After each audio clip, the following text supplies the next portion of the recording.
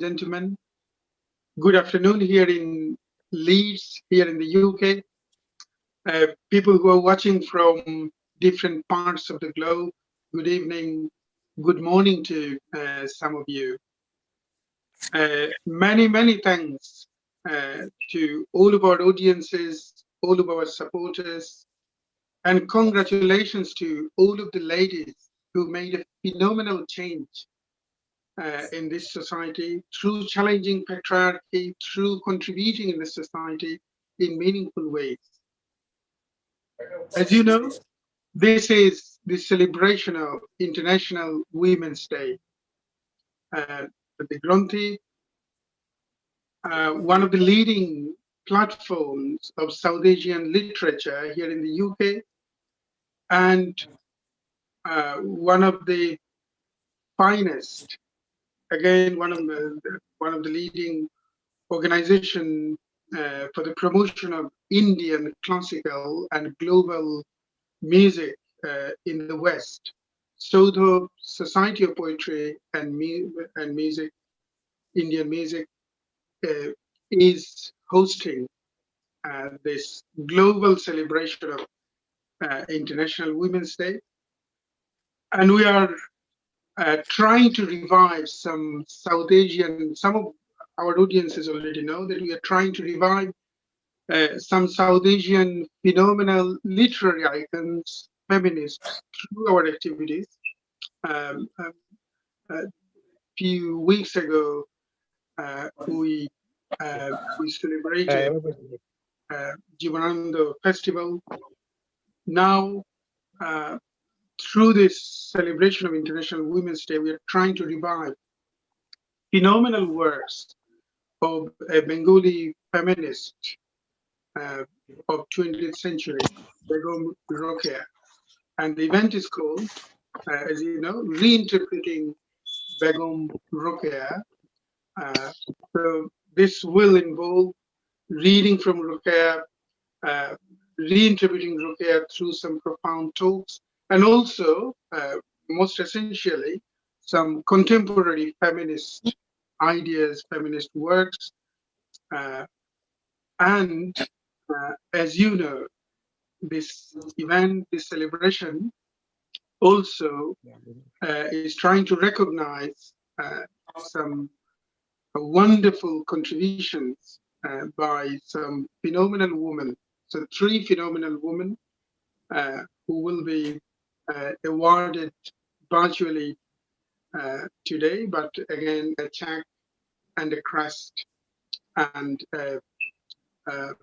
the award memorandum will go to their addresses very soon.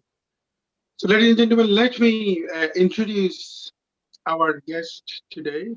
So some of the guests will come, will join us because this is quite a long session.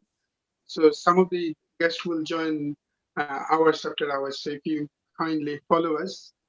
So this is streaming live in Granthi, and this is streaming live in Shodho's YouTube page, Shodho, the Society of Poetry and Indian Music. Ladies and gentlemen, let me introduce our guest today. First of all, Granthi and Shodho would like to pay our tribute, pay our utmost honor to the Minister of Education of Bangladesh, the Honorable Minister, who also is also a phenomenal lady, making change through wonderful contribution, making I mean, she was also the foreign minister of Bangladesh before, but now she's serving as the education minister for Bangladesh. Dr. Deepu Moni, the Honorable Education Minister of Bangladesh. A warm welcome to Dr. Deepu Moni to this global celebration of International Women's Day.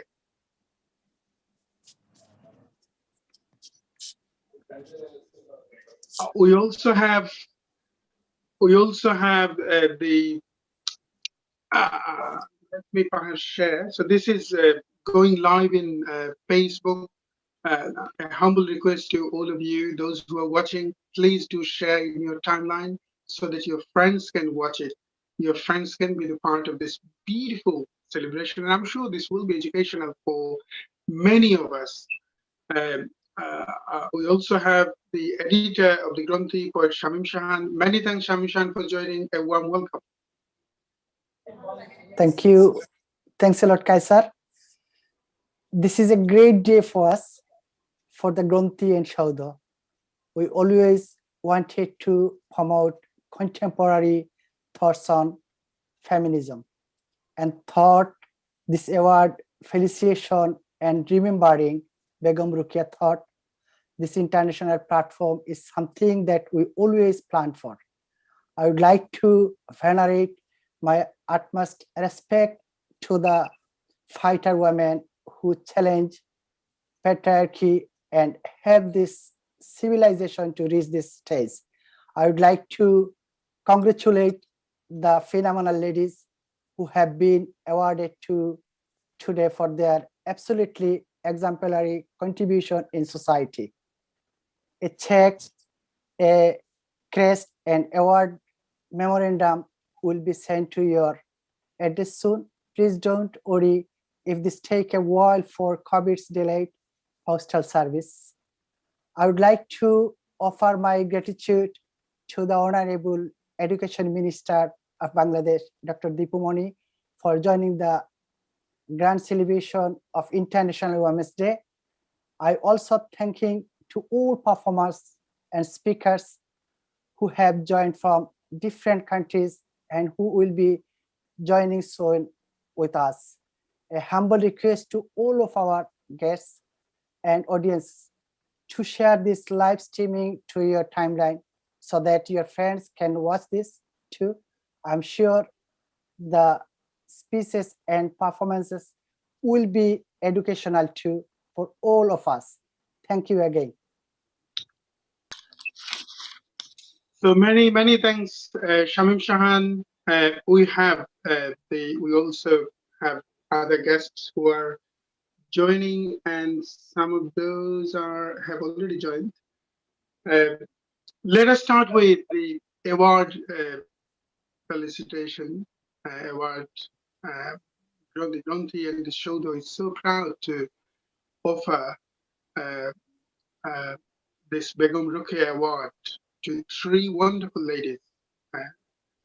One from UK, Srimati Dr. Geeta Upadhyay, OBE, Order of British Empire, for her phenomenal role in promoting art, Indian art especially in the UK, and also through co-founding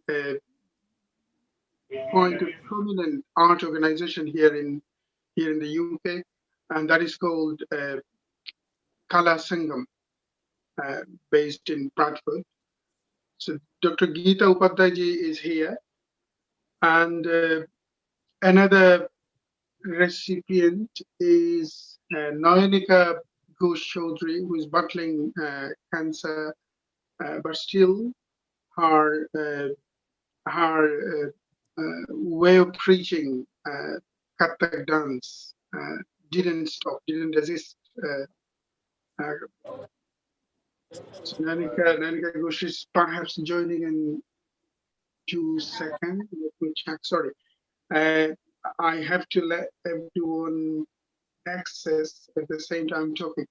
And then also we have another recipient from Bangladesh, Salma Khaled, the wife of one of the most valiant military leaders of the Liberation War of Bangladesh, for her absolutely challenging role she played during the Liberation War, and then the courageous journey of life with absolutely self-dignity after her husband was assassinated during the most tragic and turbulent time of the history of Bangladesh.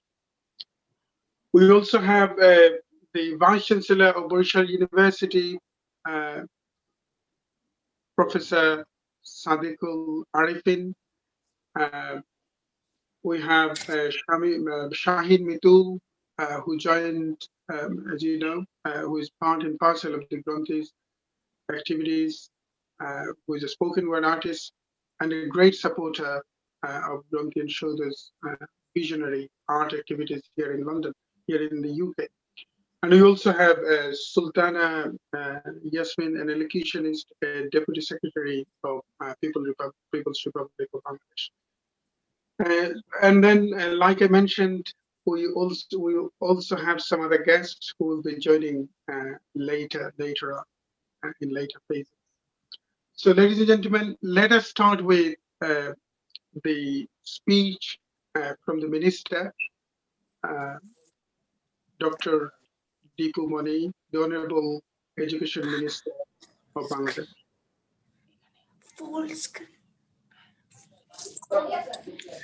The management team of Shaudha Society of Poetry and Indian Music and the Granthi, the speakers, performers, writers, and feminists who have joined this event from different corners of the globe, audiences who are watching this live streaming through Facebook and YouTube. Good evening, good afternoon, and good morning to you according to the time zone you are watching from.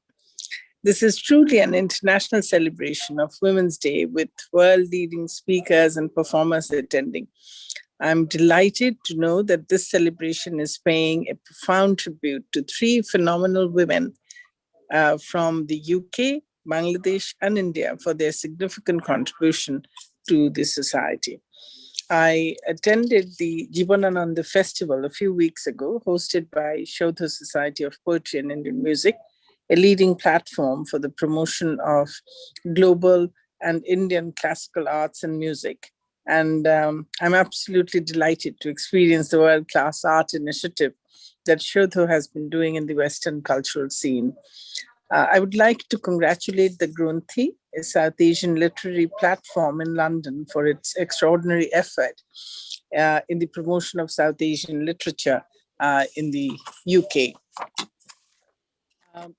Today's event is called Reinterpreting Begum Rokeya, and the award being conferred today is also called Begum Rokeya Award.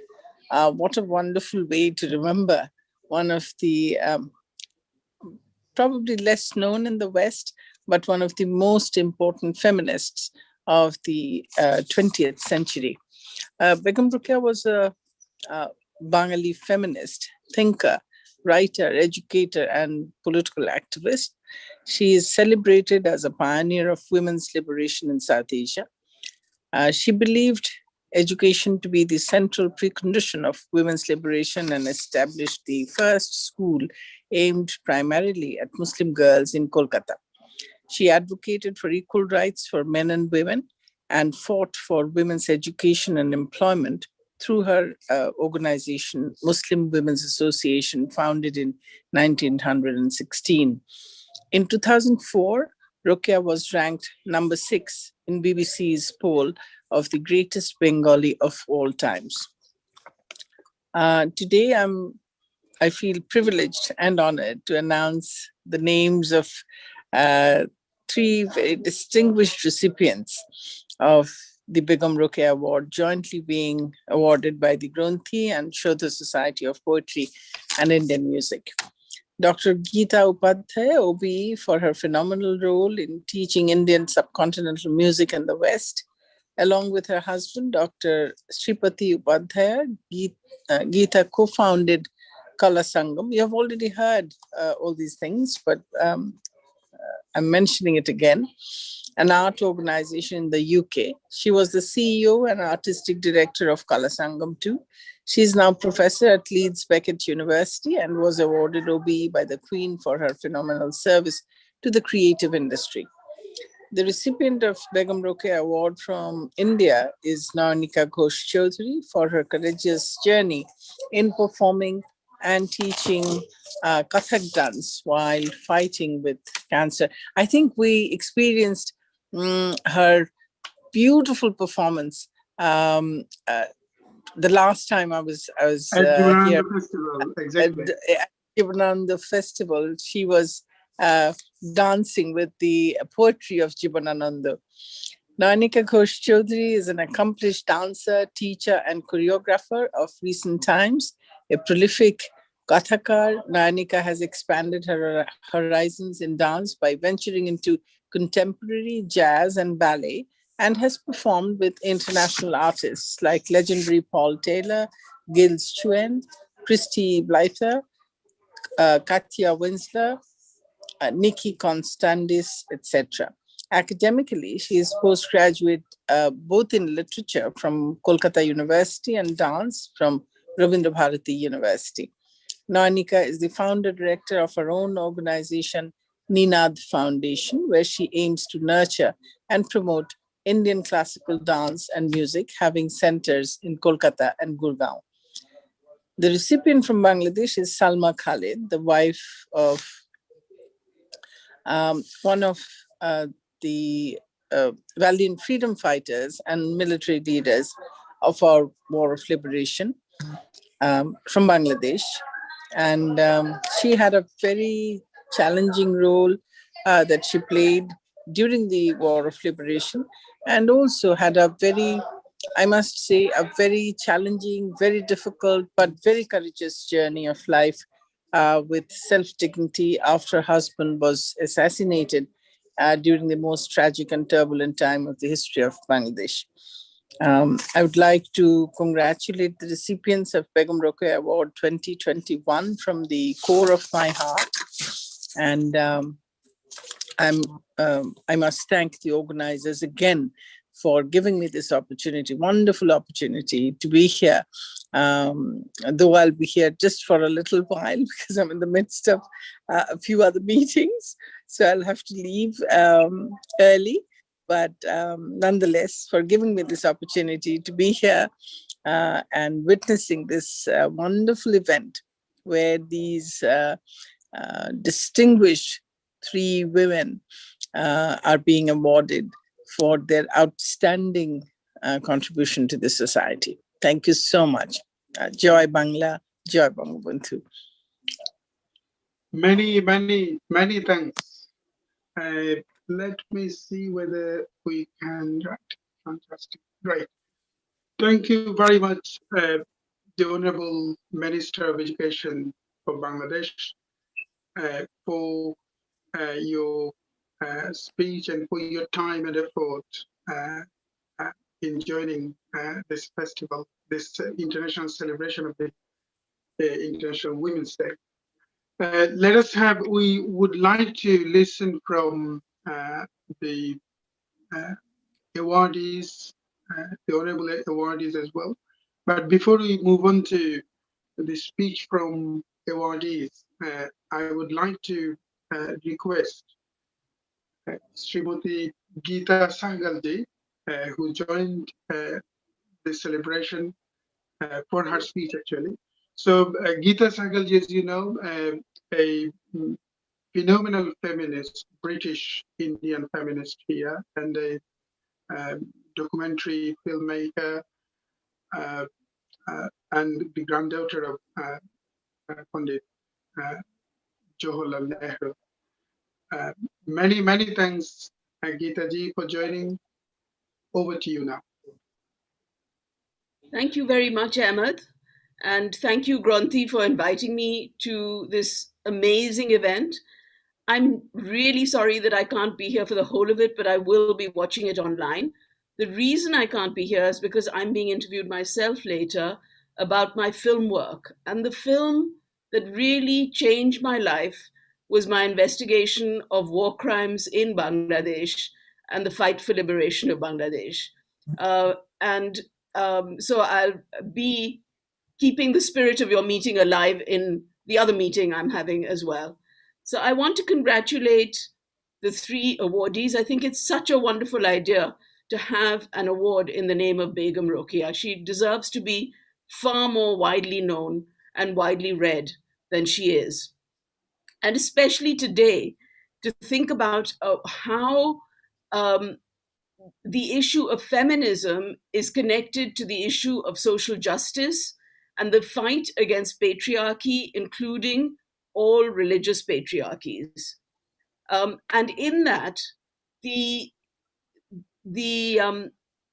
people who are cultural practitioners, as Geeta Upadhyay with work on music, Nayonika Ghosh Chaudhary on dance, and as well as Salma Khalid, who was centrally involved with the liberation struggle of Bangladesh. The issue of music, dance, and culture is deeply connected with the issue of the emancipation of women.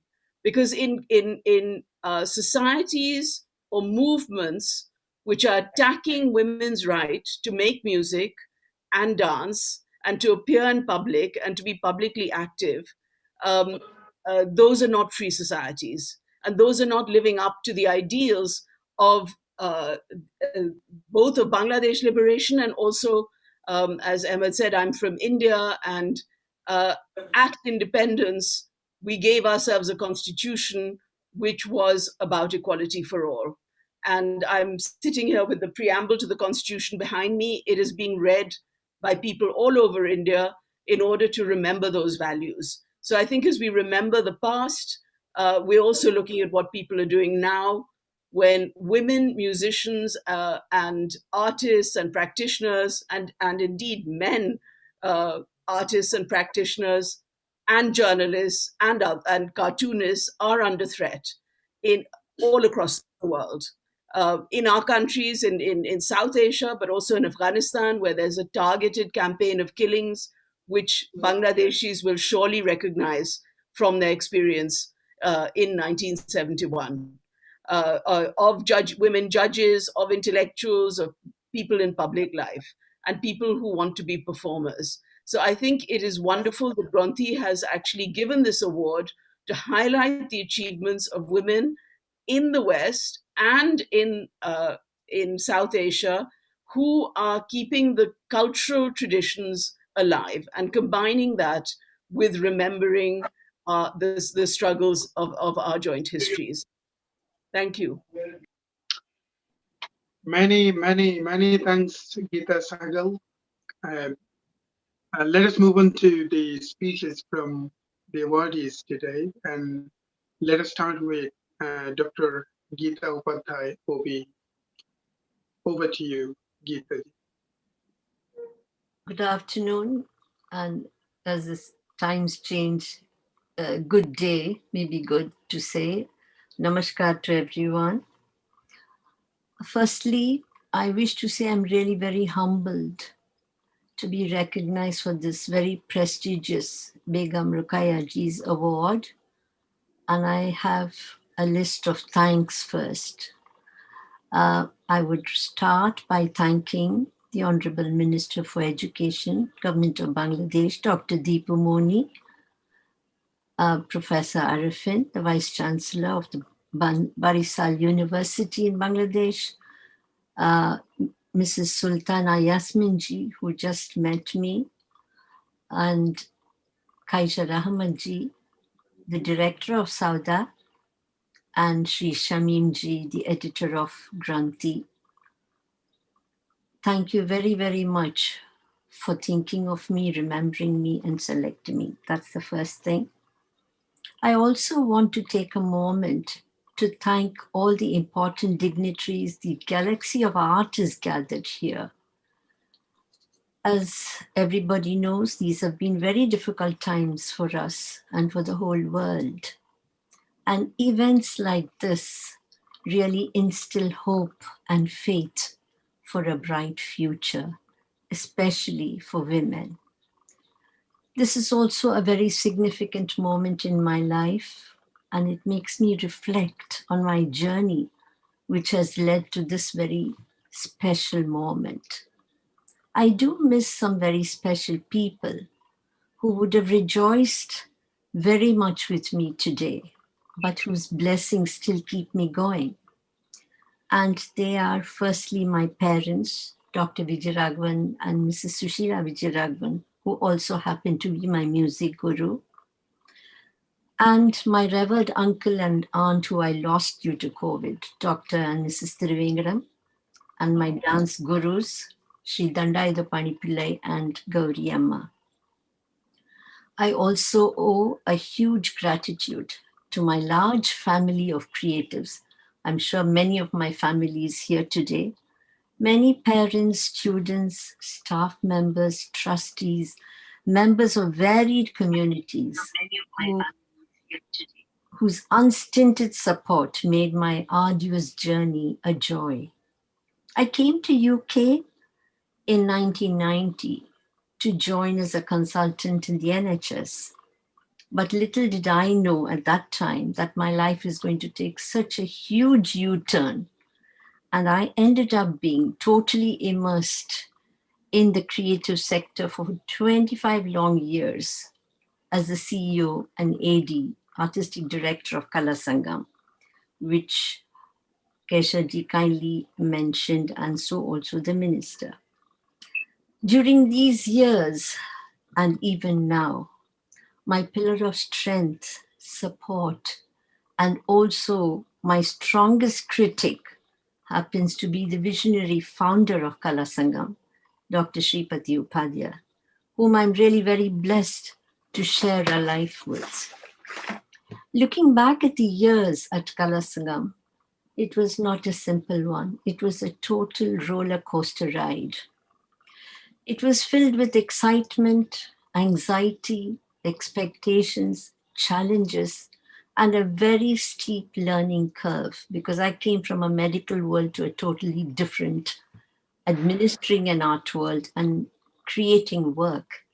But the outcomes were very, very gratifying, because I saw how the creative activities we did erased boundaries.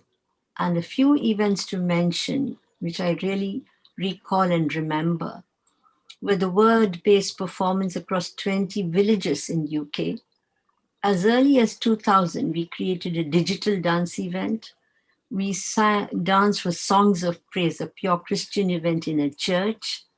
The Millennium Festival commissions Global Echoes with a 21-string lute and the members of the BBC Phil, who played for the first time with an Indian lute, celebrating Her Majesty's birthday at Harwood House, or presenting the legendary Vaijayantimala Baliji for the 20 years of Kala Sangam, and again with Dr. L. Subramaniam, the violin maestro, for the 25 years. And of course, there were many, many tours, USA, Sri Lanka, India, and even South Africa. But I really look forward to visiting and performing in the land of cultural values, Bangladesh. Soon, KS is going to be celebrating its 30 years in 2023, and I seek everybody's blessings and good wishes. I thought a befitting celebration of the International Women's Day, a few verses from the poem by the reputed poet of Bangladesh, Qazi Nazrul Islam Ji. He wrote a very beautiful poem on women, Nari. And this is a little translation and just few verses translated by Muhammad Omar Farooq. All the flowers blossomed in the world and all the fruits grown. Is it not in the beauty, nectar and fragrance of those women's contribution? The future of knowledge or of music, or the fortune of all harvest, woman's grace has made it so worthwhile, flowing from every home and nest. Not far is the day when homage to man, the woman, also homage the world will pay. Whatever great or benevolent achievements that are in this world, half of that was by women and the other half by man. Thank you very much for this great honor, and Dhanyavad. Thank you. Many, many, many thanks, Geetaji. What a wonderful, what an insightful speech. And like I mentioned, both Granthi and Shodho is hugely proud to be able to offer our tribute, endless tribute, for the phenomenal job, for the phenomenal contributions you made in the promotion of arts and music, and especially the birth of Kala Sangam is a part of history, actually. Is a historical event, to be honest. And I'm sure Kala Sangam will be serving in the promotion of global art decades after decades, and will serve the dream that you cherished at the time you both actually founded this organization. So many thanks again for your speech, and many thanks for your groundbreaking words and the dream that you sowed, the dream that you dreamt, actually, the vision you dreamt. Thank you very much. I think society needs the visionary people, visionary human being like yourself. Our next awardee is Salma Khaled. Janab Salma Khaled. It's an honor again to be able to pay our gratitude through this event, and many thanks for joining. So over to you, if you kindly say a few words.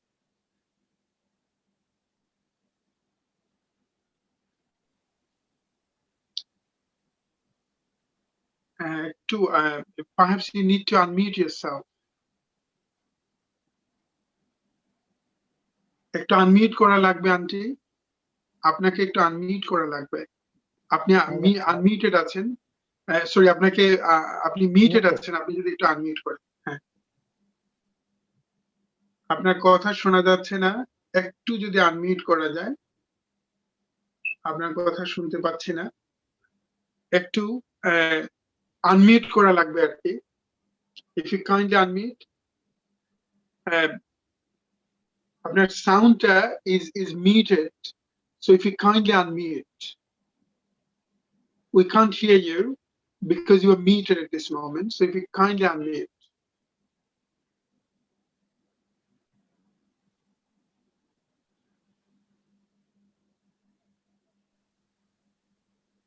একটু unmute করা লাগবে।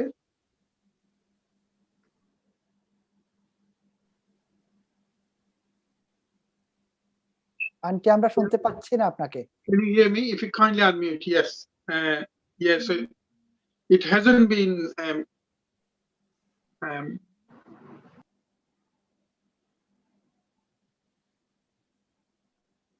yes, so you need to unmute. You're muted now, so if you kindly unmute yourself.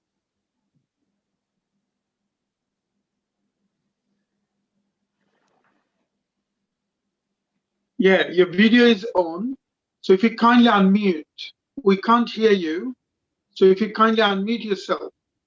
So this is the virtual reality. Whenever we are in Zoom, can you please mute, can you please unmute? So these are the very common words that you always use. And I'm sure everybody is familiar with this words now. This is not sounding unusual to our audiences.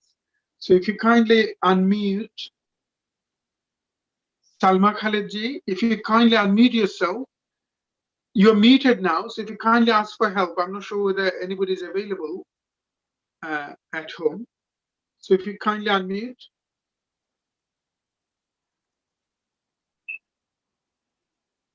কেউ আছেন নাকি?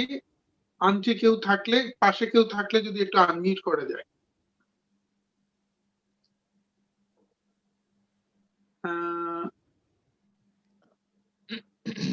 একটু unmute করতে হবে। পাশে কেউ থাকলে একটু হেল্প করুন প্লিজ, আনমিউট করা লাগবে আর কি, একটু আনমিউট করে দিতে হবে। একদম, we can hear you now. Yes, we can hear you now. Thank you. Exactly, we can hear আসসালামু you now. আলাইকুম। প্রথমে আমি ধন্যবাদ জানাই গ্রন্থি ও সৌধ সংস্থাকে, যারা আজকের এই আন্তর্জাতিক নারী দিবস উপলক্ষে একটি সুন্দর অনুষ্ঠানের আয়োজন করেছে। আমি সালমা খালেদ অত্যন্ত আনন্দের সাথে জানাচ্ছি, এই বছর 2021-এ বেগম রোকেয়া পুরস্কার দক্ষিণ এশিয়ার দুই গুণীর সঙ্গে আমাকে নির্বাচিত করায় আমি আন্তরিকভাবে কৃতজ্ঞ ও আনন্দিত। আন্তর্জাতিক নারী দিবসের গ্রন্থি ও সৌধকে এই বছর আমাকে দক্ষিণ এশিয়ার আপসহীন সংগ্রামী চেতনা, আর্ট, সাহিত্য এবং বিভিন্ন অবদানের জন্য নারী হিসাবে বেগম রোকেয়া পুরস্কার ভূষিত করায় আমি এই উক্ত সংস্থার প্রতি আন্তরিকভাবে ধন্যবাদ জ্ঞাপন করছি। আমি গ্রন্থি ও সৌধ উভয় সংস্থার উদার দৃষ্টিভঙ্গির প্রশংসা করছি। আমার হাজবেন্ড খালেদ মোশাররফ মৃত্যুর প্রায় ৪৫ বছর হয়ে গেল। ইতিহাস আর রাজনৈতিক অবহেলার কারণে খালেদ মোশাররফের মতো বড় মাপের একজন মুক্তিযোদ্ধার নাম প্রায় মুছে যেতে চলেছে। তবে এখনো যারা তাকে স্মরণ করে ও সম্মান দেয়, তার কথা জানতে চায়, তাদের জানাই আন্তরিক ধন্যবাদ।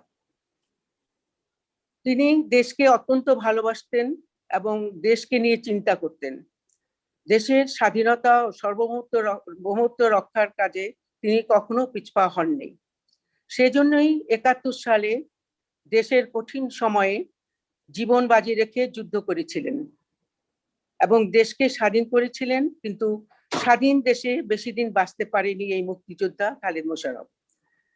৭১-এর ২৬শে মার্চ স্বাধীন বাংলার আনুগত্য স্বীকার করেছেন।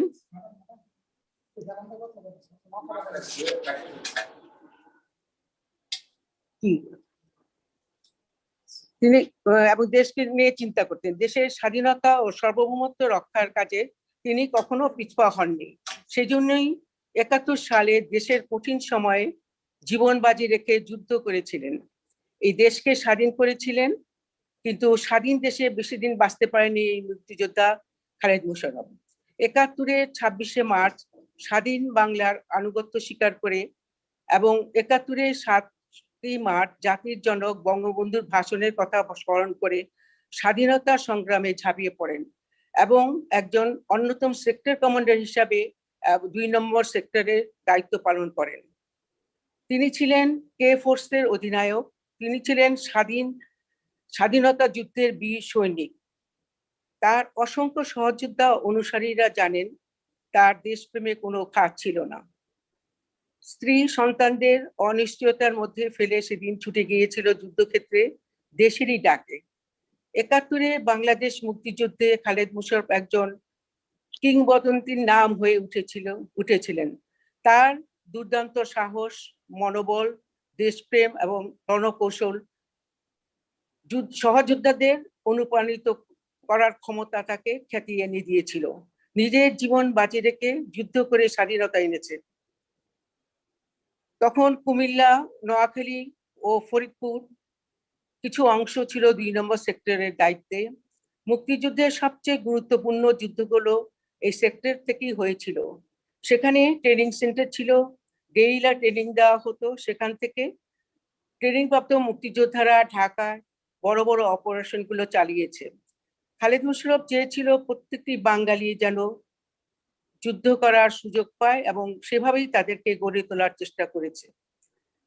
৭১-এর যুদ্ধ চলাকালীন ২৩শে অক্টোবর কসবা যুদ্ধে খালেদ মোশাররফ নিজেই যুদ্ধ পরিচালনা করছিলেন। এই যুদ্ধে শত্রুপক্ষের শেলের আঘাতে গুরুতর আহত হন। শেল কপাল ভেদ করে মাথায় চলে যায়। তখন তার কপাল থেকে রক্ত ঝরছিল। সেই অবস্থায় তিনি তাহার সহযোদ্ধা মেজর হায়দারকে তার দায়িত্বে এবং করণীয় সবকিছু বুঝিয়ে দিচ্ছিল, কিন্তু তার নিজের এত বড় আহত হয়েও নিজের দিকে কোনো খেয়াল ছিল না। তারপর তার অবস্থার আরো অবনতি ঘটলে লখনৌ কমান্ড হসপিটালে তাকে নেওয়া হয়। সে সময় তার মাথার অনেক বড় অপারেশন হয়। তখন তার বাঁচার কোনো কথাই ছিল না। ডাক্তারও তখন তার জীবন সম্বন্ধে নিশ্চয়তা দিতে পারেনি, কিন্তু আশ্চর্যভাবেই তিনি তখন বেঁচে উঠেছিল। শত্রুর গুলি যাকে মারতে পারেনি তাকে প্রাণ দিতে হয়েছে। তারই যুদ্ধের ফসল স্বাধীন স্বদেশ নিজের ভূমিতে। ১৯৭৫ সালে ১৫ই আগস্ট কিছু জুনিয়র আর্মি অফিসার জাতির জনক বঙ্গবন্ধু ও তার পরিবারকে নির্মমভাবে হত্যা করার পর দেশের রাজনৈতিক পরিবর্তন হতে থাকে, সেই জুনিয়র অফিসারদের নির্দেশেই দেশ চলতে থাকে। তাদের কার্যকলাপে সেনাবাহিনীতে অসন্তুষ্ট দেখা দেয়। এই দেশেরই আরেকটি সংকটময় মুহূর্তে 1975 সালে 3রা নভেম্বরে একটি সামরিক পদক্ষেপ খালেদ মোশাররফ নেতৃত্ব দিয়েছিল। সেনাবাহিনীতে সমঝোতা আনার প্রয়োজনীয়তা মনোভব করেছিলেন তিনি। তার এই পদক্ষেপ সেনাবাহিনীর সার্বিক সমর্থন ছিল বলেই তিনি জানতেন। সেদিন একটি উদ্যোগ নিয়েছিলেন মাত্র, বিদ্রোহীদের দমন করে সেনাবাহিনীতে শৃঙ্খলা ফিরিয়ে আনতে, ক্ষমতার জন্য নয়, দেশপ্রেমিকের দায়িত্ববোধ থেকে। সেজন্য তাকে নির্ভরভাবে প্রাণ দিতে হয়েছিল। 7ই নভেম্বর তথাকথিত সিপাহী জনতার বিপ্লব 3রা নভেম্বর শেষ হয়ে যায়, পরাজিত হয়ে যায় 3রা নভেম্বর। তার এই পদক্ষেপ সাথে শেষ হয়ে যায়। তার এই কার্যক্রম ব্যক্তিগত স্বার্থ হাসিলের জন্য ছিল না, কোনো অভিলাষ বা ক্ষমতা দখলের জন্য ছিল না, কোনো রক্তপাত ঘটেনি। তার এই স্বপ্নের স্বাধীন দেশে 4 বছর না যেতেই মিথ্যে অপবাদের শিকার হয়ে তাকে প্রাণ দিতে হয়েছে। তার মতো আরো 2জন মুক্তিযোদ্ধা, কর্নেল নাজমুল হুদা ও কর্নেল হায়দারকেও একইভাবে প্রাণ দিতে হয়েছে। এদেশের জনগণের, বিশেষ করে আমাদের নতুন প্রজন্মকে জানতে হবে মুক্তিযোদ্ধা খালেদ মোশাররফের পরিচয়, জানতে হবে তার আত্মত্যাগ, তার স্বাধীনতা যুদ্ধে তার অবদানের কথা। একজন মুক্তিযোদ্ধাকে তার কর্মের মাধ্যমে মূল্যায়ন করা হোক। তার সম্বন্ধে আজ অনেকেই অনেক কথা বলে, নানাভাবে তাকে সমালোচনা করা হয়। আজ পর্যন্ত কোনো তদন্ত হয়নি কার নির্দেশে 3জন মুক্তিযোদ্ধাকে হত্যা করা হলো, যারা হত্যা করলো তাদের কোনো বিচার হয়নি। খালেদ মোশাররফকে আজ পর্যন্ত কোনো যথার্থ মূল্যায়ন করা হয়নি। আমার হাজবেন্ড খালেদ মোশাররফকে এভাবে মৃত্যুবরণ করতে হবে, এটা আমি কোনোদিনই মেনে নিতে পারিনি। মানুষ জন্মগ্রহণ করলে, একবার জন্মগ্রহণ করলে তাকে মৃত্যু হতে হয়, কিন্তু সে মৃত্যু যদি স্বাভাবিকভাবে আসে তাতে এত দুঃখ হয় না। কিন্তু খালেদ মোশাররফের মৃত্যুটা সেভাবে হয়নি, সেজন্যই এত দুঃখ। জীবনে আর কখনো উঠে দাঁড়াতে পারবো কিনা তখন সেটাই মনে হয়েছে, কিন্তু সবকিছু আমাকে পরে করতে হয়েছে। আমাদের 3টি মেয়ে তখন অনেক ছোট ছিল, তাদেরকে বড় করা, মানুষ করা, বিয়ে দেওয়া সবই আমাকে করতে হয়েছে। এখন সবাই ভালো, আমি এখন একা নিজে ব্যস্ত রাখার জন্য নিজেকে সেবামূলক কাজ করে যাচ্ছি। আমি কয়েকটি সংস্থার সঙ্গে যুক্ত আছি। অনেক প্রতিকূলতার বাধা অতিক্রম করে আজকে এই পর্যায়ে পৌঁছেছি। আমার পথ চলাও এত সোজা ছিল না। গ্রন্থি ও সৌধকে এ পথ চলার বাহন তৈরি করে দিলেন, আমি অত্যন্ত সম্মানিত বোধ করছি। আবারও তাদেরকে জানাচ্ছি ধন্যবাদ।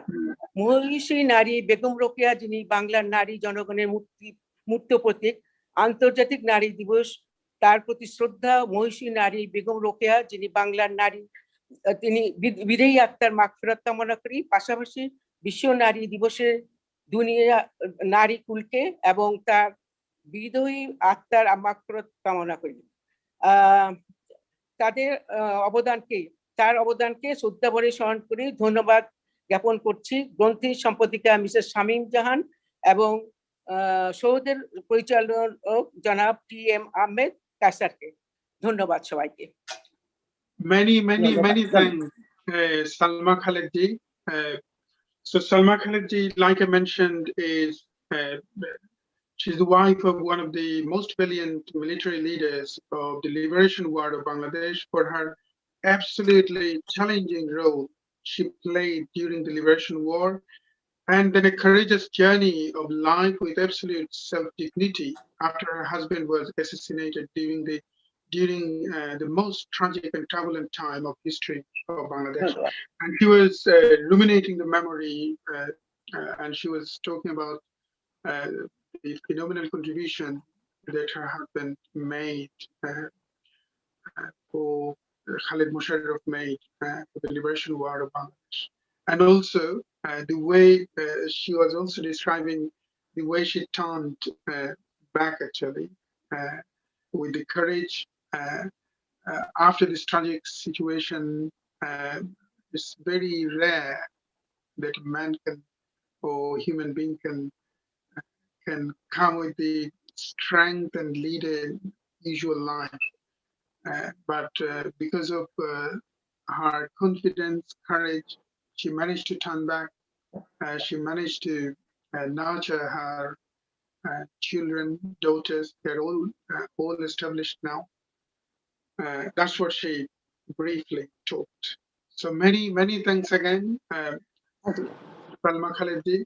So like I mentioned, a check and the crest will be reached your address very soon. So we didn't get the address yet. So if you kindly email us back with your address so that we can send from here, we can send our award memorandum as well to you.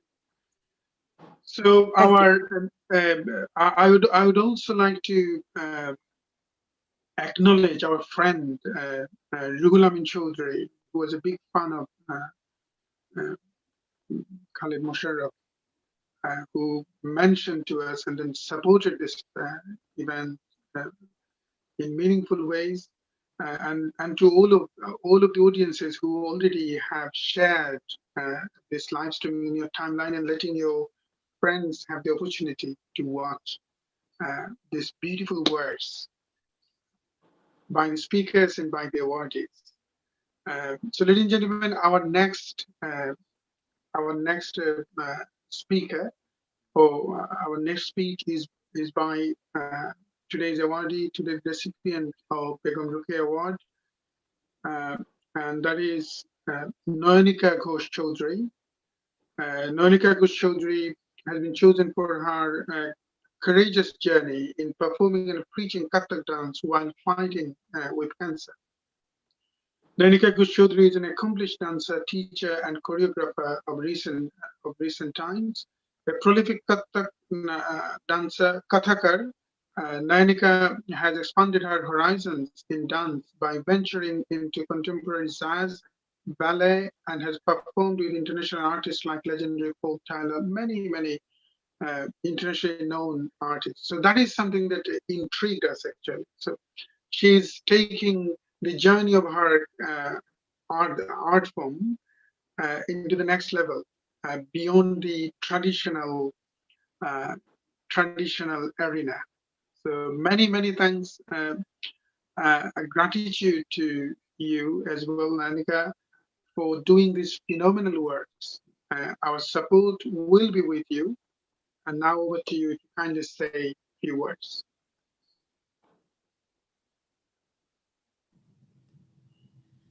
First of all, warm welcome and namaskar and adab to everyone.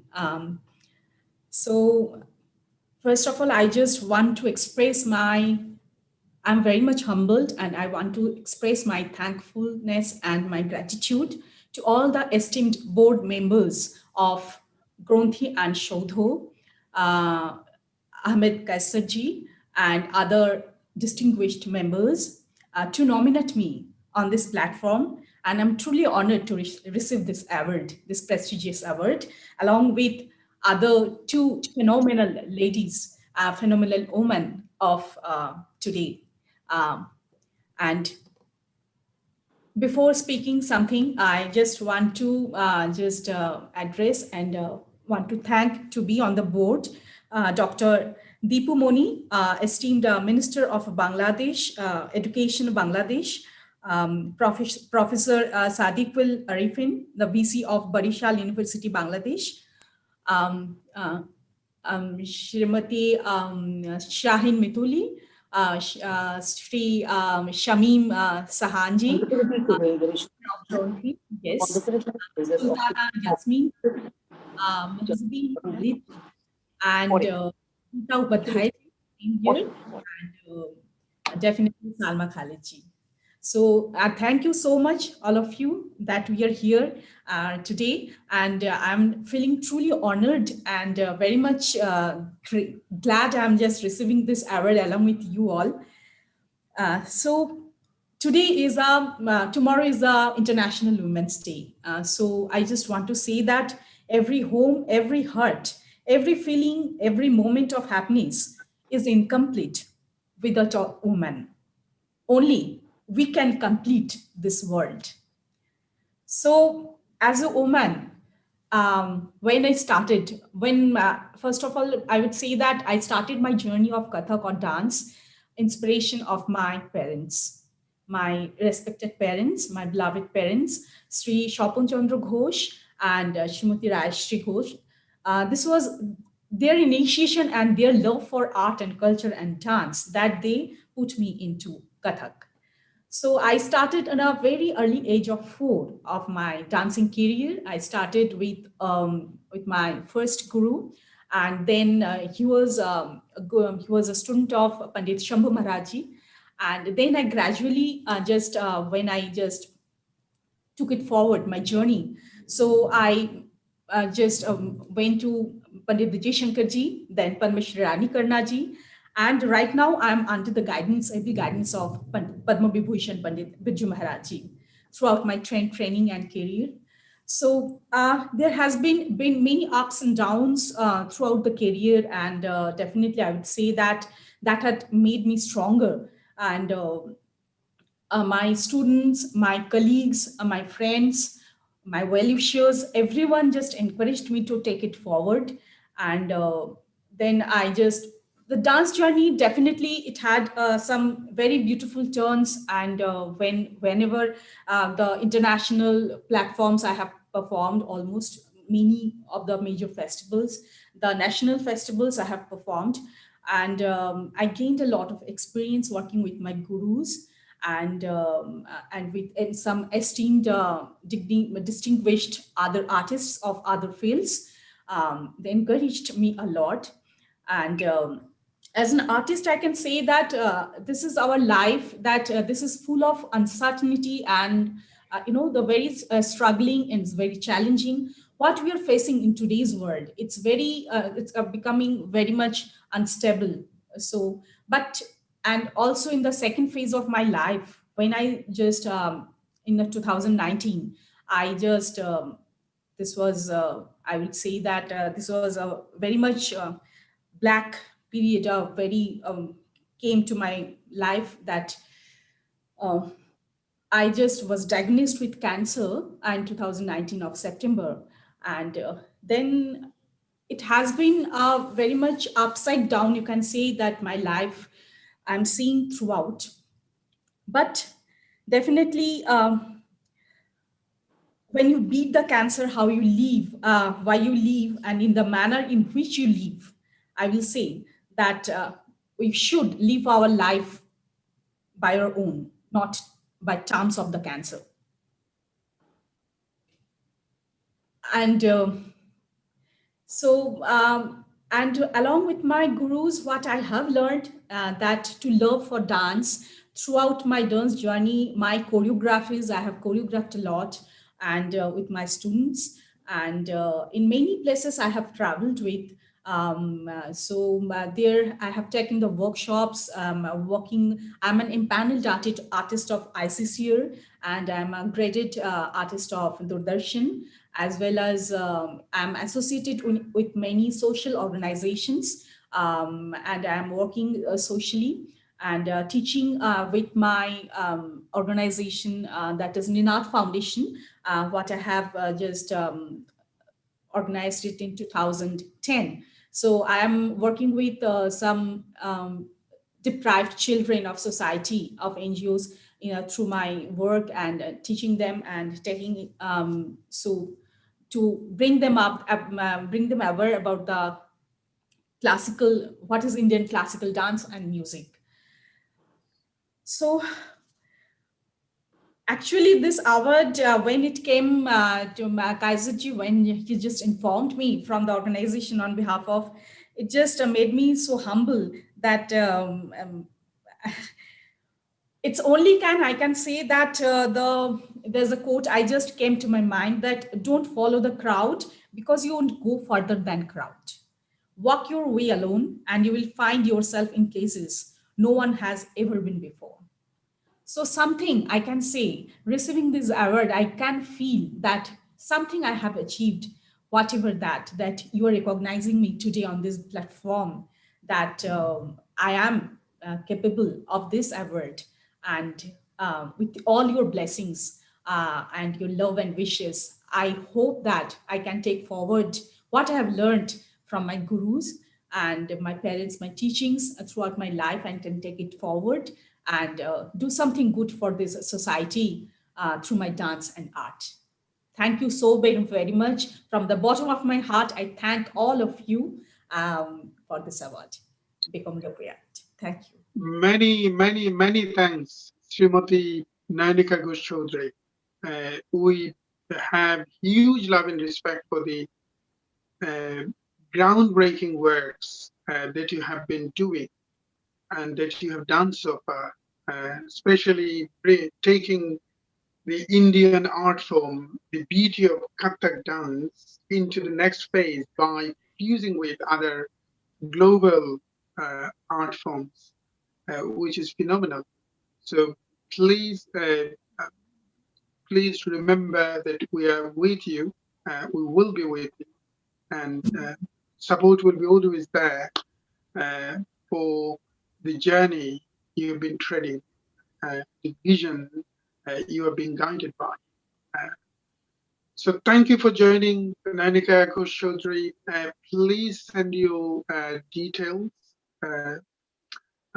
for the crest check and the award memorandum, award letter.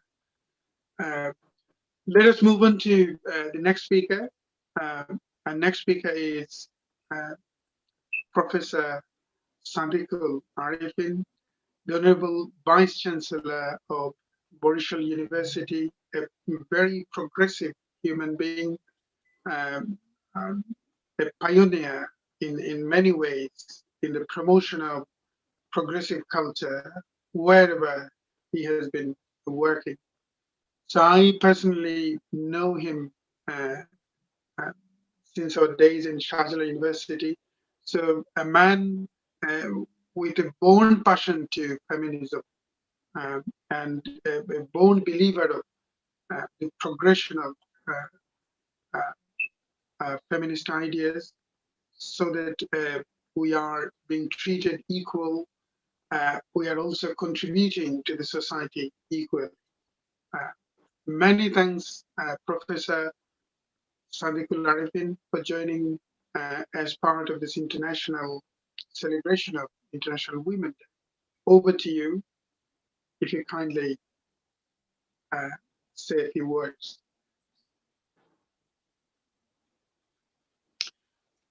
If you kindly unmute yourself first, please. Thank you. Thank you, T.M. Kaisar, Honorable Education Minister Dr. Deepu Mani, Government of Bangladesh. I feel deeply honored and privileged to be associated with this extraordinary event.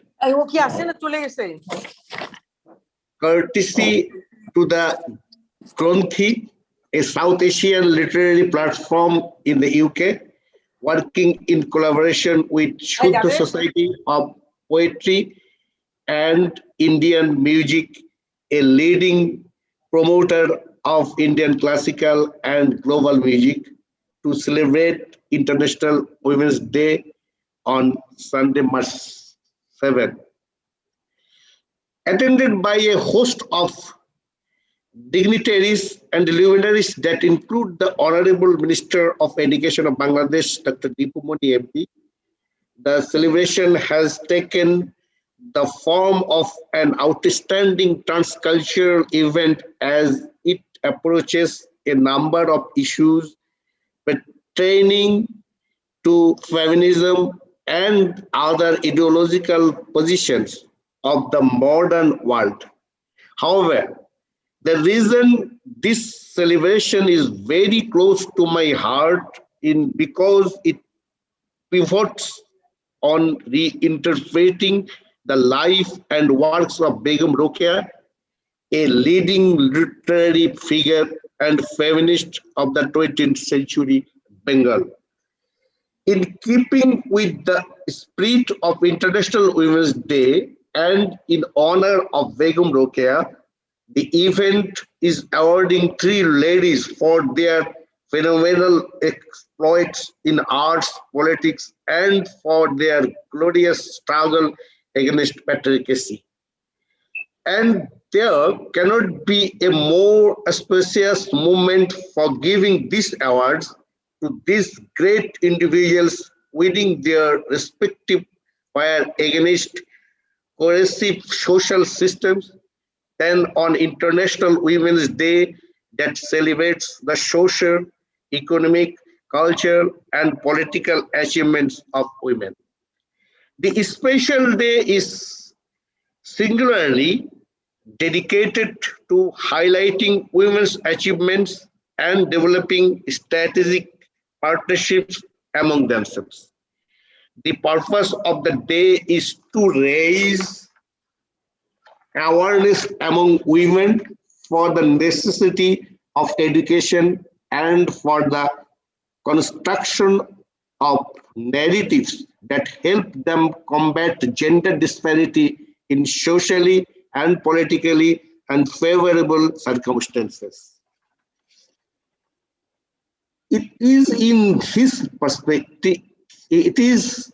this perspective, any discussion that involves historical and literary engagement with the life and work of Begum Rokeya Sakhawat Hussain takes us very close to the founding principles of the day, as she stands as a beacon for the feminist struggle, for the struggle against injustice, for the liberation of women from all forms of social and economic repression.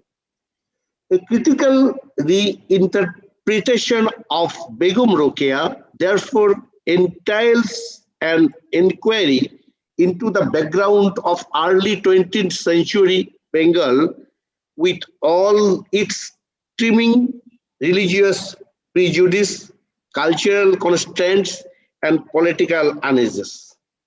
As a writer, Rokeya's pen fought against all the demons that conspired to confine Bengali Muslim women within the interior space of house. Rokeya's writings are not voluminous but full of significance. Crucially, as a writer, her call and address is not to Muslim women alone, but to all women, and she asks them to cast off the trappings of the patriarchy and to fulfill their duties and individuals. The fact that she spoke for all women of all time in now were more visible than in Sultana's dream. The reason Sultana's dream is still a highly readable book for our contemporary purposes is because it demonstrates the arbitrariness of social values by which women are subordinated in patriarchal society. A reinterpretation of Begum Rokeya's life and work must take into account arts and taboos that were stacked against women striving to participate in any creative activities. The real significance of reinterpreting Begum Rokeya Sakhawat Hussain's visions lies in understanding the importance of education.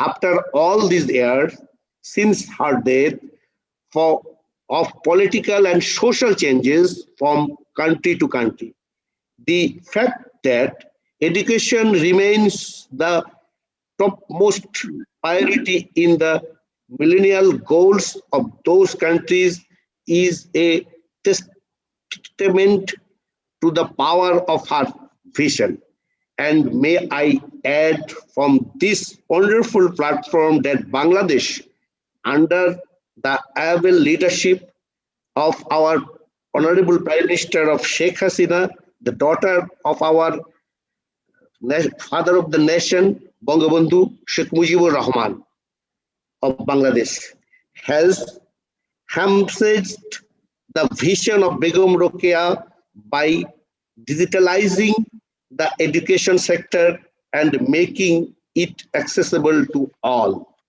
Because of the pioneering role of individual like Begum Rokeya, Bangladesh has come a long way to establish gender parity among men and women. Literacy has trickled down to the remotest parts of the country and has transformed lives of both men and women. A look at the employment sector gives us a clear impression of women finding their way, along with men, to all kinds of employment facilities. Gone are the days of prejudice and discrimination. Encouragement and incentives are in plenty for women to tap their potential, top the fullest, to shape the trajectory of their lives and careers in the way they want. Because women in modern Bangladesh enjoy access to all the strategic resources, the country is invariably poised to harvest the benefits of an upward curve of GDP. Women in today's Bangladesh could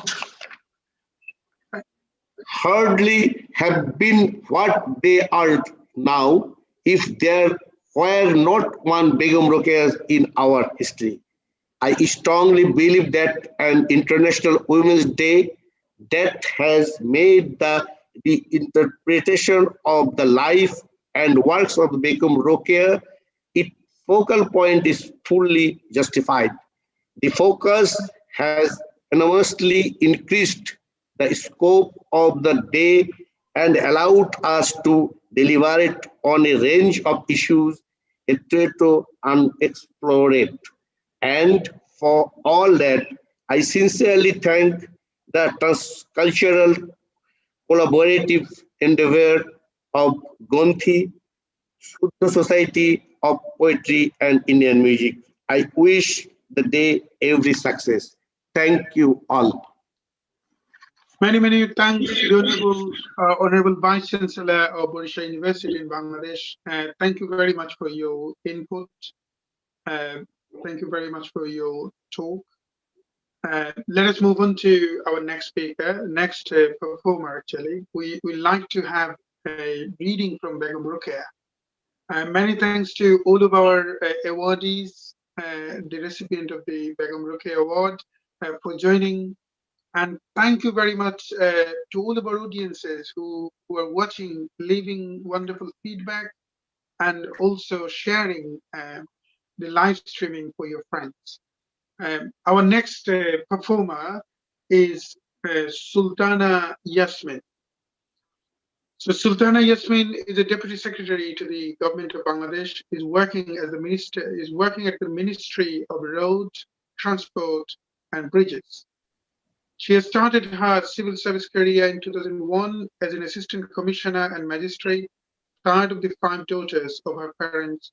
Sultana did her master's degree in English literature. Later, she did another master's degree in International HRM, Human Resource Management, with government scholarship in the University of Bedfordshire in England, where we met, which was formerly known as Luton University. This is my university as well. She is a passionate lover of nature. She has visited many countries across Europe, Asia, Africa, and Australia, both in official and personal capacity. She bears a strong attachment with people and nature. above all, actually,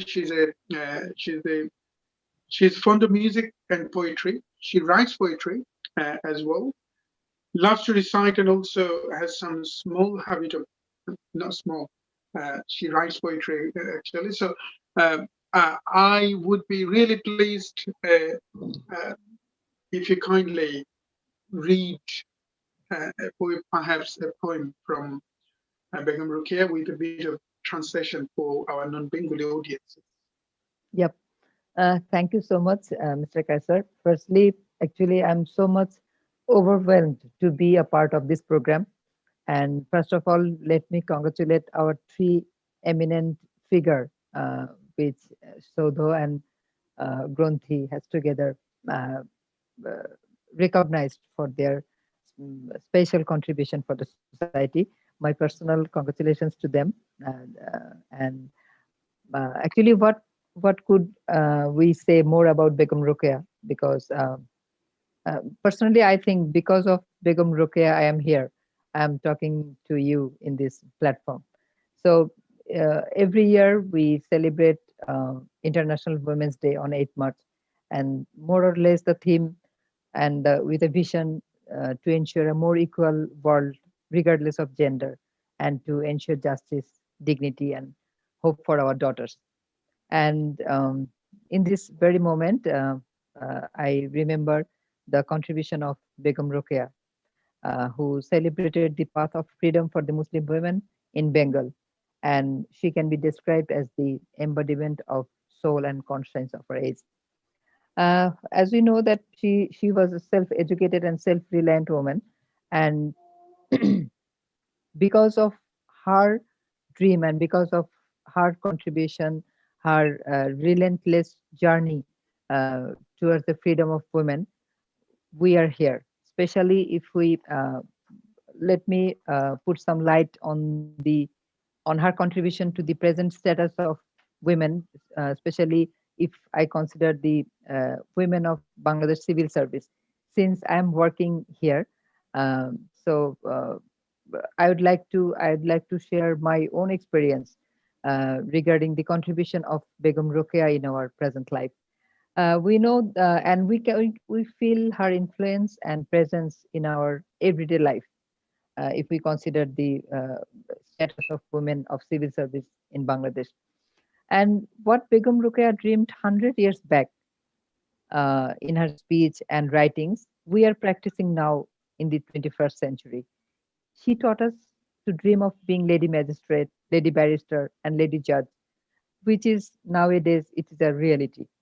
And the inclusion of women in Bangladesh civil service has certainly increased gradually from its inception. Let me uh, give you some brief points about our status and contribution now. That Bangladesh Civil Service has more than 1 million people working in different ministries, divisions, departments, and statutory bodies, and different tier of field administration. And women workforce in this sector is growing gradually. In the year 2011, the ratio of male and female officers at mid and senior levels were 79% and 29% respectively in BCS administration cadre. Whereas in 2021, in this year, if we see the ratio, it has reached to 88 and 34%. So, and though the reserved quota of women in BCS exam is 10% for Bangladesh, the last 5 to 6 BCS exam, 27 to 33% female candidates were recommended for recruitment by PSC. And though noticeable difference is found in the leadership position in different tier of field administration, a remarkable reduction of this gap is seen in recent years. And if we compare the statistics between 2016 to 21, it will evident before us. Till 2016, there was no female divisional commissioner posted in Bangladesh, which is the highest tier of field administration. But in 2018, the first female divisional commissioner was posted in Sylhet division, and presently she is the senior secretary to the Ministry of Food. And another one thing, um, in 2016, only 5 female deputy commissioner and 70 female Upazila Nirbahi officer was were posted against 64 districts and 460 upazilas in Bangladesh. And in 2021, if we see the number, it has increased to 9 and 126 respectively. So the scenario is changing. And if we consider the status of women in Bangladesh police service, this is a very integral cadre of the civil service in our country. So in the year 1974, if the cadre entry of cadres, women cadre officer in police cadre, it started with the number 14, and nowadays it is every year it is increasing. And at present, there are 5 superintendent of police who are working at the district level. And till 2000, till now, at 1109 women police officer, they have completed the UN peacekeeping mission very successfully. And women civil servants, they are keeping the trace of successful leadership in almost all sectors here, especially in agriculture, then the education, then engineering. So in all sectors, women are keeping their traces of strong leadership in field administration. So we know that the civil service reform could be a very good catalyst for improvement of gender equality in Bangladesh. And it is encouraging that we have our political will to promote the women and to promote the women civil service in Bangladesh. So we can hope that the women bureaucracy, it needs to be, not only needs to be increased, but women also need to have the scope to exercise their talents and initiatives. So Kaysar has mentioned about the poetry and my writings. Especially, I was so much overwhelmed by a particular poem of Begum Rokeya. She was not only a versatile genius to me, that what we find in her writings, that she was not only an educationalist or an activist, but or the pioneer of the freedom of women. She was also an eminent poetess of her time, and I found the love for nature in her writings. So in the poem Kanchenjunga, I would especially would like to mention about this poem. Here, let me put a brief sketch in English, because the poem is written in Bangla. I will try to recite from a few lines from that poem. In this poem, we can find the love for nature of Begum Rokeya. And besides being a revolutionary human being of her time and beyond, she was a poet of nature too. And we find the picturesque beauty and grandeur of the Himalayan peak Kanchenjunga in this poetry. And we know Kanchenjunga has always been an excellence in the eyes of its beholders, and more often Bengali literature and music have repeatedly reflected its beautiful presence in the lap of nature. The poet of nature, in her poem, she didn't forget to appraise the omnipotent creator of this beauty of nature in the concluding lines of the poetry. I'd like to present the poem before you in Bangla. So here it is, Kanchenjunga. কুজ্ঝটিকা মাত্র নাই গগনমণ্ডলে, এ সময়ে কাদম্বিনী কোথা গেছে চলে? পেয়ে দিব্য অবসর মেঘ মুক্ত দিবাকর, সগর্বে আসীন হয়ে সুনীল অম্বরে, ছড়াইছে হাসি হাসি উজ্জ্বল কিরণ রাশি, ভাসাইছে জ্যোতিধারে বিশ্ব চরাচরে। পেয়ে সে প্রখর খর হাস্যময় চরাচর, কিরণ ঝলকে যেন হাসিছে পুলকে। জীবজন্তু নর দেব ভুলোকে দুলোকে, এদিকে একটি দুটি বনফুল আছে ফুটি, ওদিকে চায়ের ফুল মাধুরী ছড়ায়, বহে মৃদু সমীরণ করে স্নিগ্ধ প্রাণমন, বসন্তের গন্ধ যেন তাহে পাওয়া যায়। পূর্বের পর্বতখানি আপনারে শ্রেষ্ঠ জানি, গৌরব গরবে যেন চুম্বিছে গগন, পশ্চিমের উপত্যকা দাঁড়ায় রয়েছে একা, বুকে লয়ে গোটা কত সুরম্য ভবন। ও কেউ অনেক দূরে, উত্তর গিরির চূড়ে, স্তূপাকার মুক্তাহেন, ও কি দেখা যায়? ও বুঝি কাঞ্চনজঙ্ঘা, তাই তো কাঞ্চনজঙ্ঘা। কি হেতু কাঞ্চন নাম, কে দিল উহারে? ও তো স্বর্ণবর্ণ নয়, মুক্তা নিভ সমুদয়, ধবল তুষার স্তম্ভ অতি মনোহর। মরি কিবা সমুজ্জ্বল, রবি করে ঝলমল, কত মনোরম প্রাণমুগ্ধকর। শ্যামল ভুজর রাশি, যেন গো ভূপতি সাজি, কাঞ্চনে মুকুট রূপে পড়েছে মাথায়। এমন ভূষণ পেয়ে গিরিরাজ ধন্য হয়ে প্রণমিছে নতশিরে কাঞ্চনের পায়। কিন্তু সেই মহাকবি আঁকিয়া এমন ছবি, আপনি অদৃশ্য হয়ে আছেন কোথায়? পরস্পরে তরুলতা কহিছে তাহারই কথা, যেন বলিতেছে, বিভু এই তো হেথায়। যেদিকে ফিরালে আঁকি, বিস্ময়ে চাহিয়া থাকি, বিভু যেন সরে যান, মরীচিকা প্রায়। কিন্তু সে চরণ রেখা সর্বত্রই যায় দেখা, কুসুম সৌরভে তার গন্ধ পাওয়া যায়। ভাবচক্ষু আছে যার, দেখিতে কি বাকি তার? সে মুদ্রিত চক্ষে তার দর্শন পায়। অস্ফুট অবসরে প্রকৃতি প্রচার করে, শিল্পীর মহিমা শিল্প আপনি জানায়। ধন্যবাদ Kaiser. Thank you, Sultana, for this wonderful eye-opening figure, eye-opening talk. Actually, this is definitely something was interesting from the audiences, both in Bangladesh and both, especially the audiences who are living abroad. Many thanks for the speech and also for reading a phenomenal poem of Begum Rokeya. We are moving on to the next speaker. So this is a kind request. Perhaps let me see whether we can read some of the audience's comment just to make sure that we are not forgetting them. Mithul, if you kindly read one or two audience's comment. In the meantime, I would like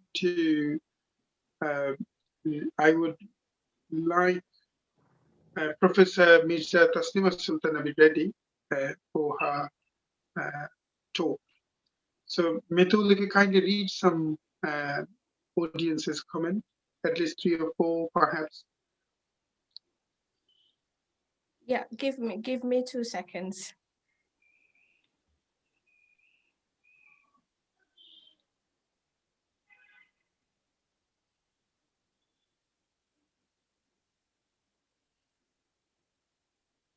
Or perhaps I can come back to you afterwards. Yeah, my internet is a bit slow, so it is taking that's fine. time to load. That's fine. I can come back to you perhaps. Thank you. Yeah, afterwards. So many thanks to Professor Mirza Taslima Sultana for joining as part of this international celebration. I actually listened to her talk on Lucy Ragore. It was a phenomenal talk that is available in YouTube. Those who have interest in contemporary ideas of feminism, this is a very good link for you. Very good YouTube link. If you just type Lucy Ragore Mirza Taslima, you'll find us. So Professor Mirza Taslima Sultana has been teaching anthropology since 1995. Now she's working in the Department of Anthropology, Jahangirnagar University, Bangladesh. Though she started her career at Shahjalan University, Sylhet. Professor Taslima did her PhD in childlessness in the context of the advent of IVF Bangladesh at the Center for Gender and Women Studies in Lancaster University, UK. Very interesting research area. Now, her main research interest is studying gender relation in Bangladeshi society. Her work consists of how gender relations influence women's identity, their health situation, working experiences in the marketplace, migration of Bangladeshi female domestic workers to the Gulf countries, women's experience of sexual harassment and violence. Besides, she likes to inquire the higher education system. She also works with national and international organizations in search of the sustainable policies that mitigate the situation of marginal groups and communities. Along with the academic publication regularly, she has been publishing articles and in diaries and periodicals and taking part as a public intellectual in the electronic media on gender as well as on contemporary issues in Bangladesh. She has been involved in a small group that is named as Public Anthropology and Public Nirvigan, and publishing book series in Bengal. So congratulations on your phenomenal journey of research, Professor Mirza Taslima. So if you over to you, if you kindly begin your talk. Thank you very much. Good afternoon to the Honorable Education Minister of Bangladesh and everybody. I'm honored that the organizer of Grunthi invites me as a speaker. The organizer asked me to present my, sorry? Okay. The organizers asked me to present my reading of Begum Rokeya, and I'm trying to do that today. We, the Muslim women of Bangladesh, have come a long way since the Rokeya time, Rokeya's time. Her dream of educated Bengali Muslim women has been come as the truth now. So we are here as a qualified Bengali Muslim women from Bangladesh. And here we are practicing science, contributing in philosophy, and also engaging in activism as well as in active politics. However, inequality persists too. Sexual harassment, violence against women, and many more disparities still exist nowadays. And now I will speak a bit about Rokeya. I know many you know about it, but as Kaisa told me to present my reading, so I think if I say a few words about Rokeya that don't you'll bear with me. Though Begum Rokeya and her sister, like others Muslim women, were not permitted to learn Bengali and English.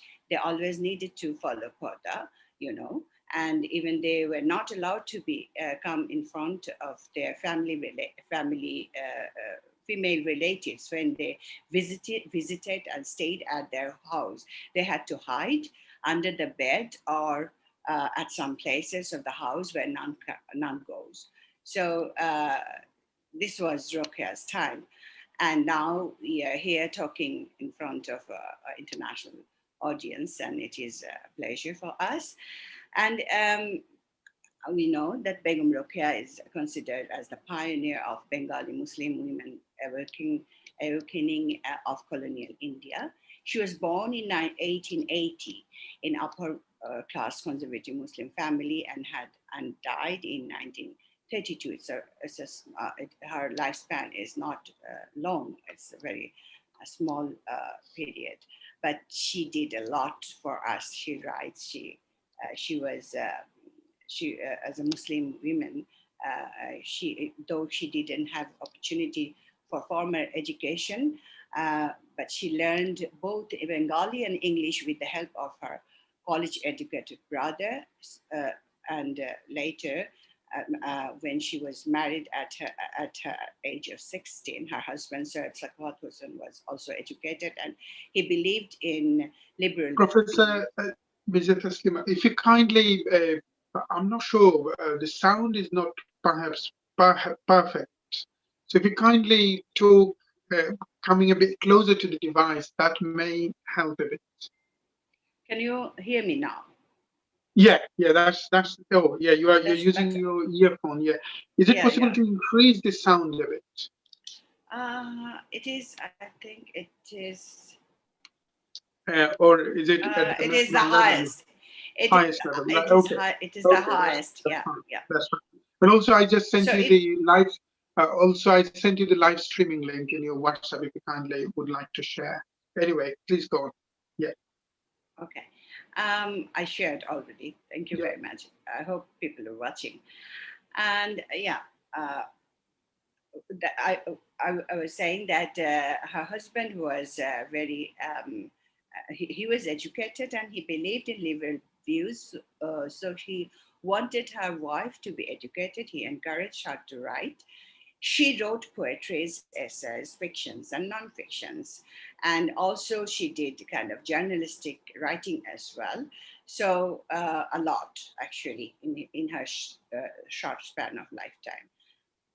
From Debolina Mukherjee Leonard writing, I come to know that I want to share with you that her husband died in 1909 and left some money for her to establish a girls' school. She started the school at Bhagalpur at the beginning, where she was staying, but could not sustain it as her step-in-laws compelled her to close the school. And then in 1911, she established Sakwat Memorial School in Calcutta with 8 students only. And pursuing parents for sending their girls to the school was not easy, though. But from this history, we come to know that she wanted her people to learn Bengali. However, she needed to suspend this attempt too, because opposition mounted by the Muslim community. So it was not easy for her to establish the school. Neither she could teach her people with the Bengali. Urdu was for the higher class Muslim family. It was not, Bengali was not the language to it was not topical at that time. So she had to suspend that attempt too. So it was the struggle the fight she had to fight, and it was like now I can relate it with us as well. So many things we planned, but we had to suspend for the sake of only to sustain what we want to do.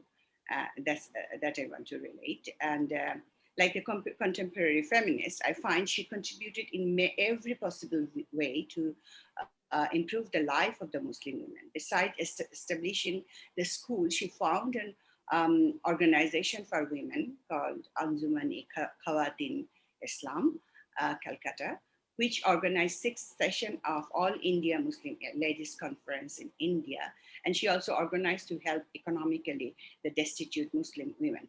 So I find that contemporary feminists like us in Bangladesh or in many other third world countries as well, what we do these days, it is not very different than what she tried to do at her time. And it was not easy, because she was the first Muslim woman who actually had some study, had some education, had some, but for me, I found it is interesting for me, like we studied a lot, we have degrees, but what she wrote and the gut she had, sometimes I find it is still, some of us, it is missing still, and it was not easy even nowadays, but at that time it was really hard for her. And I find the many things we learned about her,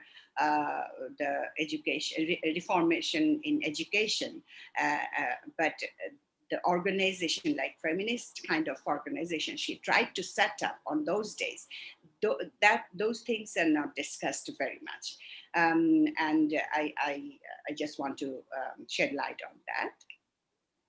And what I find that besides her philanthropic activities, she is more known for her literature, which contributed to challenge many traditional ideologies, though those are believed by the women and bounded them to be a wife and mother in certain ways. Sometimes she critiqued those harshly. Her writing, we find that she mainly wanted to incite wanted to incite their desire of freedom towards the Muslim women and argued that freedom is women's natural rights. In her writing, Poddorag, we find her anti-imperialist stance too, wherein Dina Tarini, the protagonist, refuses financial support for her philanthropic work from the colonial government. And also we can see her work is parallel. It is possible as a feminist to see her work as a parallel to the Mary Wollstonecraft work, because she also fought for female education, education rights as of male. However, Rokea's contribution needs to be seen with the specificity of Bengali Muslim women's context at that time. And it is, of course, it is different than Mary Wollstonecraft a bit, because it is the specific, the context of Muslim population as well, because they started to learn English way of education later than the Hindus of that time, Bengali Hindu community, and they were not, they didn't allow their females to go to school and do all those things. So it is while Mary Wollstonecraft was fighting for similar education, similar philosophy for male and female, philosophy of education for male and female. Then actually Rokeya was fighting for the education, as of course it should be same, but she was fighting that female should have the formal education, which they didn't have at that time. And also her most discussed writing is Sultana's Dream, and because it is most discussed in an academic world as well, because it directly fits with the feminist dream too. And as Rajeshwari Sundararajan says, she says that feminist dream is the end of feminism. That means such kind of equality will be materialized, that no feminist struggle will be needed. That is the feminist dream, that no feminism will be needed, but it is still far to go.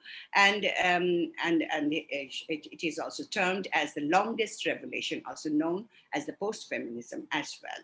And in her writing, she portrayed a ladyland or her land in Sultana's Dream. And she shows the reversal of gender role, where women with their intellectual capacity lead the society, and male takes care of the household. And she didn't exclude the male, but she showed the role could be reversal. That the male can do the female work, and female can do the male work, and it's so-called male work. It is like work is not. It is similar. I find it. It is a kind of liberal feminist position, but still it is actually both goes liberal and also radical as well, because at that time it is a very, very radical thing. And as her husband, Sir Sakwat Hussain, told her, as she kind of take a great revenge against male, that it is very metaphorical, but I find it very interesting to see how he evaluates her literature, the Sultana's Dream. And also in this literature, she also take an anti-imperialist position as well. And there it is, she showed that women can take the lead in knowledge, in science, and also they can take the anti-imperialist position too. And the protagonist said, we do not covet others people land, we do not fight for a piece of diamond, though it may be thousandfold brighter than Kohinoor. So in that way, we can see that the imperialists, the British imperialists, then took the land of this Indian people. So she was, through the protagonist's voice, she is saying that taking others people's land is not needed to be in the power or to have a good society. So this is interesting for me. And while also I want to mention another write-up on which is called Pipasha. When she was writing this, I could relate that she was gone through the Karbala stories, why she was suffering with her personal loss, her child's death, and thirst for water. Her child during on the last days of the child, it was wanting water, but a doctor asked, forbid the water to give her, I don't know, it was male or female, give her to the water. And it was for her, it's like Imam Hussein's baby son at Karbala, who was also dying in thirst. And when Hussein went to the enemy for water, they just killed the baby. And she was relating this story with her own story. And this story is very relevant. And for me, it is very relevant. I find it it is very painful. It is the way she is relating it, the pain with the Karbala and her pain, losing for the lost child who was asking for water and she couldn't give it, and it is very painful. But I can I find this story is still relevant if you consider the writer Mushtaq Ahmed's death and the torture of the cartoonist Kishore. You can easily relate to the pain of Karbala and nowadays the way we are feeling here. Hope we will continue dreaming in having an equal and oppression-free society as she had been dreaming. Thank you very much for listening. Many, many, many thanks for your profound introduction on Begum Ruqaya's work. Many, many thanks again for your time and effort. Our next speaker is Mahzabin Khaled, the former Member of Parliament of Bangladesh and the daughter of one of the most valiant freedom fighters, Janab Khaled Musharraf, late Khaled Musharraf. So many, many thanks, Mahzabin Khaled, for joining. But before I move on to you, I would like to have some audience's comments. Mithul, if you kindly read at least 2 or 3 comments. After this, after Mahzabin Khaled, we have another Bharatnatyam exponent, Sohini Rai Chaudhary Dasgupta, who already have joined. So after Mahzabin Khaled's speech, we'll move on to a video performance. But Mithul, if you kindly read some audience's comment now, before we have Mahzabin Khaled on. Mohammad শহীদ আলী, বিনম্র শ্রদ্ধা, নারী জাগরণের অগ্রদূত Begum Rokeya Sakhawat. Shankhamitra Das, সঙ্গে আছি, nice to see a galaxy of wonderful people together. Chandrima Sham, great. Sanjay Day, fantastic. Manush Chaudhary, congratulations. Nayanika Di, Tandra Chakma, respect for our education minister, feeling proud to see all the women leaders. Then Syeda Sultana নারী দিবসের এই দিনে নারী জাগরণের অগ্রদূত বেগম রোকেয়ার প্রতি জানাচ্ছি বিনম্র শ্রদ্ধা। Thank you. Many thanks who have already joined and already made these beautiful comments. Sayyida Nazneen Sultana Shekha has also made a comment on there. Sayyida Nazneen Sultana Shekha is the founder of a phenomenal organization in the East London, Nari Chetana. And Nari Chetana is also hosting another session as part of the celebration. And Nari Chetana is actually mainly celebrates this day in meaningful ways through the promotion of art, culture, and profound talk. And that is happening on 9th of March with a collaboration, in collaboration with Poplar Union. So please come and join to that beautiful celebration. So our next speaker is Mahza bin Khaled, the former MP of Bangladesh, former member of Parliament of Bangladesh, and the daughter of Khaled Musharraf, one of the most valiant freedom fighters, military leaders for Bangladesh Liberation War. Thank you, Mr. Ahmed Kaisar. Thank you again for inviting me to speak at this program. Honorable Education Minister of Bangladesh, Dr. Dipu Moni, esteemed guest, good evening.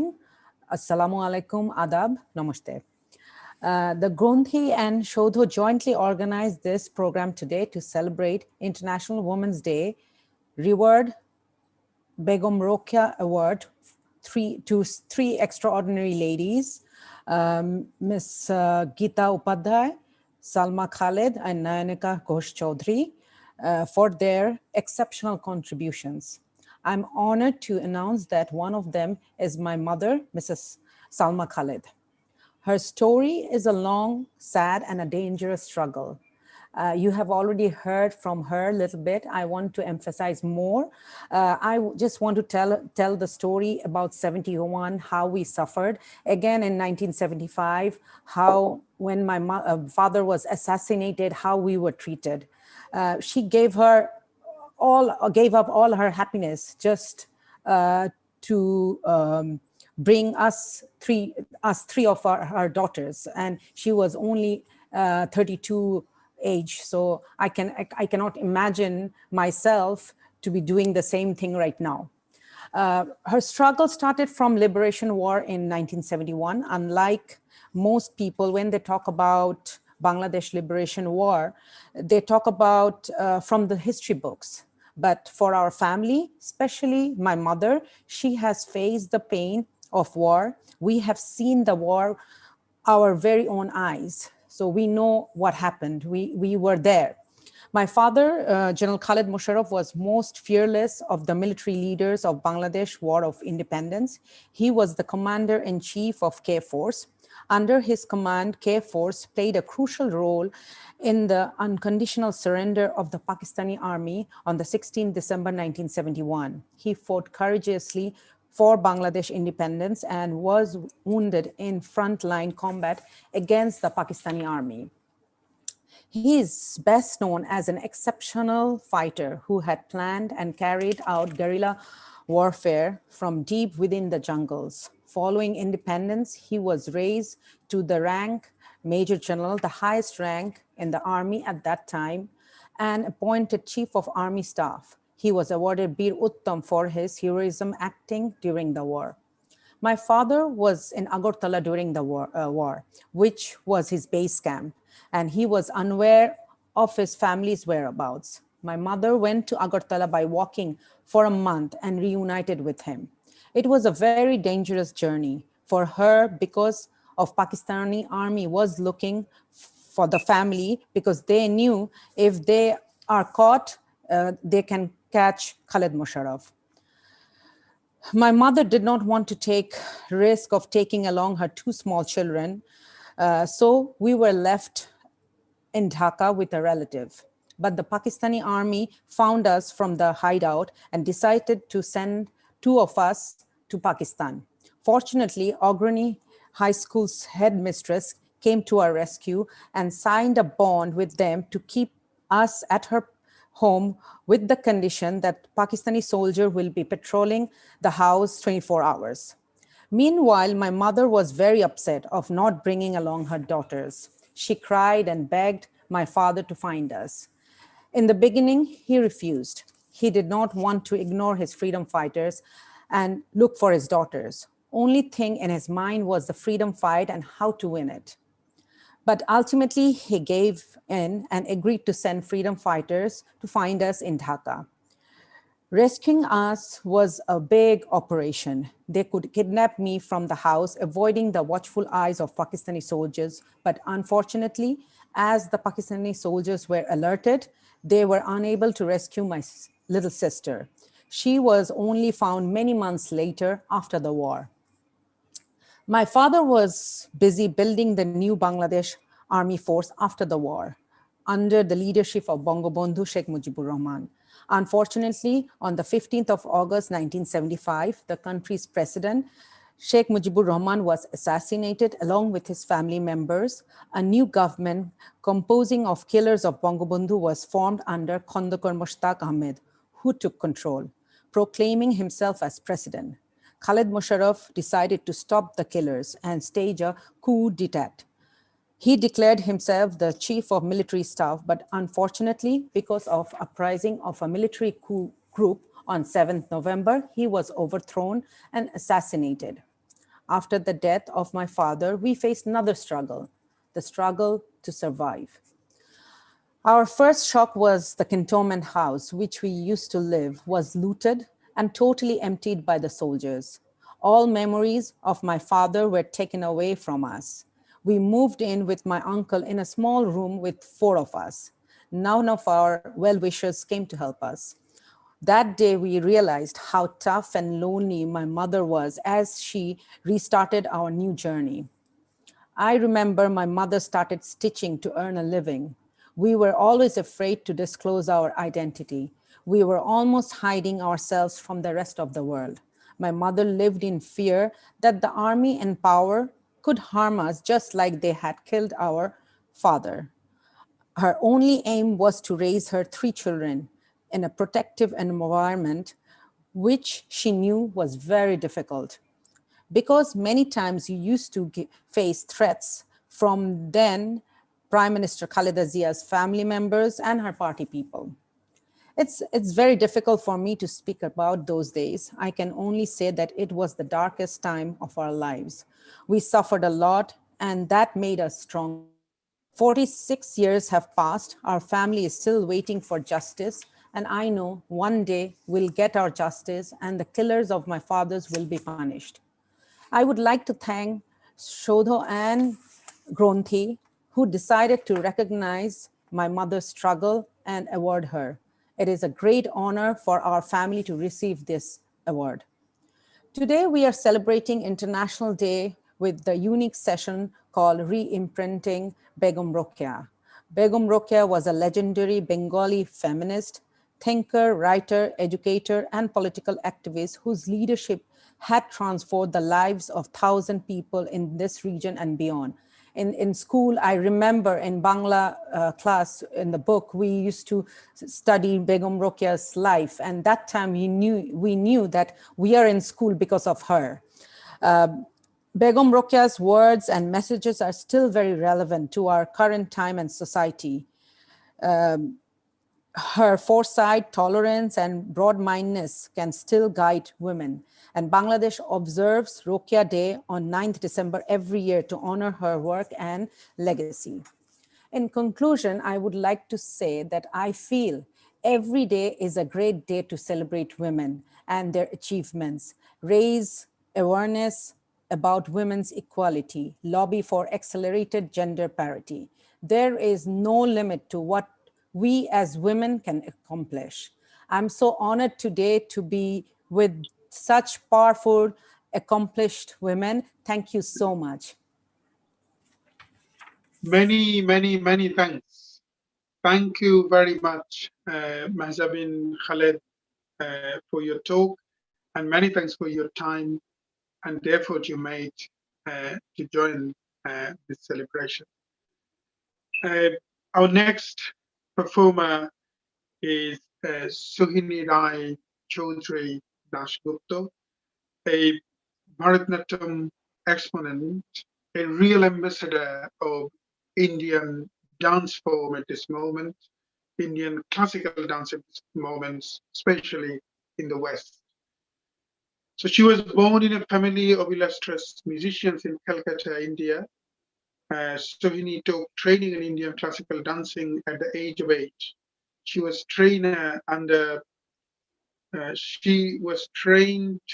many exponents, many world-class maestros of Indian classical dance.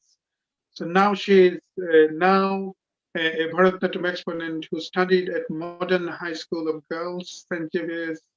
Xavier's College, and Cambridge University, and took Bharatanatyam to Madrid. Has worked with Danny Boyle and many maestros from all around the world. So this is an honor to have Sohini Rai Chaudhary Dasgupta as part of today's celebration. Many thanks, Sohini, for joining. Over to you now.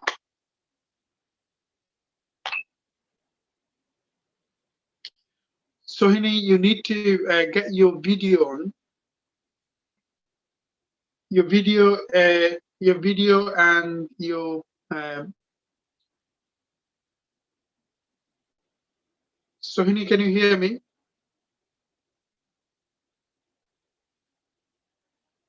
Mitul, if you kindly read some audience's feedback. Sohini is Sohini, have you managed? Right, okay. Great. Yeah. Thank you very much. Please go on.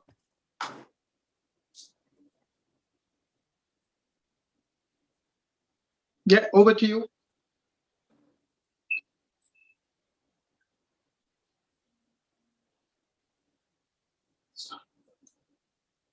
Namaskar, I'm Sohini Rai Chaudhary, and I'm very happy and honored to be on this show. I would like to pay my tributes to Begum Rokeya, the first and foremost Bengali feminist who was so full of fire, who transformed so many lives, but was so positive. I would like to thank Granthi and Shodho and Kaishar Bhai for inviting me on this show. I would like to wish all of you a very happy International Women's Day, not today, but every day of your lives. And I would like to start with a stotram from Manusmriti, which is dedicated to women. Yatra naryastu pujyante ramante tatra devata yatra itastu na pujyate sarva tatra phala kriya. The divine are happy and pleased where women are respected, where they are not.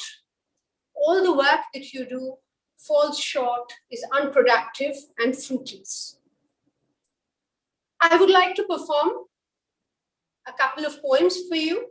The first one is from the Markandeya Purana, the Durga Stotram, to celebrate Durga as an ethos, an empowered woman, the mother and warrior that lives in all of us, to celebrate inclusivity, global harmony, and empathy, which happens to be the foremost weapons of a woman.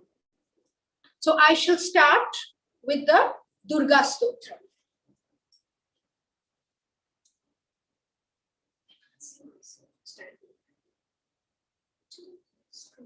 Ya Devi Sarva Bhuteshu Vishnu Mayati Shabhuta Namastaswai Namastaswai Namastaswai Namo Namo. To that goddess who is in all beings is called Vishnu Maya. Salutations to her, may we celebrate her and nurture her in our souls now and forever. Ya Devi Sarva Bhuteshu Chetaneti Abhidyate Namastaswai Namastaswai Namastaswai Namo Namo. To that goddess who is in all beings is reflected as consciousness. Salutations to her, victory to her, now and forever. Ya Devi Sarva Bhuteshu Buddhi Rupena Samstita Namastaswai Namastaswai Namastaswai Namo Namo. To that goddess who in all beings abides in the form of intelligence, salutations to her, victory to her. May she stay alive in our souls forever. Ya Devi Sarva Bhuteshu Shakti Rupena Samskrita Namastasvai Namastasvai Namastasvai Namo Namo. To that goddess who is in all beings, is abiding in the form of power, salutations to her, now and forever. Ya Devi Sarva Bhuteshu Daya Rupena Samskrita Namastasvai Namastasvai Namastasvai Namo Namo. O goddess who lives in the hearts of all of us, men and women, as the core power of kindness, may you live in our hearts forever and may you always be victorious.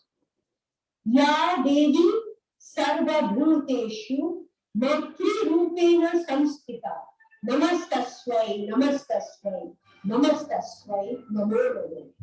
O goddess, as you live in our hearts as the mother, the giver, the mother of creativity, may you live in our souls forever. May we celebrate you forever and move on. Courage, victory, and foreverness to all women, now and forever. Nari. The next piece that I performed, this was Durga, the Durga Stotram. The next piece that I perform is called Nari, which means woman. Nari, woman, by Qazi Nazrul Islam, a great feminist himself who brought fire with his work, a great Bengali poet who we've grown up with. Presenting Nari. Qazi Nazrul Islam, Bengali to English translation by Muhammad Omar Farooq. Nari is woman. Come like lightning, O mother, breaking away from that pit. Your broken glass bracelets will keep your path lit. The animal that is man's hunger at the sling of your leg will drop dead at your feet, and together with smashed undertaker will earnestly beg. Your ambrosia all of us enjoyed, now different is the need. The hand that offered ambrosia before to the monsters must now offer hemlock. Indeed, not very far is that cherished day when, with homage to man, to woman also homage, the world will pay.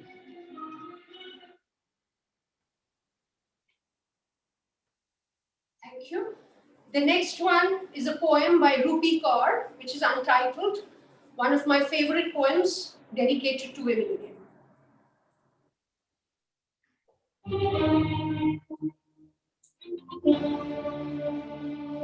Phenomenal Woman by Maya Angelou. Pretty woman, wonder where my secret lies. I'm not cute or built to suit a fashion model's size. And when I start to tell them, they think I'm telling lies. I say, it's in the reach of my arms, the span of my hips, the stride of my step, the curls of my lips. I'm a woman, phenomenal. Phenomenal woman, that's me. I walk into a room just as cool as you please, and to a man, the fellows stand or fall down on their knees. Then they swarm around me. A hive of honeybees, I say, it's the fire in my eyes and the flash of my teeth, the swing in my waist and the joy in my feet. I'm a woman, phenomenal. Phenomenal woman, that's me.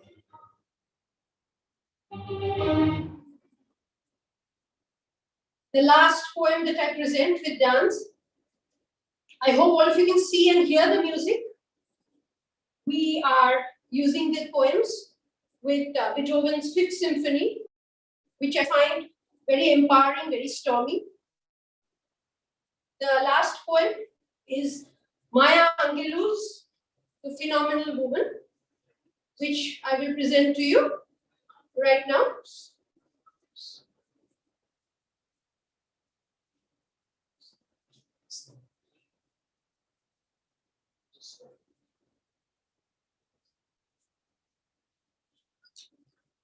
Just 1 minute. That sound.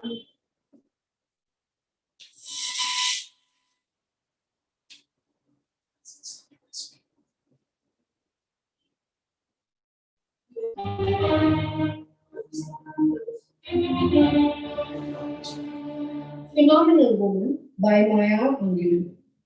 Pretty woman, wonder where my secret lies.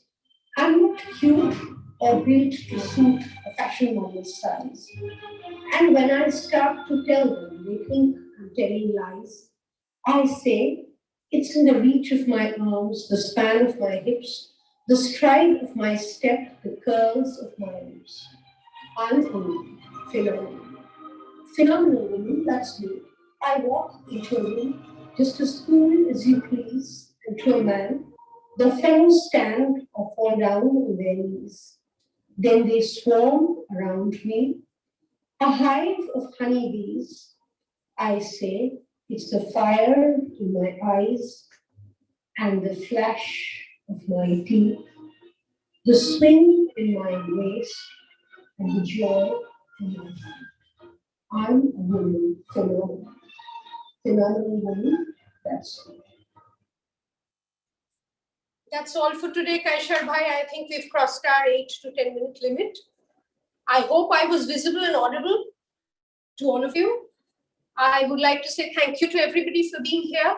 And my little message for International Women's Day is that we women, all of us, we must own our darkness and transform it into light. Thank you very much.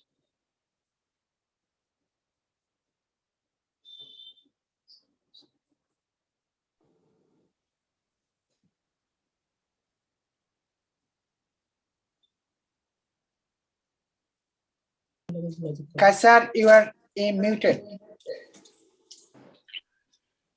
Many thanks, Sohini Rai Chaudhary Dasgupta. First of all, for preaching this great art form into the world stage. First of all, I mean, by performing at highest standard and equally preaching this, teaching these art forms to even non-Indian audiences, non-Indian art-loving audiences, and ambassadoring this beautiful art form to the rest of the world. So gratitude for doing this tremendous work.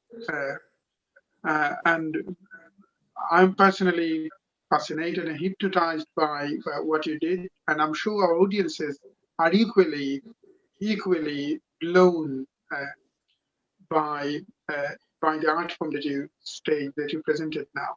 So many thanks, Sohini Rai Chaudhary again. I would like also to pay our gratitude to some friends and also Learning Faeko that collaborated with this whole celebration. Our friend Gaby Sambusiti, an Argentine poet, and her platform, literary platform, Learning Faeko. This is also streaming live through Learning Faeko and some other Latin American platform as well. Many thanks for the collaboration, Gaby. I also would like to pay our honor, gratitude to some individuals who have been helping and supporting this celebration. Shamal Dhar, for an example. Shamal Dhar is a writer and a short story fiction writer and a poet from Bangladesh. Mustafa Manwar Sujon, a journalist and an elocutionist and a friend from Bangladesh, for helping us promote this celebration. So many thanks to all of you. Those perhaps I couldn't mention the name now, but thank you to all who have been supporting our vision, our art activities, here in the UK or here in the West. So our next performer is Nandini Mehra. So Nandini Mehra is a Singapore-based Indian poet and also a granddaughter of a great Bengali poet and composer, Rajanikanto Sen. That's what we explored in our last session with Nandini. What a beautiful exploration. So Nandini Sen Mehra is a poet and writer who has just launched her debut book of poetry called Worlds Within, with a foreword by Gulzar, who calls it a hypnotic exploration of what lies within. She was born in Calcutta, studied English literature before moving on to a career in communication across India, United States, Australia, and finally she's based in Singapore now. Her book Worlds Within is available in Amazon Kindle internationally, and she has pledged all proceeds for the next 12 months to relief work in West Bengal in the wake of Cyclone Amphan. So many thanks, Nandini, for joining again. Over to you for your performance. Thank you so much. Hopefully I'm audible. I just wanted to make a small correction. I'm not the granddaughter, I'm the great-granddaughter. Oh, great-granddaughter. Yes, your dad is a sorry. Yes. Exactly, yes. I don't want to skip generations in the other direction. So. Sorry. Well, thank you so much for inviting me to this beautiful event. Sitting in Singapore, this feels like an opportunity to be a part of a very different world, a community of strong and accomplished women. Contemplating Begum Rokea's life's work and how central education was to her ideology, if it may be called so, it has brought to mind another pioneer, Savitribai Phule, who was born half a century prior in Maharashtra, who waged her own battle to bring education to women such as Begum Rokeya and Savitribai Phule. We owe a debt that I think is incalculable. I would also like to very quickly take this opportunity to mention an organization in India called Nanhi Kali, which is educating girls and enabling them to lead their lives on their own terms as adults. Thinking about this event, thinking about women and the role that education has played in their lives, somehow it makes me also think about how many no's need to be said for a woman to be able to say yes. And it brought some of my own experiences as a girl, a woman, and now as a mother to a young girl. I'd like to read two poems. The first one is called Teach Your Daughters. A muscle needs flexing. Teach your daughters when they're little girls to practice saying no. Let them know that they can. Let them feel that they will be heard when they say it, that when they say that what they say no to will not be forced on them regardless. That no is not a placeholder for an eventual yes. That no does not need to change when it meets cajoling, convincing, begging, threatening, violence. That no is not maybe, I'll think about it, or could you make up my mind for me? That no is an expression of their truth. Their truth matters. Teach them this. No does not make them difficult, moody, rude, arrogant, badly behaved. No is not a failure to adjust. No is not a stamp of disobedience on their bodies. It is simply no.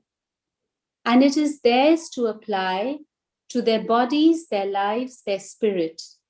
Teach them, for it is possible that the world will not. I'm sorry, just checking if I'm visible and Yeah, audible. you are. You are. All right, great. The other poem that I wanted to read talks about the fact that for a woman to succeed, often she needs the company of other women, the support of other women. And somehow this narrative that's built around women being women's worst enemy, I think there is an opportunity to look beyond that and actually see the role that women play in supporting each other. So this one's called Women in the Company of Women. We sit with our feet up on the table, our words scattered as artlessly as our silences, our laughter.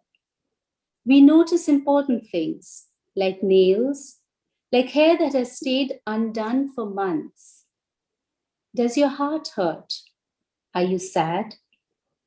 We caress each other's arms, hold tired bodies within interlaced fingers. We lie in laps that know how to nest. We bring our stories and place them between us so others will set down theirs. We pull out the little thorns from each other's throats so we may speak. We pluck them off the soles of each other's feet so we may travel to the time we have known love before we have known men, and written and received letters, terrified of discovery, and listened quietly at doors, terrified of discovery, and loved with that desperate, tongue-tied passion of youth, terrified of discovery. Now we are self-assured, are we not? We are unafraid in the face of intimidating school principals or belligerent shop owners, or the man who came to mend the fan, but still can't, though he said it was only a question of missing parts. Now we are lives on a schedule without secrets, with to-do lists and no terror of discovery, but still there are little aches, little worries, little dreams that stay like stubborn crumbs within the folds of our days, so we bring them when we can to women. And they may only nod or shake their heads and scold you, or offer to feed you, or send you flowers for no reason. And it helps, even when it doesn't, because you're a woman and you know women understand. Thank you. Wow, fantastic. How Thank great you so is much. it? Thank you very much, Nandini, for this beautiful reading. Let us move on to our next performance. Our next performer is Rachel Paris. Rachel Paris is an award-winning dancer, choreographer, and researcher from Bangladesh. Born in Dhaka, she is also one of the versatile new generation classical dancers in Bangladesh who has mastered the artistry of classical dance of various forms. She is the pioneer of Gauriya Nritya performer in Bangladesh after having completed her classical training under the guidance of Professor Mohua Mukherjee from 2006 to 2014. Rachel has completed her bachelor's, master's, MPhil in dance from Rabindra Bharati University, India. Rachel has been training to be a dancer since the age of 4 and has completed several diploma courses from Gauriya Nritya Bharati, Nrityachal, BA, FA, and many more. I'm sorry if I pronounced it wrong. She now conducts regular workshops and courses for Bangladesh Shilpakala Academy and other top cultural institutions in the country. She regularly performs at various top government and private programs at home and abroad, and has also represented Bangladesh at acclaimed dance festivals worldwide. Has also performed at the UNESCO Center in Paris and at the Nobel Peace Prize ceremony in Oslo. Apart from performing regularly, Rachel has been working at the Department of Dance, University Dhaka, as a full-time lecturer since 2016. So many thanks and congratulations to your phenomenal journey in art, especially in dance, Rachel. So if you kindly, it's over to you. And this is perhaps quite new art form you are presenting now, Gaudiya Nritya, Gaudiya dance. It could be new for many of our audiences, I believe. So please begin to hypnotize all of us. Thank you, Kausar Bhai. Now I'm presenting my dance, and this is called Gaudiya Nritya, and I'm going to perform Chandi Vandana.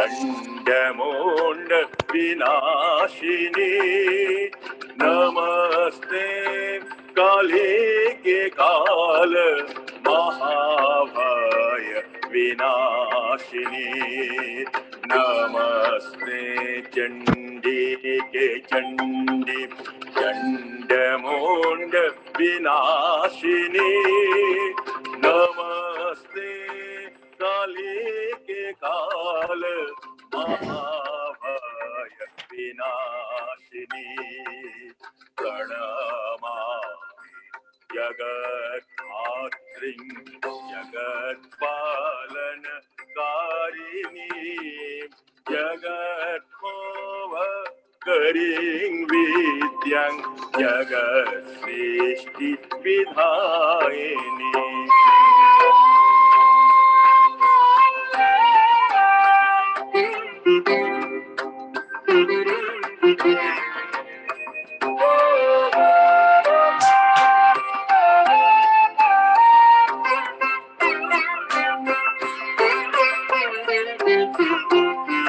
Paralang Vikatang Ghoram Kondamala Vibhushitam Hararchitam Haradatyam Namami Haravallabham Karalang Vikatang Ghoram Kondamala Vibhushitam Hararchitam Haradatyam Namami Haravallabham Pranamami Mahamayam Durga Durgati Nashini Shivatutim Shivaratyam Shivateyam Sanatanim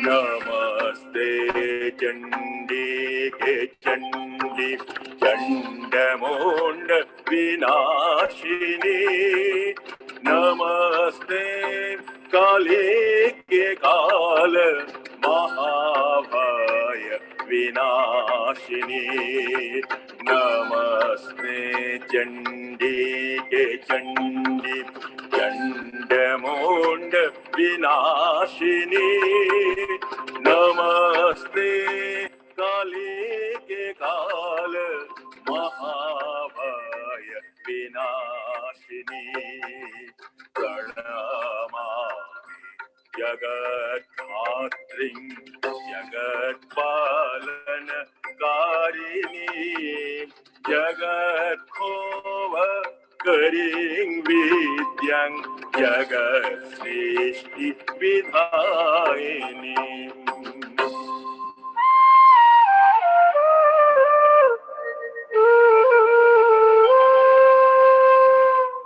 पठित्वा मोक्षमाप्नोति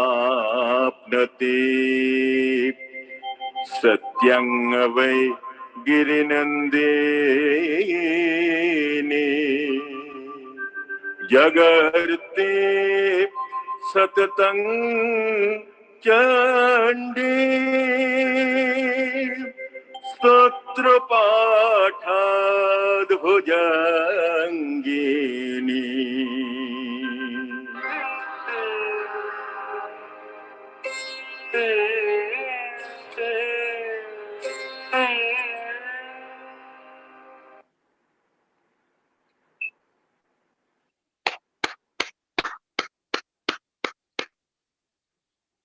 Beautiful.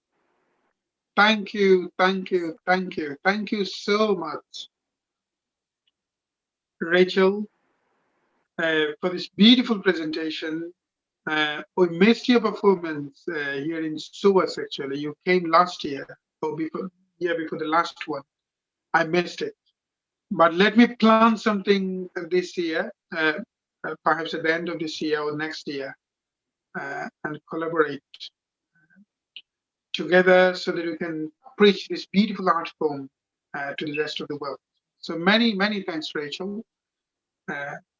See you soon again. Our next performer is Shumona Mullik Boshu. Most of our audiences are familiar with her performance.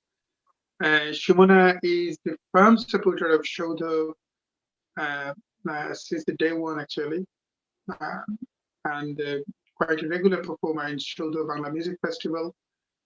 Shumona Mullik Boshu is one of the finest Indian semi-classical vocalists here in the UK, and the founder of an Indian music organization, Pratibha Performing Arts. So many thanks, Srimati Shumona Mullik Boshu, for joining as part of today's session. Over to you now. Thank you, Kaushik Bhai. It's an honor to be a part of this unique and global platform, global activity, event, whatever you say. And thanks to Shodho and Gronthi for making me a part of this celebration, International Women's Day. And I'm really feeling honored to be a part of this event. So as you have requested me to sing 2 songs back to back, I just want to say the meaning of the song before I start performing. I hope everybody will understand the meaning. So my first rendition is Jaun Tore Charana Kamala, based on Raga Bhupali and composed by Lakshmikant Pyarelal, sung by Rajan Sajan Mishra and Lata Mangeshkar. And this song talks about our devotion to the Creator. It may be in each individual's way to pay homage, and I'm sure the Creator does not make a difference to the prayers offered either by a man or a woman, or in fact, any individual of any orientations. It is us, definitely it is us, the creations, who probably make these distinctions. So here is the song for you all.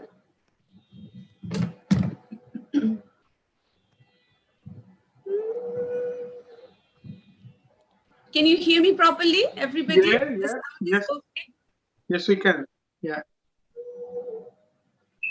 Jaun Tore Charana Kamala Parvari, Jaun Tore Charana Kamala Parvari, He Gopal Govinda Murari, He Gopal Govinda Murari, Sharanagat hu द्वार तिहार जाऊं तोरे चरण कमल परवारी जाऊं तोरे चरण कमल परवारी चरण कमल परवारी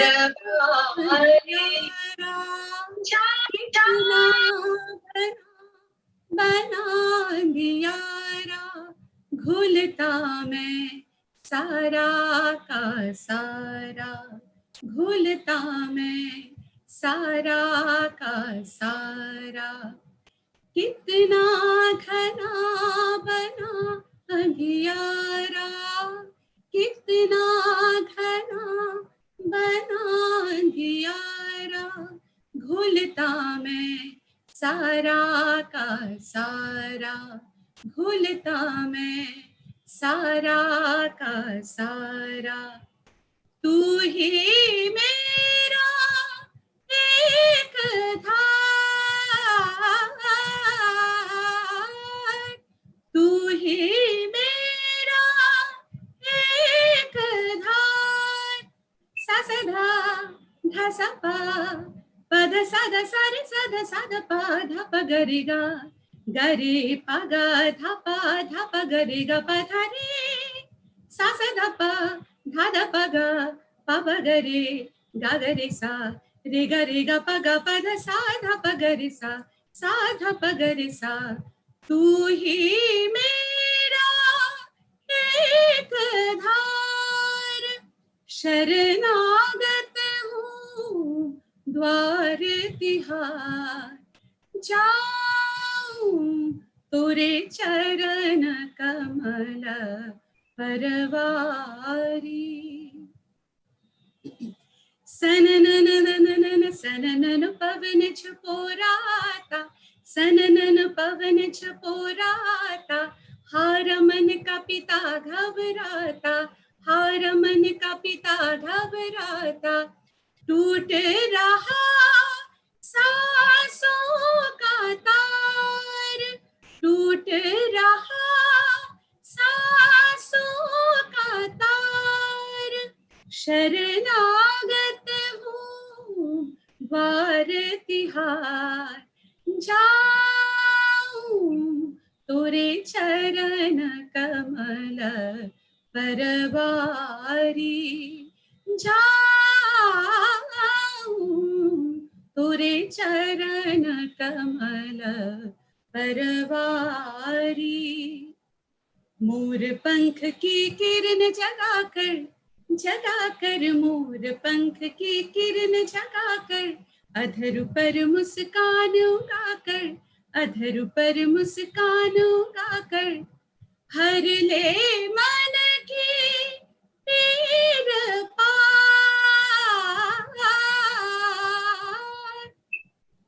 हर ले मन की पीर पार शरणागत हूँ द्वार तिहार जाऊं तोरे चरण कमल परवारी जाऊं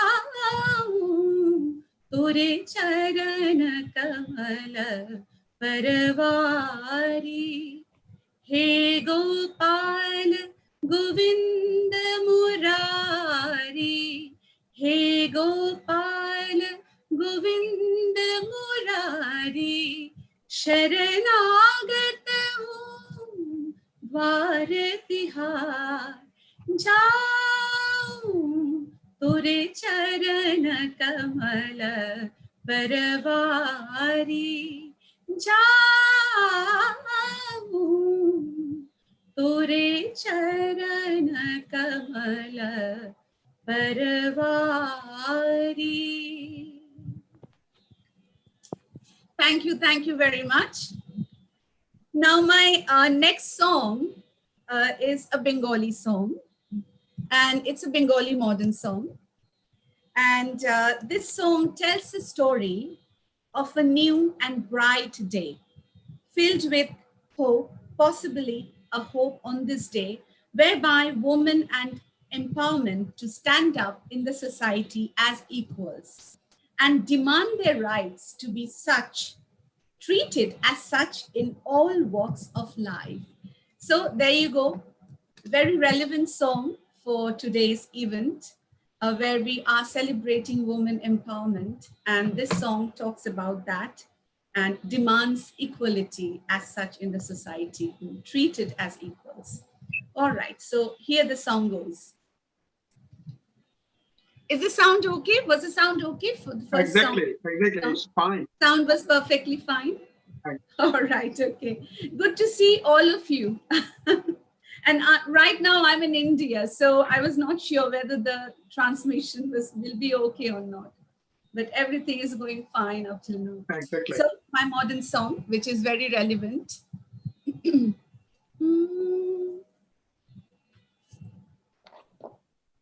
ওই উজ্জ্বল দিন ডাকে স্বপ্ন রঙিন ছুটে আয় রে লগন বয়ে যায় রে মিলন বিন ওই তো তুলেছে তান শোনো ওই আহ্বান শোনো ওই আহ্বান ওই উজ্জ্বল দিন ডাকে স্বপ্ন রঙিন ছুটে আয় রে লগন বয়ে যায় রে মিলন বিন ওই তো তুলেছে তান শোনো ওই আহ্বান শোনো ওই আহ্বান তারি সুরে সুরে বাজে গরু গরু হোক গানে গানে পথ চলা শুরু তারি সুরে সুরে বাজে গরু গরু হোক গানে গানে পথ চলা শুরু আজ অন্তর অন্তরে প্রান্তর প্রান্তরে কণ্ঠে ছড়াবো এই গান ছুটে আয় রে মিলন বিন বিন বিন ওই তো তুলেছে তান শোনো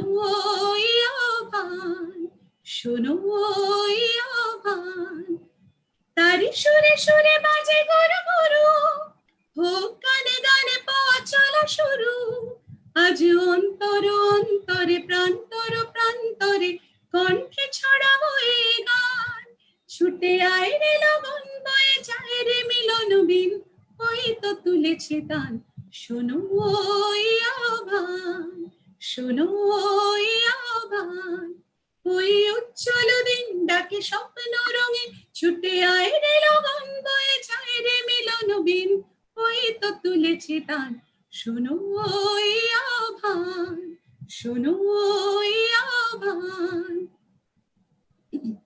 আয় আয় রে ছুটে আয় বাঁধন টুটে আনে মুক্ত আলোর বন্যা আয় শক্তি ভাঙায় আয় শান্তি জাগায় এই শ্যামলী ধরণী হবে ধন্যা আয় আয় রে ছুটে আয় বাঁধন টুটে আনে মুক্ত আলোর বন্যা আয় শক্তি ভাঙায় আয় শান্তি জাগায় ওই শ্যামলী ধরণী হবে ধন্যা ওই আকাশে বাতাসে দোলা লাগলো আজ জীবন জোয়ারে বুঝি জাগলো ওই আকাশে বাতাসে দোলা লাগলো আজ জীবন জোয়ারে বুঝি জাগলো আজ অন্তরে অন্তরে প্রান্তরে প্রান্তরে কণ্ঠে ছড়াবো এই গান ওই আকাশে বাতাসে দোলা লাগলো আজ জীবন জোয়ারে বুঝি জাগলো নব উচ্ছল উচ্ছ্বাসে উত্তম উল্লাসে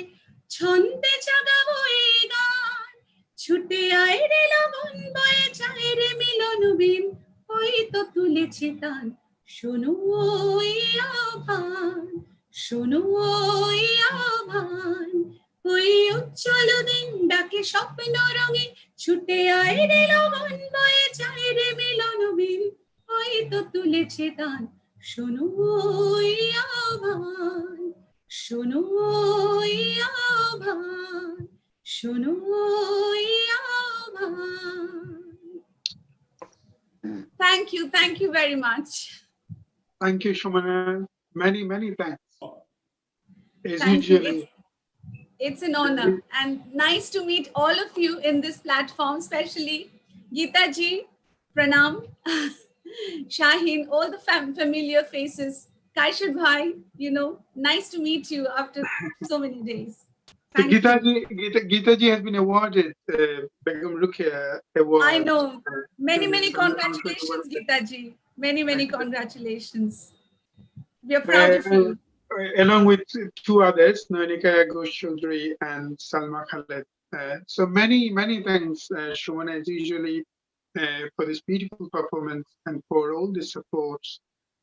Our next speaker, but in the meantime, I'm asking Gokul to kindly choose some comments after this performance. Our next performer is an Indian Bengali elocutionist, Shobna Dey, a friend.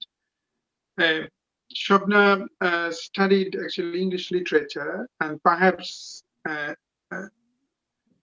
from there she inherited the passion of preaching, the beauty of spoken words.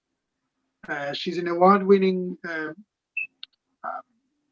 elocutionist, and she has been involved with many groundbreaking ideas of fusion with spoken word performances with music.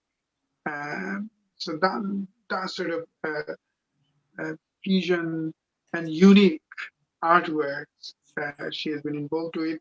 So she performed in Calcutta, West Bengal, and Bangladesh.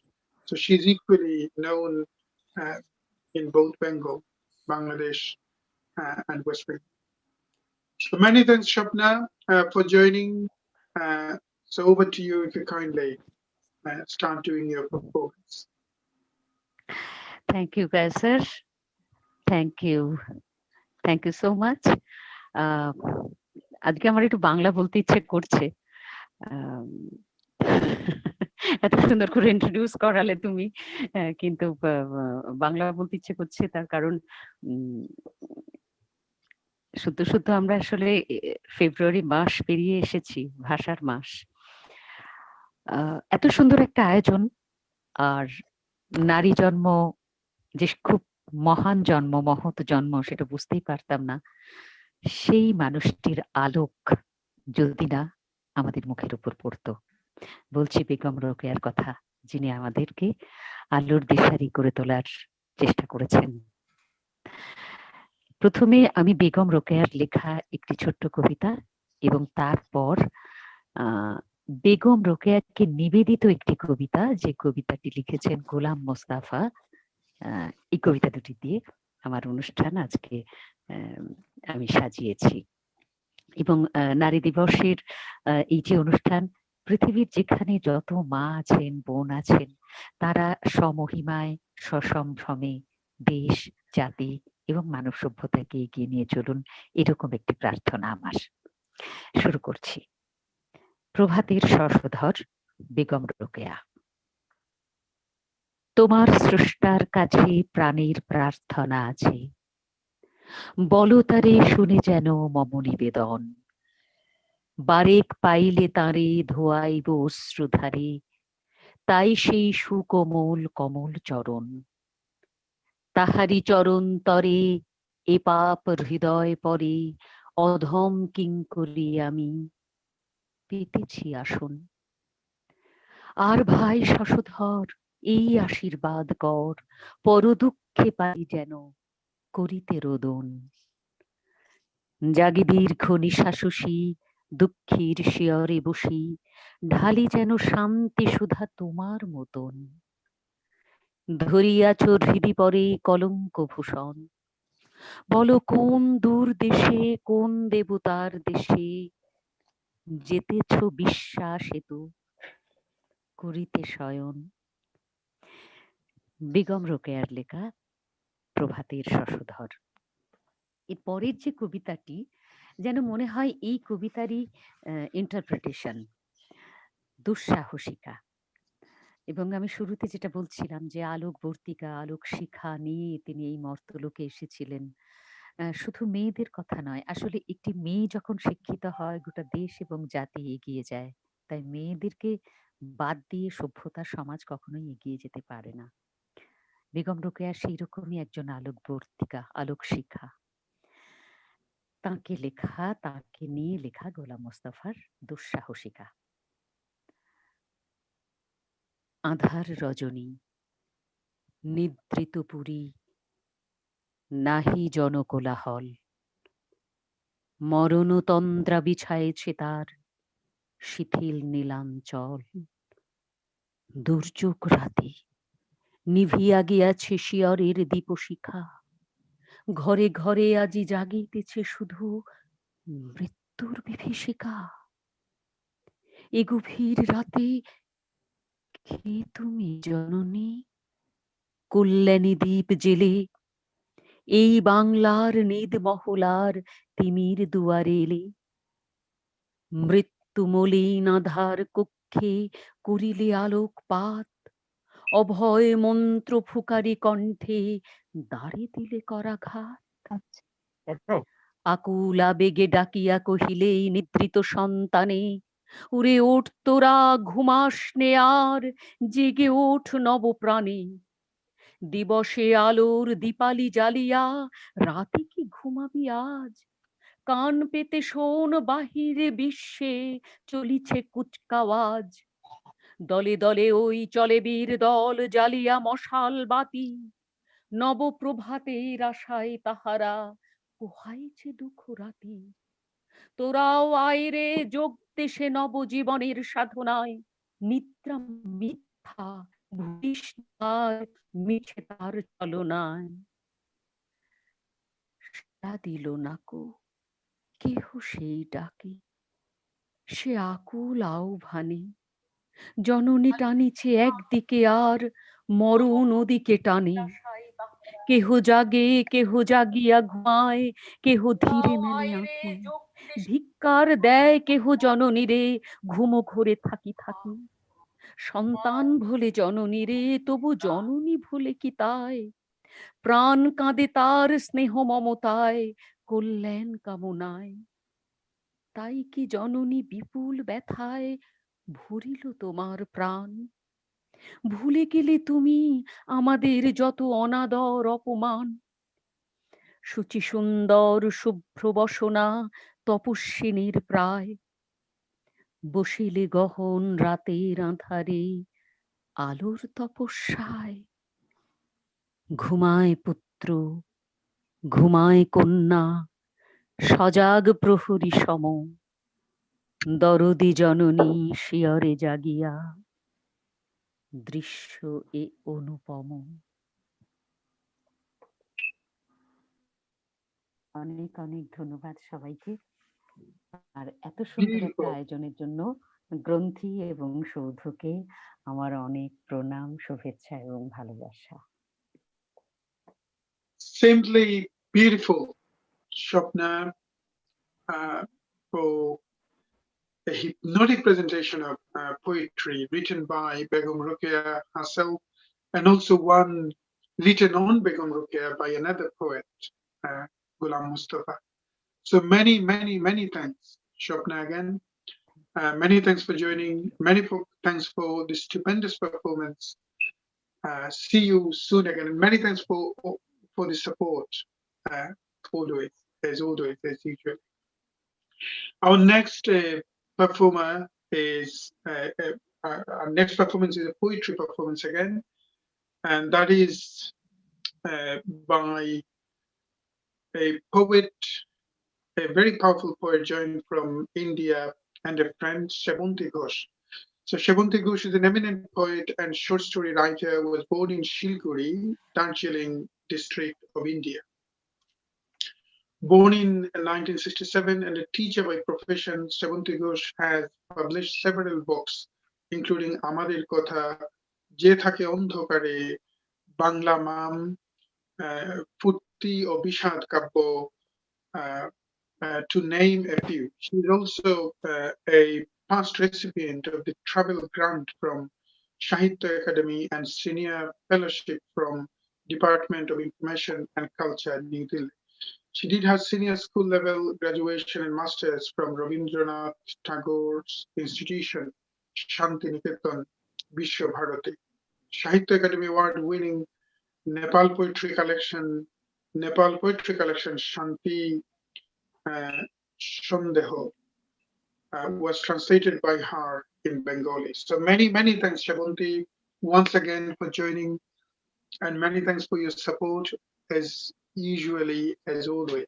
So thank you very much again. Over to you. Thank you. Am I audible? Yes, you are. Okay. Thank you, Granthi, for inviting me in such a delightful occasion.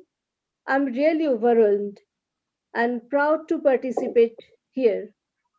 And thank you, my friend Shahan and Kaiser, and well-known face to me, Mituli, Bonani Chakraborty also here, and all my new friends. In 1991, for my research work on woman poet in Bengal, late 18th to 20th century, I found Begum Rokea's writings. I surprised. That time I thoroughly go through most of her writings. My favorite is Sultana's Dream. In her Sultana's Dream in 1908, remember the date, she wrote reversing roles of men and women, in which women were dominant sex and the men were subordinate. I admired the concept of Mardana, opposite Jananas. From then only, I am floating in a ladyland in my dream. I'm not taking too much time. I just want to recite my own poetry dedicated to her. The Master. This morning, neat and crisp and white as bone china, when you arrange your tiffin box, bottle of water, pair of sunglasses, umbrella, and beside the sunblock cream, you keep secret chamber in your large handbag. Notebook, pen, latecomer, casual leave, pay commission, hands of clock grasp your neck and dictate. Body never gets tired, but mind does. A solace and a fresh deodorant mind is dragged within the sweat cure of parlor, but you fail to hide the paleness under eye. Crash, tutor, homework, routine checkup, kids. You are in spin, abrupt and hectic.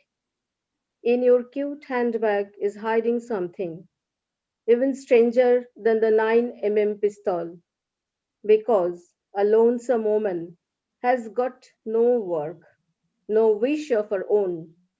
Can't you see what your old age chronics are buffering you when you are free with so much liberty? Thank you. Thank you very much. Our next performance is again a spoken word performance, and that is by poet Bonani Chakraborty.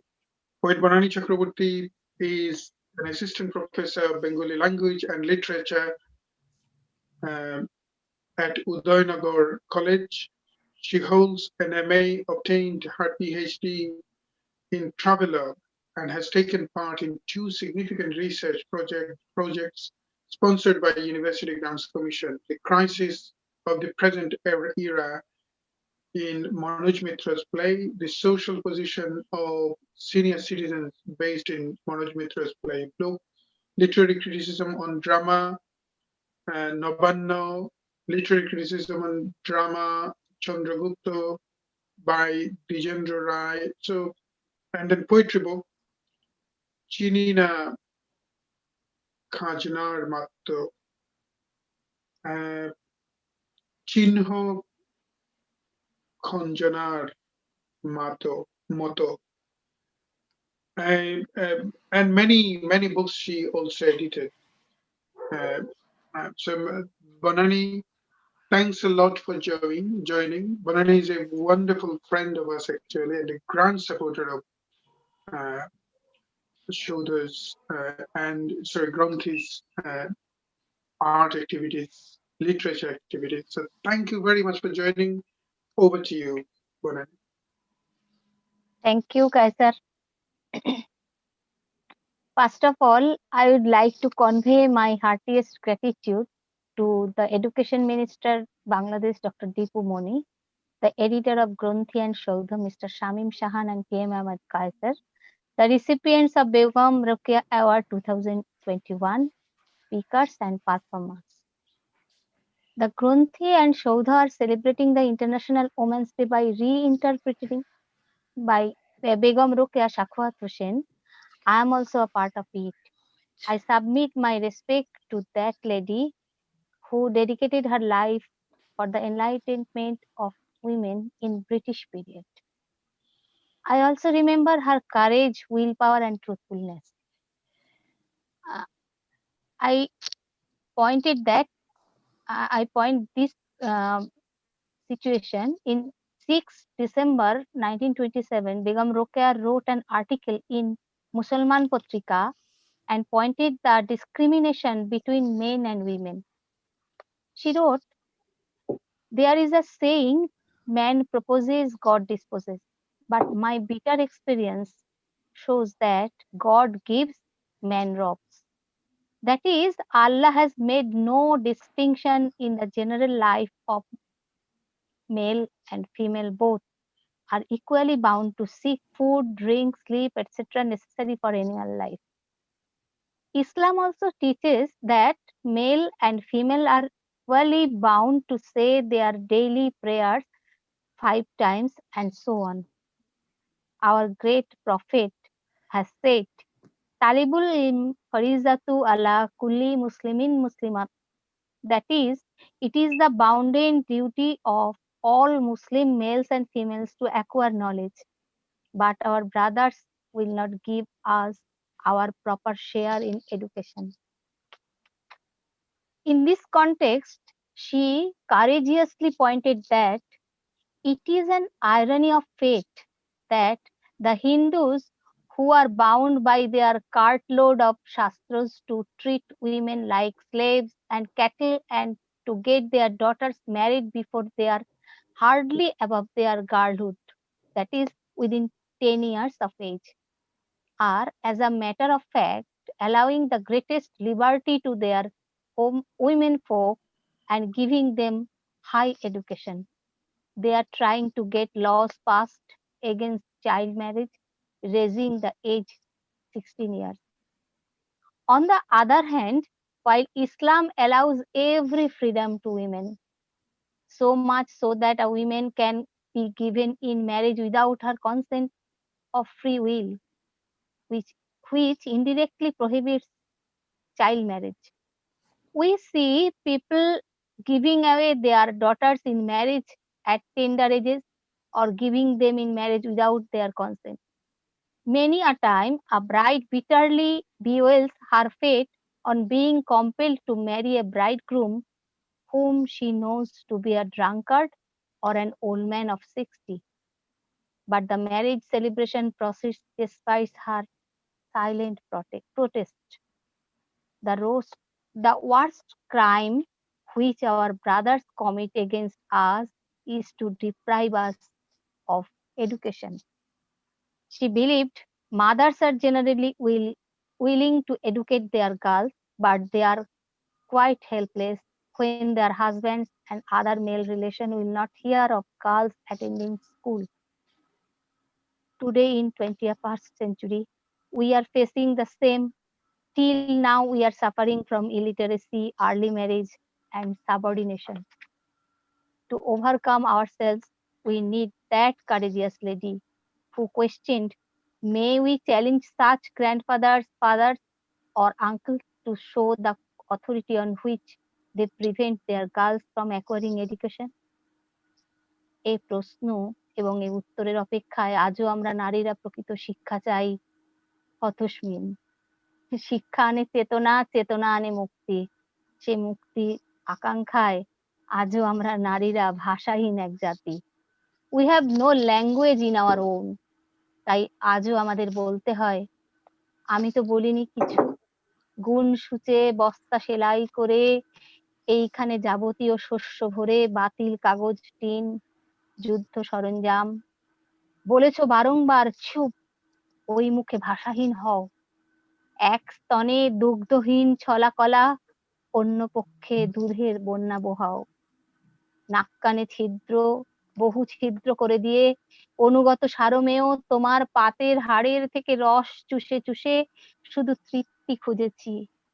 আমি তো বলিনি কিছু, আমি যে বলিনি কিছু সে কথার আলোড়ন আজও বুঝি নিরাপদ নয়। তাই সেই সব কথা থাক। আমার এ শরীরের এই ডোরা কাটা দাগ জঙ্গলের উপযুক্ত হয়নি এখনো। এ ঘটনা বর্ণনা জলদস্যুহানা নাকি অন্য কিছু নাম হবে, থাক না সেসব। অভিমান, হিংসা, রাগে লোহার শেকল, বাসর ঘরেতে ওই জল, হাওয়া, কালসাপ, সূক্ষ্ম ছিদ্র ইত্যাদি প্রভৃতি কথা বলবো কখনো। তোমার ভাষায় আজও যাবতীয় হানাদারি ঘটেই চলেছে। আমি শুধু সায় দিলে খুশি হলে তাই দিতে হবে।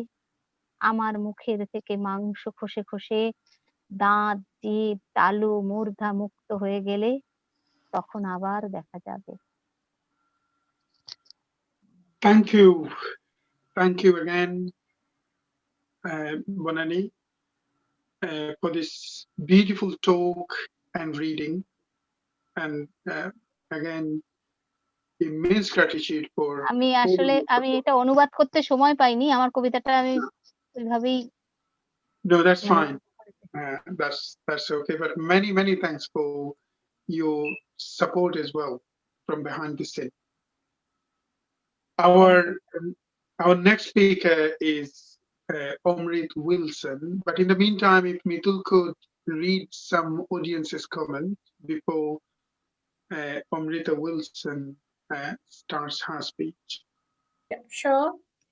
প্রবীর মল্লিক, শ্রদ্ধা জানাই বেগম রোকেয়াকে। আদিমা মজুমদার, সালাম Begum Rokeya. Shankhamitra Das, I'm respectful towards all accomplished women speakers who are sharing their valued knowledge about Begum Rokeya Ji on the eve of International Women's Day. Jamshed Folad, hello and greetings to you all. Laila Munni, respect for our respected Education Minister and everyone else. Thank you. Thank you very much. So next speaker, as I mentioned, Omrita Wilson. Omrita Wilson, an Indian by birth and based in Britain, is a writer, journalist, and activist who since the 1970s has focused on issues of race, gender in Britain and South Asian politics. Her 1978 book, Finding a Voice, Asian Woman in Britain, won the Martin Luther King Award and remains an influential feminist book.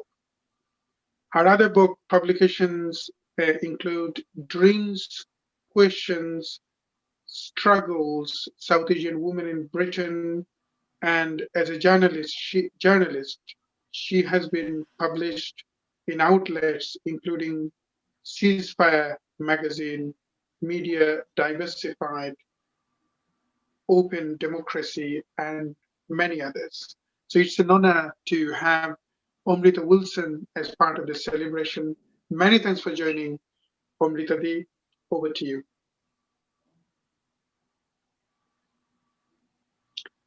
Perhaps you need to unmute yourself.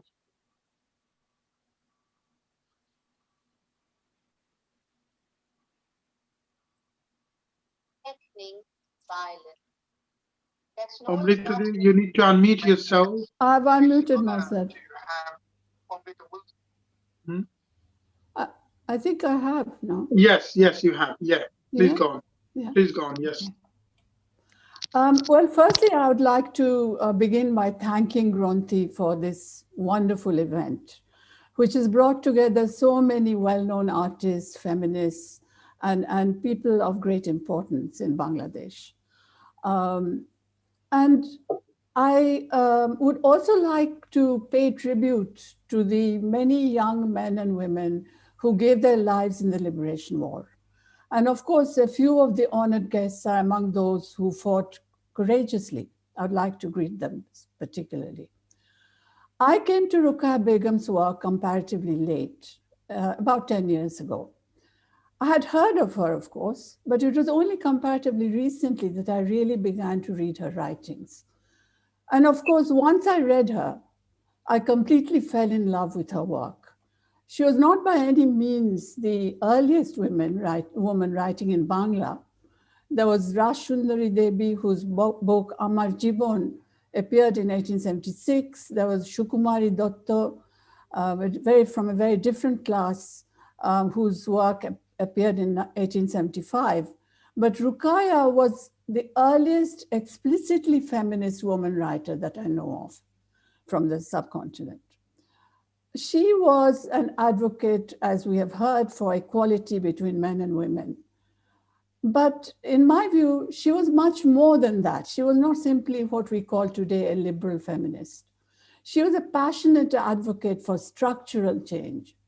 She saw the need for women's struggle to be sparked by a grassroots movement, which rejected colonialist and missionary teachings and was based on women's material reality.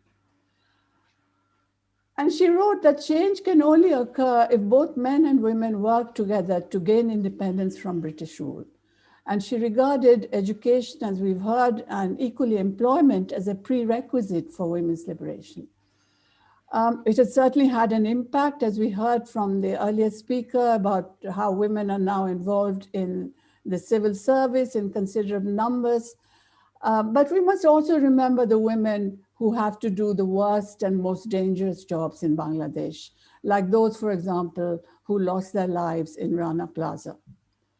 And on this International Women's Day, we must remember them too. Ruqayya Begum was part of the Bengal Renaissance, which challenged the feudal practices which enslaved, to use her word, enslaved the Bengali woman. She pointed out that in the name of protecting women, what was being imposed was control and oppression. She was talking about a seclusion as the main means of this so-called protection. But of course, this protection still continues in the subcontinent in various forms.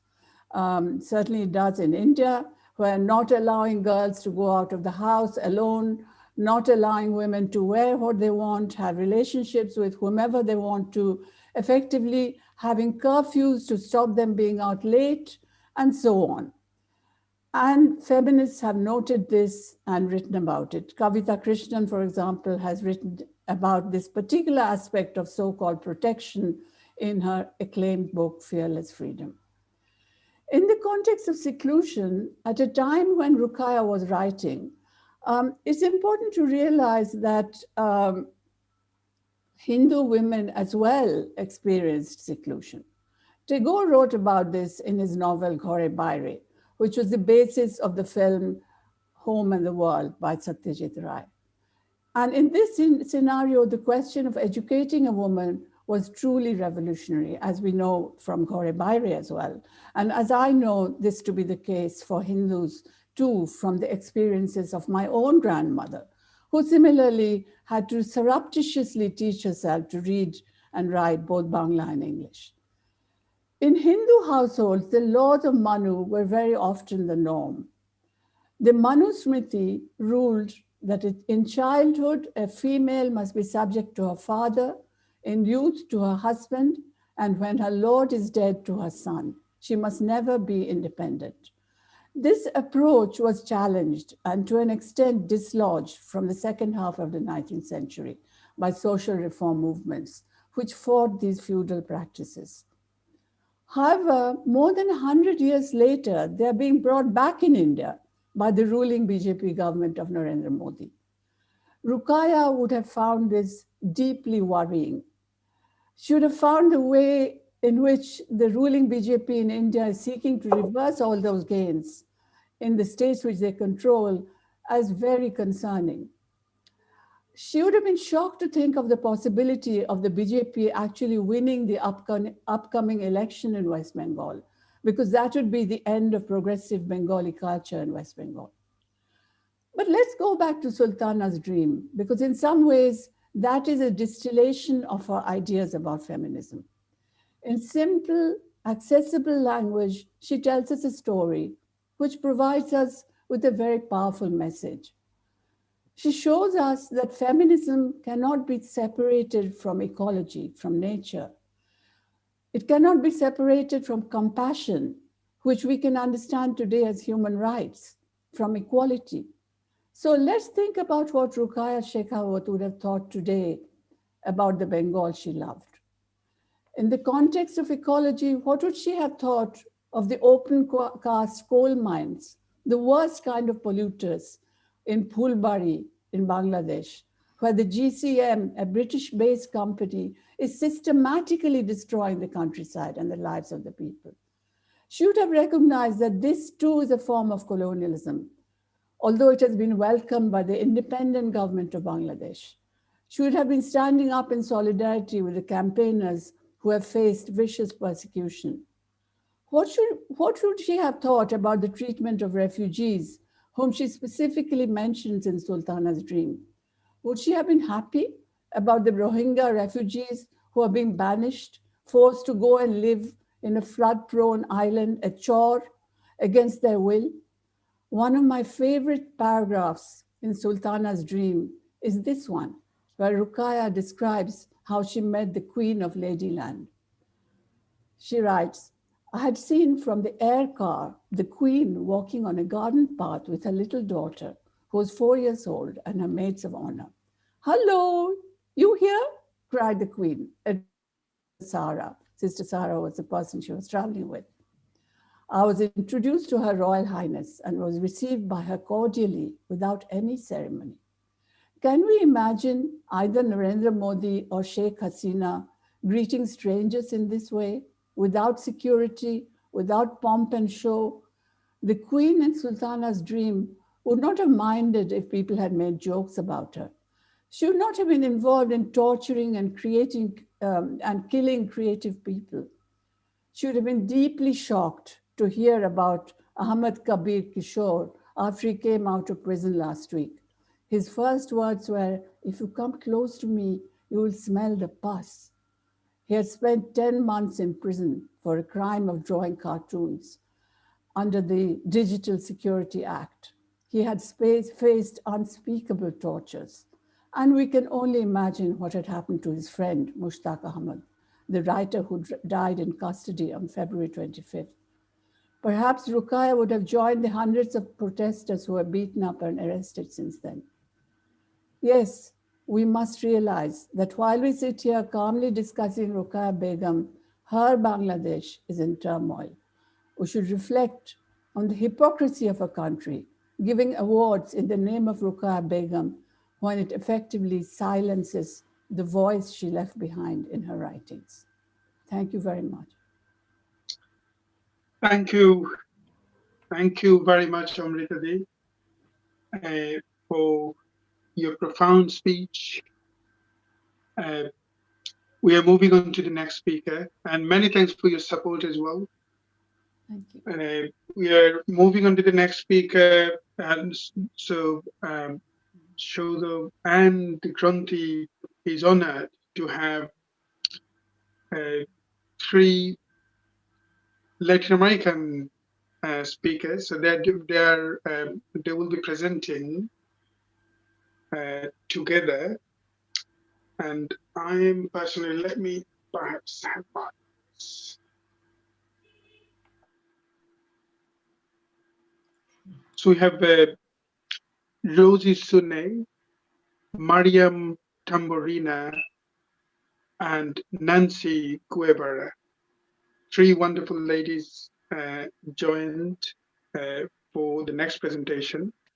So Rosie Sune is a Spanish poet, and she's the founder of Readers of Barcelona and The World, a multidisciplinary artistic hub, which is non-profit, and its mission is to create poetry events in Barcelona. Also, she's the founder of managing director of the international activist hub of poetry and arts called Women with Violet Fits, My Surreal World, with collaborators from different countries. Currently, she's developing a new project called the Blue House of Surrealist Readers, which will be launching a poetry call for action soon, which will be in English and open to the community. Then Mariam Tamburina is a US-based Argentine-born artist. She studied film production and other artistic disciplines in Argentina, and currently she facilitates multidisciplinary spaces for self-knowledge and personal evolution through creativity. Also, she develops sacred communities for women. She is the co-founder and collaborator of several projects such as Minerva's Woman Changing the World, and then experimental meetings to awaken the feminine essence, art workshops, storytelling, and plays for families and children, and Golden Spiral Theatre, co-director, which seeks to promote personal and social evolution by means of poetic play. Then Dr. Nancy Guevara, she studied at the Sorbonne University in Paris, the Teatro Popular de Bogota, Colombia, and the City University of New York. She holds a BA in France and MA in theater and PhD in sociology of art. She has written several stage plays and one screenplay. Nancy has taught at Hunter College in New York and is considered as a pioneering interpreter of hip-hop culture. Her areas of research includes the early kabuki theater of Japan, the sacred marriage performances at Mesopotamia, and the techniques of psychodrama. Nancy has co-founded several art forums, including the Theater of the Oppressed Laboratory in New York. She trained with the prominent Brazilian actor, director, and theoretician Augusto Boal. Currently, she is the co-director of Golden Spiral Theatre, which seeks to promote personal and social by means of poetic play. The collaborator of this event, Lanin Faikos, director and our friend, Argentine poet Gaby Sambusiti also will join to this presentation. So over to you. Thank you. Hello. Well, I'm very honored to be today here. And I'm going to, I want to say thank you to Mariam, Nancy, and Rosie. I'm very happy to see you all today. And I wanted to say that Fridas of Barcelona also works with other countries as well as Barcelona. And I'm going to read Fridas from Barcelona History and Mission. So I'm basically Rosie's translator. So Rosie's is over there with Fridas de Barcelona name. So I'm going to read this, but it was written by her, so I'm just a translator. So I will read this. So Fridas from Barcelona and the World, History and Mission. Fridas from Barcelona and the World was founded in 2017, is inspired by the inner strength and creativity of the Mexican painter Frida Kahlo. Its first gig was in the context of the International Women's Day. It aims to spread activist poetry against gender violence in the memory of poets and artists who were victims of kidnapping, torture, or murder. At the time it was founded, they launched an event with a program created by a director and journalist called Sonia Garcia from an organization called Bibliomusineteca. The following poets joined that event: Shaima El-Sabah, Ruth Colmar, Nadia Anshuman, Alaide Fopa, Clementina Suarez, Claudia Lopez Benaiches, Ana Maria Ponce, Susana Chavez, Matilde Colchoc, Marisela Escobedo Ortiz, and Rita Valdivia. On the other hand, its second poetry gig was a tribute to well-known iconic women writers who were dedicated to write erotic poetry. And again, this gig was held in 2018 during a Women's Day. They read poems from the following acclaimed writers at that time: Sor Juana Inés de la Cruz, Rosario Castellanos, Alfonsina Storni, María Emilia Cornejo, among many others. Later on, during 2018, they created the first poetry gig in Barcelona, which was feminist, anti-racist, and pro-refugees, during the International Day of the World Indigenous Peoples, having guests from Africa, America, and Europe, and reading poets such as Freedom, Nuya Baya, Fatwa Suleiman, Noemi de Souza. Also, Frida's organized the first silent walk by the sea with barefoot, taking place in Barcelona, to claim for peace as a right in Mexico. He had the support from different groups such as Colectivo Taula per Mexic, La Calaca, Comité Milagro Sala, La Adhesiva, Alas Violetas, Raíces al Aire, and Asamblea Ayotzinapa, Catalunya. At that time, the founder of Frida's, Rosy, who is there, performed her poem, If You Remember Me, You Resurrect Me. Since then, Frida's developed its poetry mission in 19 countries more. In 2019, the founder and managing director created, inspired by Frida Kahlo's painting, the first international circle of poetry and art called Women with Violet Feast, My Surreal World, in which the founder took part of it with her first surreal poem called Frida Kahlo Madness, Constellation, Apocalypse, and Resurrection. Later, they launched a second circle which had Butterfly Effect as theme. Next, we will read an extract from the Poetic Manifest speech created as part of this second circle of poetry. It is part of my hologram and my parallel universe. It's called Water Cemetery, and it has been written by Rosy Suñé, performed by Mariam Tamborenea, and translated by the poet Nancy Guevara, who are also here, from Golden Spiral Theater. Thank you, Gaby. Just to let you know, Nancy, Mariam, and Rosie, that I am personally a big fan, a big admirer of Frida Kahlo, like many others all around the globe. And we did, as part of Shodha's art initiative and making Indian classical music familiar with the rest of the world, we did a interpretation. We did interpretation of Frida Kahlo's painting through Indian classical music. So because her painting is so melancholic, so visceral, so blood-shedding experience of a struggle, pain of a woman, and that was so beautifully, that can be so beautifully connected through some ragas. That is also, again, visceral reflection of heart, reflection of pain. Some of the ragas are so melancholic. So we tried to give an interpretation of Frida Kahlo's painting through Indian classical music, and we will be doing it again when the COVID is over. So perhaps I will invite you all to join there. So over to you. That's great. Nancy, Mariam, and Rosie, over to you. You perhaps have to unmute yourself. So this is the moment where they share up the video. Right, okay, so you want me to share the video, right? Okay. Yeah. So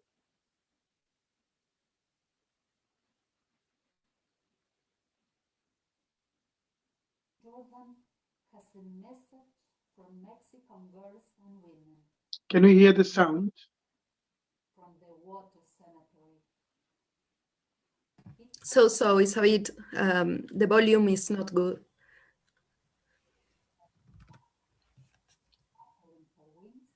Will set me free, and that I, together with other women, will become the voice of the women whispering in the Water Cemetery.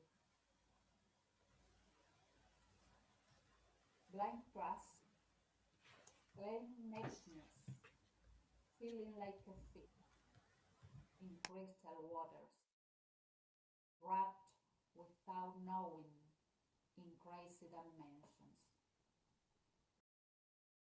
I lose myself in illusions. I only see hallucinations. I dream of returning to the water and my spirit bathes. While pieces of my flesh float, my hope of being found fades. Fish melt into pieces of my own self. Only scraps of my clothes remains. I reincarnate through them, penetrating their lovely eyes. The seaweed licks my blood, purifying my infinite hunger. We wrap around each other in an eternal dance at dawn.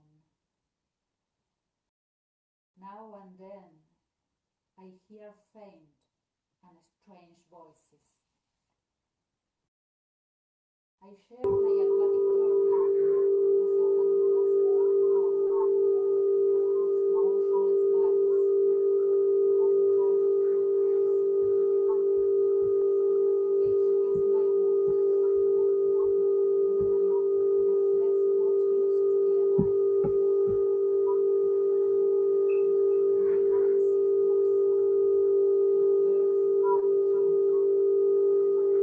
So, Keisha, the sound is really bad.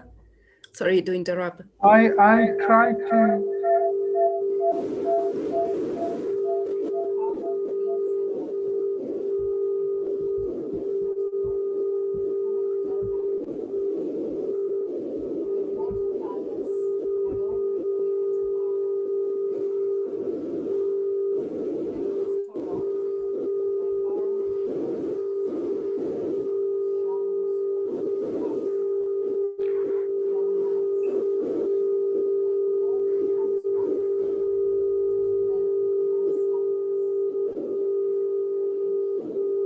For some reason, sound is collapsed actually. I'm not sure whether anyone can listen to this sound.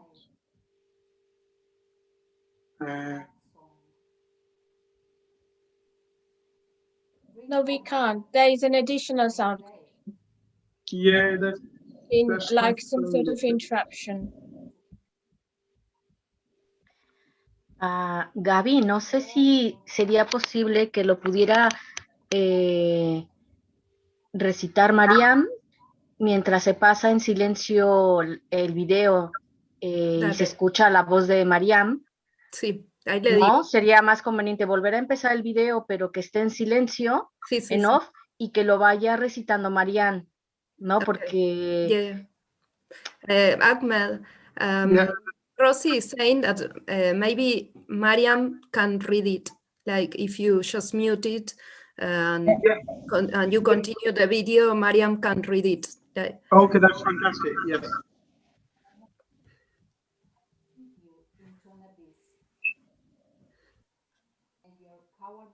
¿Le puedes preguntar, Gaby, si Mariam tiene a la mano el poema? Mariam. Aquí estoy. Please Hello, go.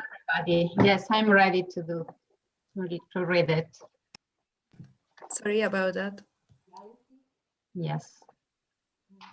Techniques, problems, but we can resolve. I can read it.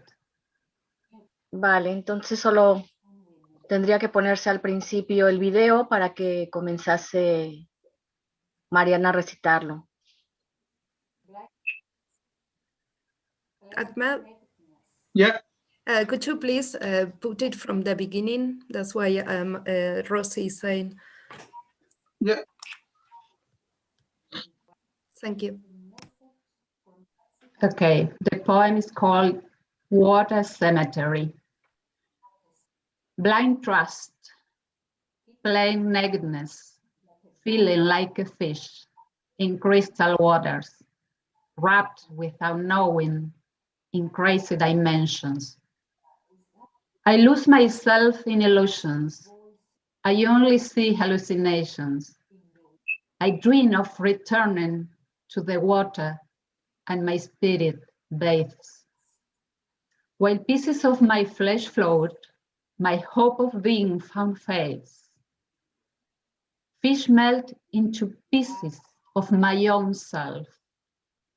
Only scraps of my clothes remain. I reincarnate through them, penetrating their lovely eyes. The seaweed licks my blood, purifying my infinite hunger. We wrapped around each other in an eternal dance at dawn. Now and then, I hear faint and strange voices. I share my aquatic journey with a fantastic owl, with motionless bodies of tortured minds. Fish kiss my wounds. The moon reflects what used to be alive. Neighboring sisters, birds that chirp, mothers and daughters sharing in the flesh, at last together, touching the dusk. The current brings a girl to me. She tells her story and I tell mine. The water lulls us where only crickets murmur.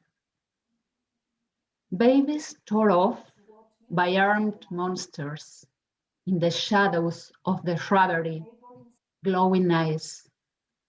My hope comes back to smell my sadness. My invisible spirit shouts, my vanished throat is not stored. Don't cut your tongue, let her fly. Listen to my sad song.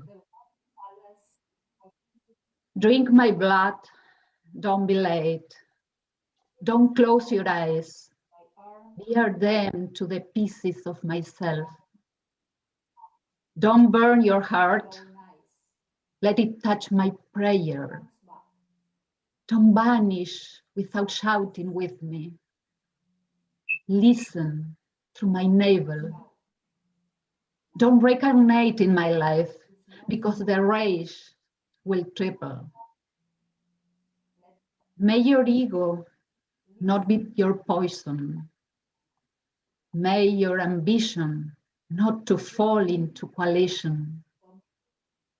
May your individualism not be a schism. May your character not sink you into an abyss. May your cowardice not lead you to a somber cave. May your indifference fade away with your conscience. May your ignorance not dress your arrogance. May your superficiality not turn into deities, because all of them have raped and mutilated. I was a machine, I was a factory, I was disposable and your soul was impenetrable. The babies came out of my light-colored bubbles, magically suspended in beautiful scents, to then break and disappear and never again see them grow. Where are all my children? Found everywhere as fixed. I veil and hold for their lives like a fierce wolf for her pups. Fish, come and suck my dry meal like babies. Let the dance go on reconstructing me piece by piece. So I can't stop crying. Suck me until my reincarnation, but never forget. The butterfly effect has been consolidated. Live women have received the flattering message of the dead. The echoes of these women have traveled the world over. Hologram search is alive through the rainbow. They are the holograms of the women at the water cemetery. They make their presence felt in the live spring waters. The parallel universe makes itself heard, though it cannot be seen. And we will eat earth, and we will eat bones. We will savor worms, so that nobody forgets the water cemetery. Now, awake, I am out of the cage. I see the colors. Jordan was right. I no longer eat butterflies. I bathe with butterflies. They paint my brain with colors while I light the dreams of the sacred tomes.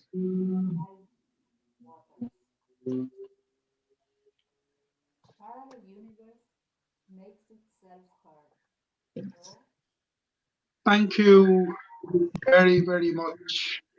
Many, many thanks.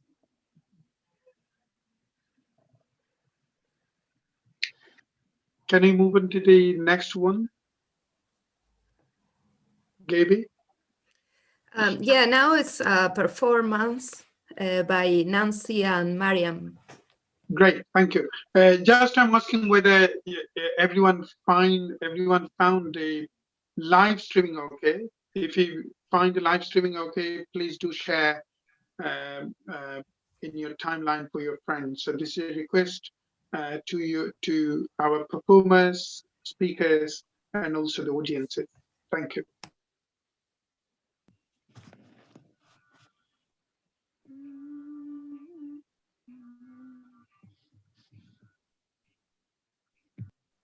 Mute. Hi.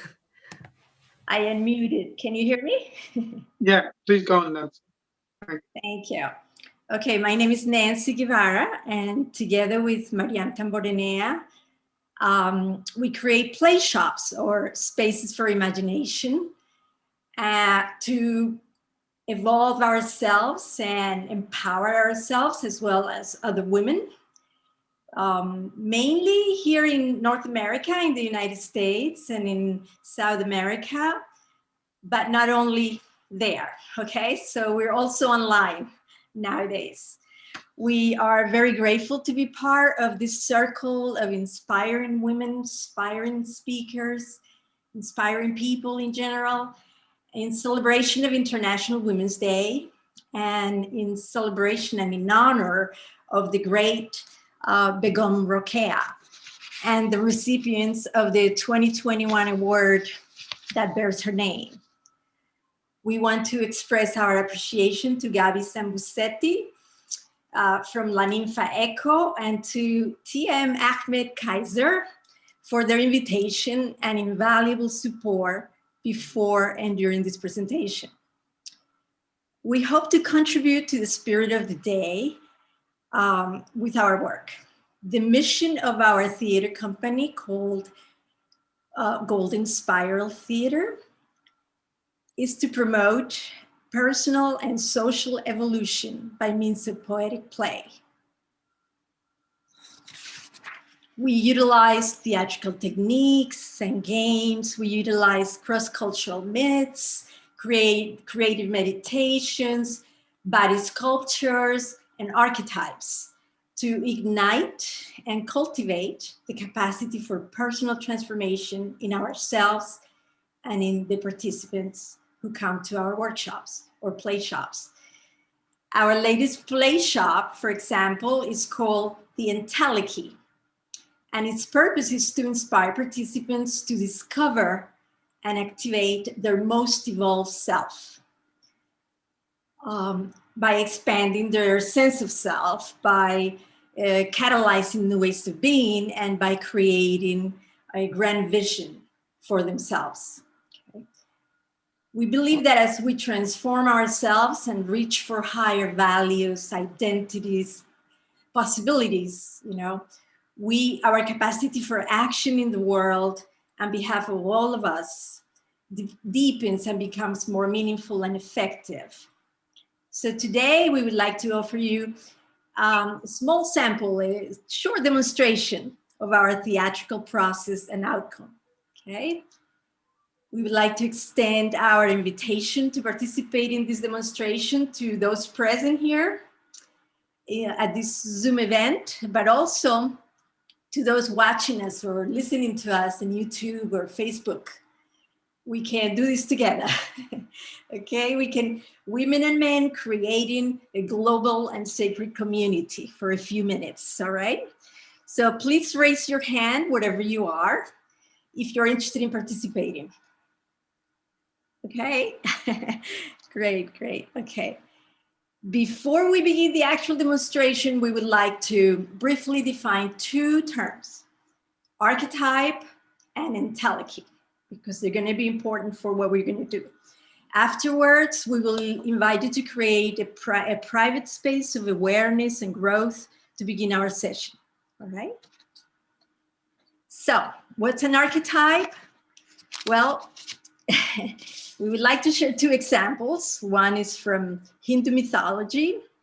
If I say to you the goddess Sarasvati or Saraswati, probably many of you will immediately know the meaning of Sarasvati, what she represents, right? She's the goddess of sacred arts. She's the goddess of wisdom, of knowledge.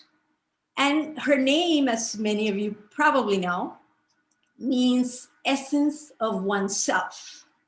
So Sarasvati is essence of oneself. So that's an example of an archetype. And it's been an example that has been important to me because I've been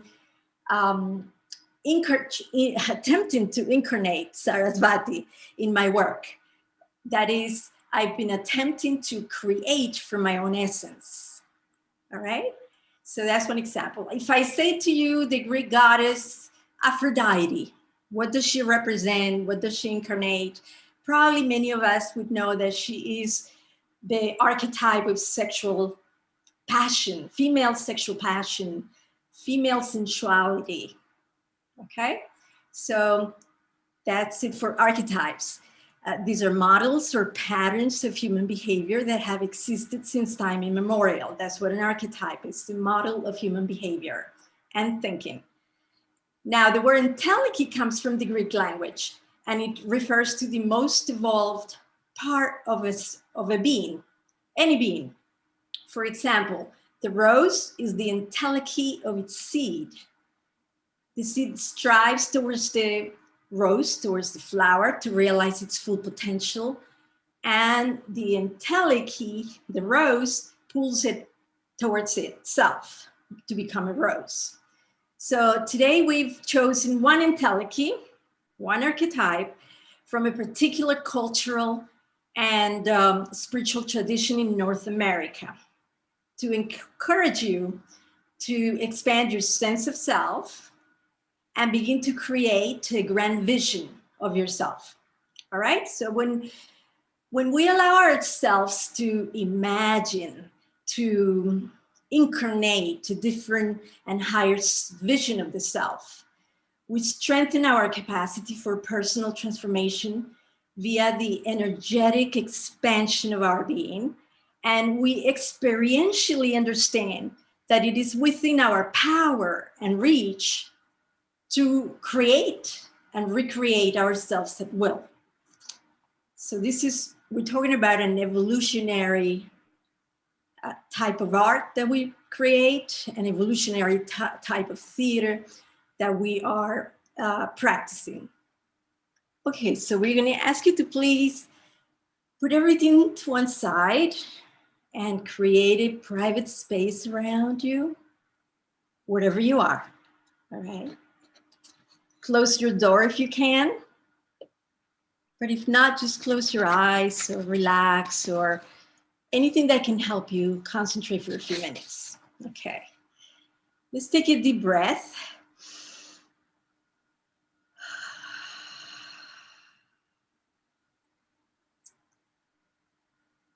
And begin to bring your attention to your inner being.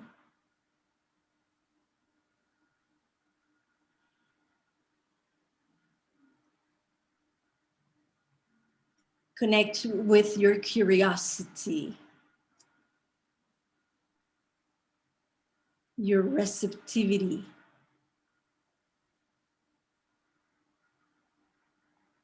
your deeper self.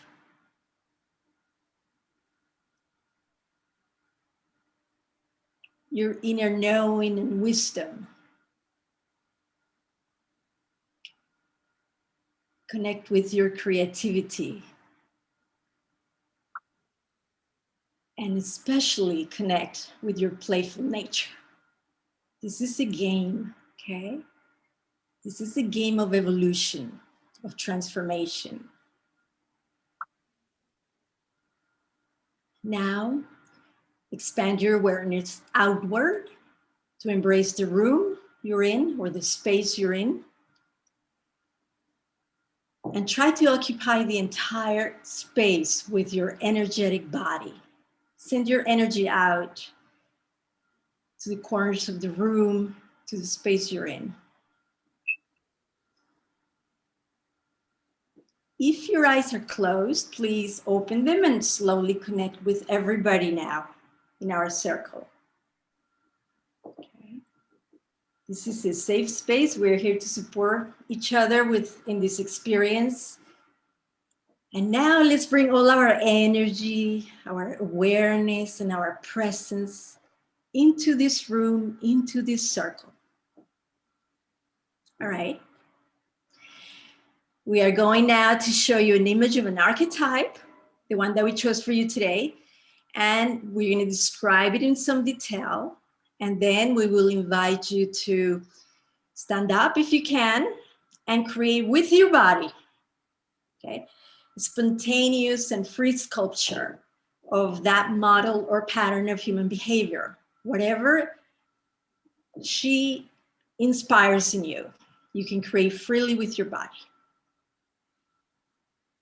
I'm going to ask Ahmed, please, to put the image of the archetype we're going to be using today so people can look at it. Thank you. Thank you. Please focus your attention on the image of white buffalo calf woman on the screen. And please just know that your enlightened self is closer than you think. Who is white buffalo calf woman? She is a supernatural being honored to this day by various Native American communities in North America, including the Lakota and the Sioux. According to the Lakota, meeting a white buffalo is a highly spiritual experience for a human being. The white buffalo calf woman is a Wiccan, a wise woman, and a magician who one day will unite all the sons and daughters of Mother Earth with her power to engender sacred communities. She's depicted as a woman with long blue-black hair who wears a shiny white leather cloak embroidered with beautiful designs. The white buffalo calf woman carries in her hands a fan made of sage leaves and a ceremonial peace pipe. She is a guide, a protector, and a prophet. She is master of the 7 rituals, which include songs, dances, and ceremonies. She has the gift of generating a sacred social life. She brings people together and connects them with the Great Spirit and the Great Mother. She activates in us the ability to build community and spread peace in the world. If you like, Ahmed, we can remove the image from the screen, please. Okay. So now I would like to invite you all to stand up wherever you are, if you can, And we're going to create an imaginary circle. All the people present today, an imaginary circle. Now I'm going to ask you to please take your place in that circle. Just move in and take your place. Okay, I am going to remind you of the intrinsic qualities of the white buffalo calf woman so that you can capture them with your imagination and take the bodily form of this spiritual being. Okay? From this moment on, you can move your body slowly and freely from side to side to begin to relax, to create your body's sculpture, and to prepare yourself to receive the white buffalo calf woman. Feel free to keep your eyes open or close them to create a more intimate connection with her. Okay, we are going to connect and to represent the capacities and qualities of white buffalo calf woman using our bodies. For those of you who are sitting, you can still do it sitting. If you're standing, please do it, okay? Also standing. You may start using your arms, your legs, your hands, your head, your gaze to incarnate this archetype. Incarnate white buffalo calf woman, her peaceful nature, and the qualities of harmony, connection, vision, unity.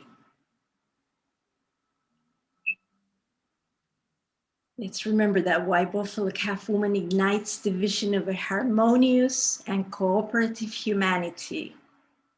She's the generator of communities of peace and the architect of a sacred social life. She bestows upon us the gifts of connection, unity, protection, and prophecy. And she activates our ability to create peaceful community everywhere we go, all around us.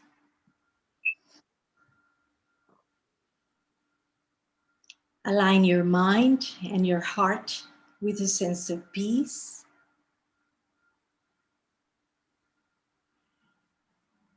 And when you feel that white buffalo calf woman is in you, inhabiting you, remain in the position that she inspires in you for a second.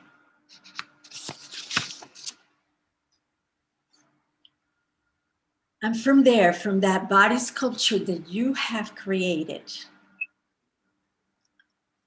listen to her message. Peace to my right, peace to my left, peace before me, peace behind me.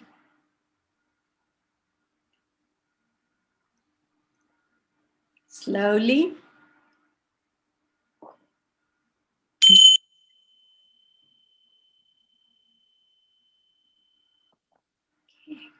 let go of your sculptures and relax. Here we are, back in the circle, in the imaginary circle, where we have created a sacred community. Thank you. Thank you all for your sense of adventure and for contributing to our mission with your spontaneous participation. And we hope that you have enjoyed representing and incarnating those of us who have participated in this demonstration. And this demonstration is one of the purposes to make us understand that we all can, at any time, expand our sense of self, create new ways of being, and begin to create a grand vision of ourselves. So reaching for our more evolved self for higher values and possibilities and aspirations, advances and deepens the work we do in the world on behalf of women and all of humanity. So thank you all. Thank you very much, Nancy. Thank you. Many thanks for this beautiful performance. We have to move on now. Actually, have we got any? I think another speaker left, is it? KB? No, that's it. That's fine. Thank you very much. Many, many thanks for this beautiful performance again. We are running a bit late now, so apology to our next speakers who will be joining or who have already joined and who will be joining later. Our next speaker is Rashmi Varma. But in the meantime, let me pay my gratitude to Mariam, Rosie, and Nancy for this beautiful presentation. So Rashmi Varma teaches English and comparative literary studies at the University of Warwick in the UK. She's the author of Postcolonial City and its Subject and co-editor of Marxism and Postcolonial Theory, Critical Engagements with Benita Pari. She has also co-edited a special issue of journal, Critical Sociology on Marxism and Postcolonial Theory, What is Left of the Debate. She is a founding editorial collective member of the journal Feminist Dissent and has published numerous essays on postcolonial and feminist theory, activism, and literature in edited volumes and journals. So many, many thanks, Rashmi, for joining this global celebration of International Women's Day and reinterpreting Begum Rokeya. I'm very keen to explore the way you interpreted Begum Rokeya's work, especially the Sultana's Dream. Over to you. Okay. Thank you, Ahmed. Can you hear me? Am I clear? We can, yeah. Okay, that's a hard act to follow. Thank you, Nancy, Mariam, and Rosie for that very inspiring session. So I would like to begin by thanking Ahmed Kaisar and Shauda and Granthi for inviting me to what has been a truly grand celebration of Begum Rokeya Sakhawat Hussain on the occasion of International Women's Day. I have been absolutely tuned in since 2 p.m. and listening to every word that has been said. And it's truly an honor to be part of this gathering. Thank you also to all those who have joined this celebration today on Facebook and YouTube, and many congratulations to the distinguished winners of the Begum Rokeya Award. In my brief remarks today, I want to focus on what it means to read Sultana's Dream today, Rokeya's path-breaking text written more than 100 years ago, and that has achieved an iconic status in women's writing globally. As everyone attending this event would already know, Sultana's Dream is widely acknowledged as a text ahead of its time. So I want to suggest that its time is now. In its evocation of a feminist utopia where women rule the world, harnessing science and nature, technology and imagination to create an egalitarian, peaceful, and just society, it offers an inspiration to continue the work of imagining a different world, a world different from the degraded present we inhabit. At a time when the binaries of us and them, of citizen and migrant, of science and belief, of nature and culture, of power and powerlessness have been intensifying, Sultana's Dream amazes us by the way in which it undoes these oppositions. In Sultana's Dream, these oppositions are not natural or a given, but have been constructed both by colonial systems of knowledge and forms of rule, as well as patriarchal systems that are threatened by women's capacity to reason and to imagine. As she wrote in Sultana's Dream, we do not covet other people's land. We do not fight for a piece of diamond, be it the Kohinoor. We dive deep into the ocean of knowledge and try to find the precious gems which nature has kept in store for us.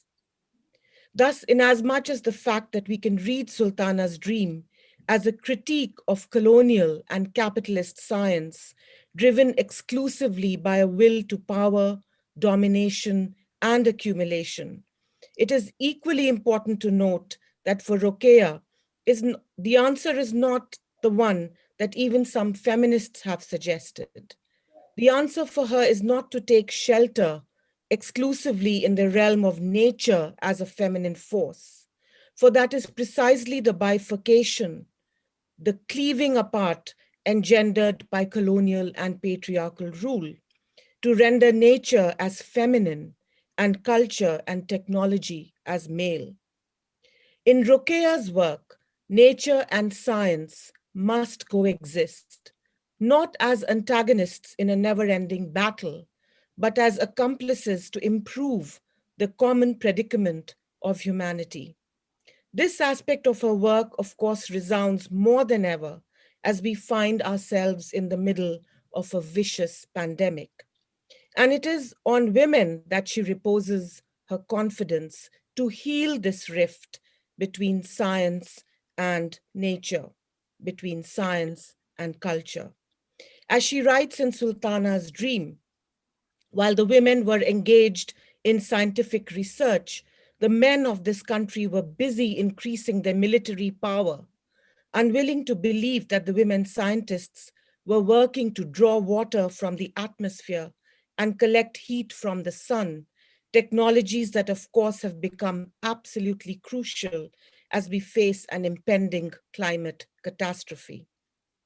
I also find this book so profoundly moving and inspirational because at the moment we are seeing a global assault on reason and indeed on scientific thinking and rationality.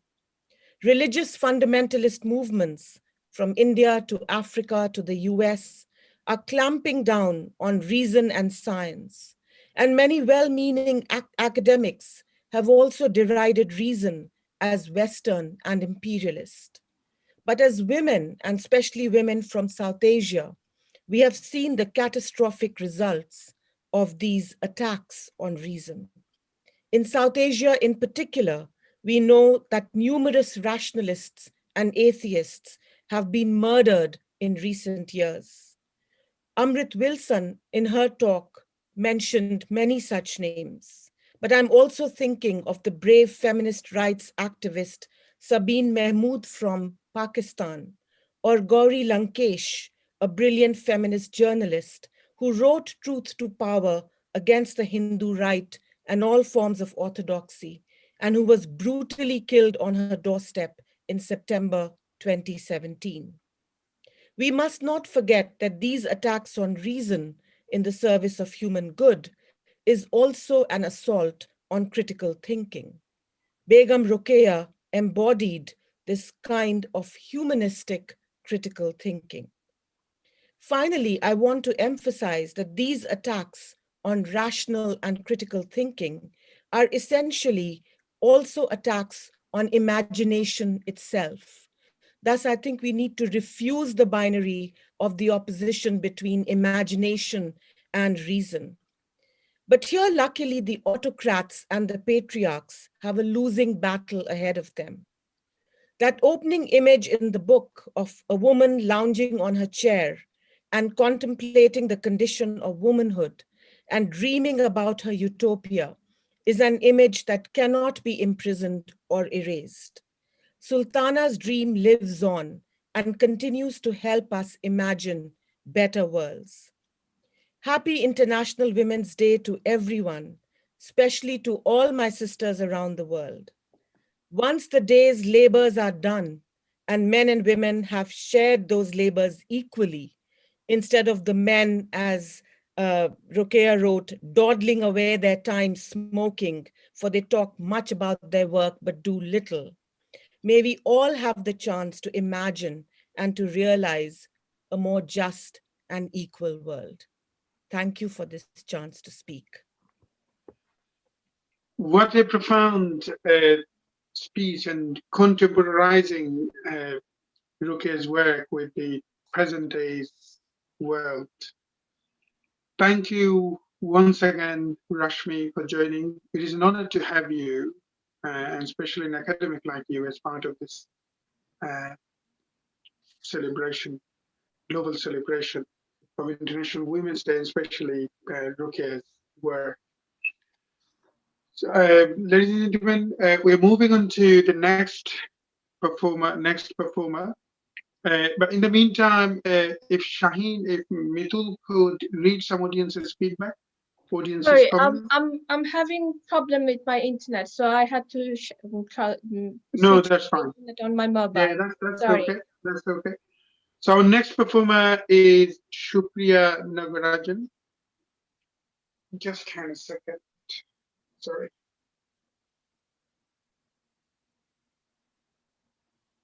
So Shupriya Nagarajan is a UK-based vocalist composer who creates cross-cultural, cross-genre, concept-driven, immersive music work. She has toured the globe and created work for festivals like HCMF, Ultima, Oslo, and Iceland Symphony Orchestra. She's a Performing Rights Society Jerwood composer and an alumni of New Voices 2018 Sound and Music. She's the artistic director of Manos Mitra, a UK-based art charity, and a passionate advocate for fair access in the music sector. Shupriya has recently released Dusk Notes, a music album, and her forthcoming releases are under the CPWM and Cafe Auto labels. So many thanks, Shupriya, for joining. I'm a big admirer of your fusion works, actually, and your vision to create a unique and uniform place for art, merging Indian music with other different forms of music and arts. Many thanks for joining as part of the celebration. A warm welcome to you. And over to you for your next performance, Thank you, Ahmedji. Thank you for inviting me to perform today on this really wonderful International Women's Day celebration. That was a really enlightening 10 minutes from Rashmi Verma, knowing a little bit more about Begum Rokeya and her work. Although I had read up, that was very eloquently said. So thank you, Rashmi ji, for that. I also wanted to perform today specifically because Dr. Geeta, who's a good friend of mine, is a recipient of the award this year. So in many ways, this is a special occasion. So thank you, Ahmedji, for including me amongst these wonderful women and men today, celebrating International Women's Day. Today, I'm planning to present two female-centric songs in the languages Sanskrit and Tamil.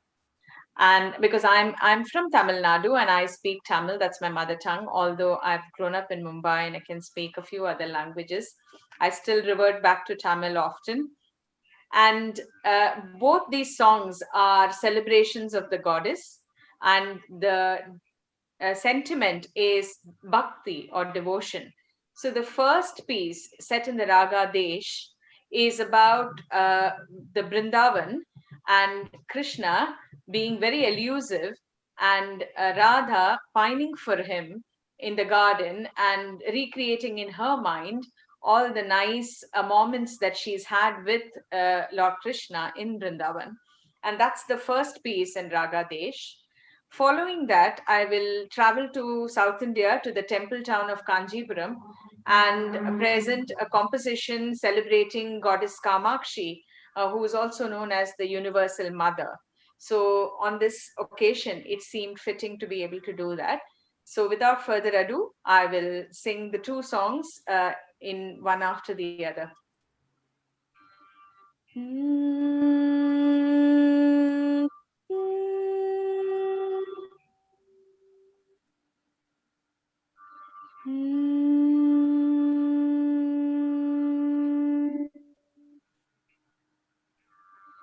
Nandanandana Nandalagari Vraje Vraja Sundari Nandanandana Nandalagari Vraje Vraja Sundari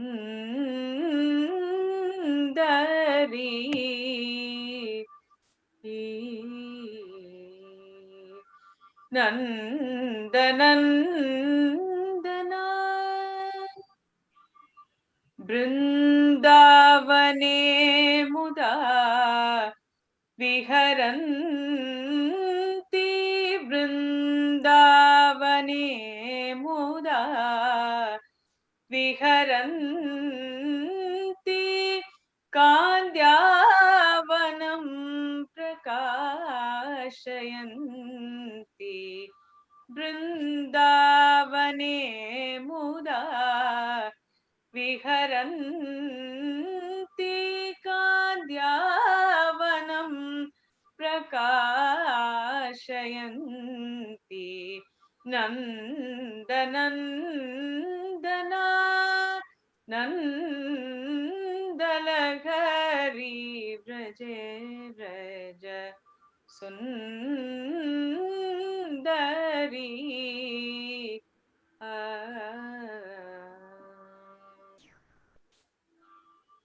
Rasamandala Naika Mridu Hasanindita Chandrika Mridu Hasanindita Chandrika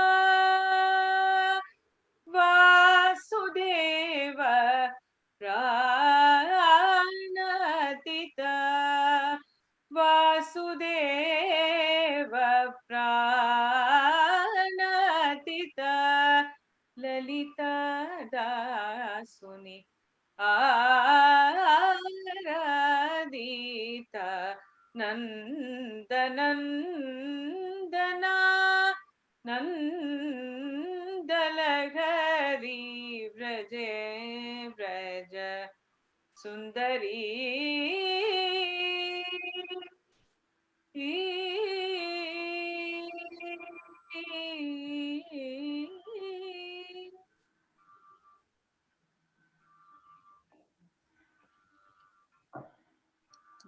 क्या बात, क्या बात.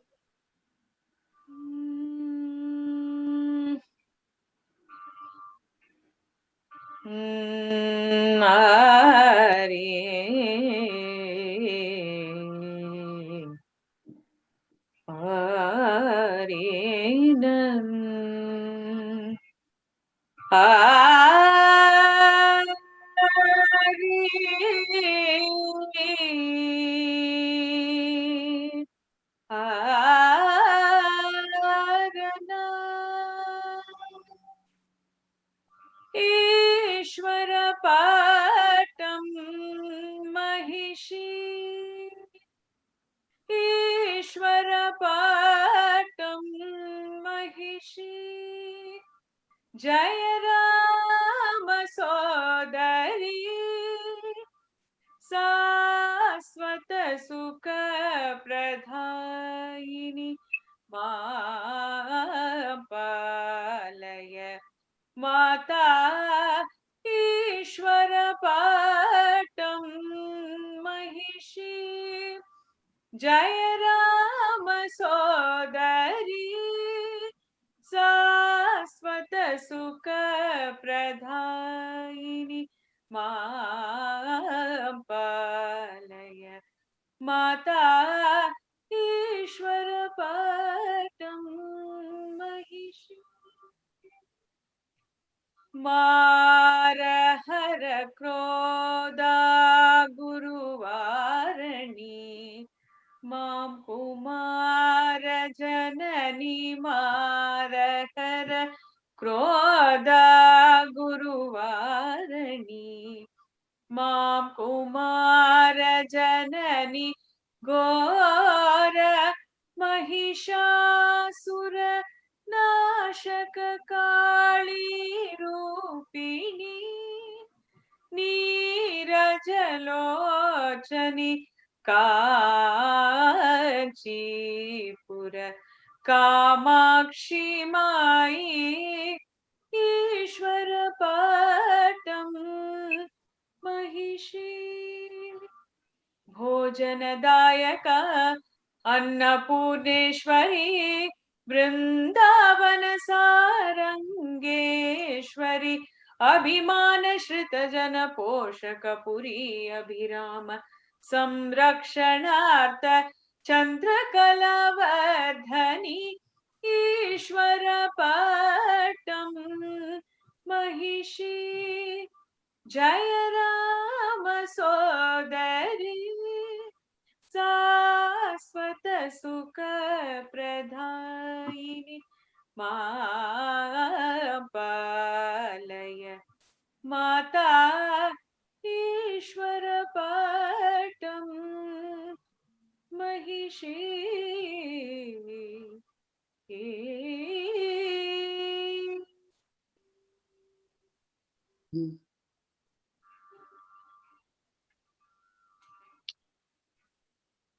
क्या बात, Thank you so much. क्या बात, क्या बात. You made spellbound actually. How beautifully presented. What a Thank you. beautiful presentation. Thank you so much. It is such It's an an honor to honor. be here. It's an honor. It's an honor for us to have you as part of this celebration. So many thanks to Thank you very much. Timothy, Supriya, Nagarajanji for joining and presenting such a beautiful singing. Thank you, Ji. Thank you Such a so much. beautiful vocal art. Thank you. you. We're moving on to our next performer. So next performer is KB Sambusiti, a friend and the director of the organization that the celebration is in collaboration with, which is Learning for UK, a British Argentine literary platform here in the UK. KB Sambusiti is a wonderful friend of mine, wonderful friend of Granthi Shodho, the Radharaman Society. Hello?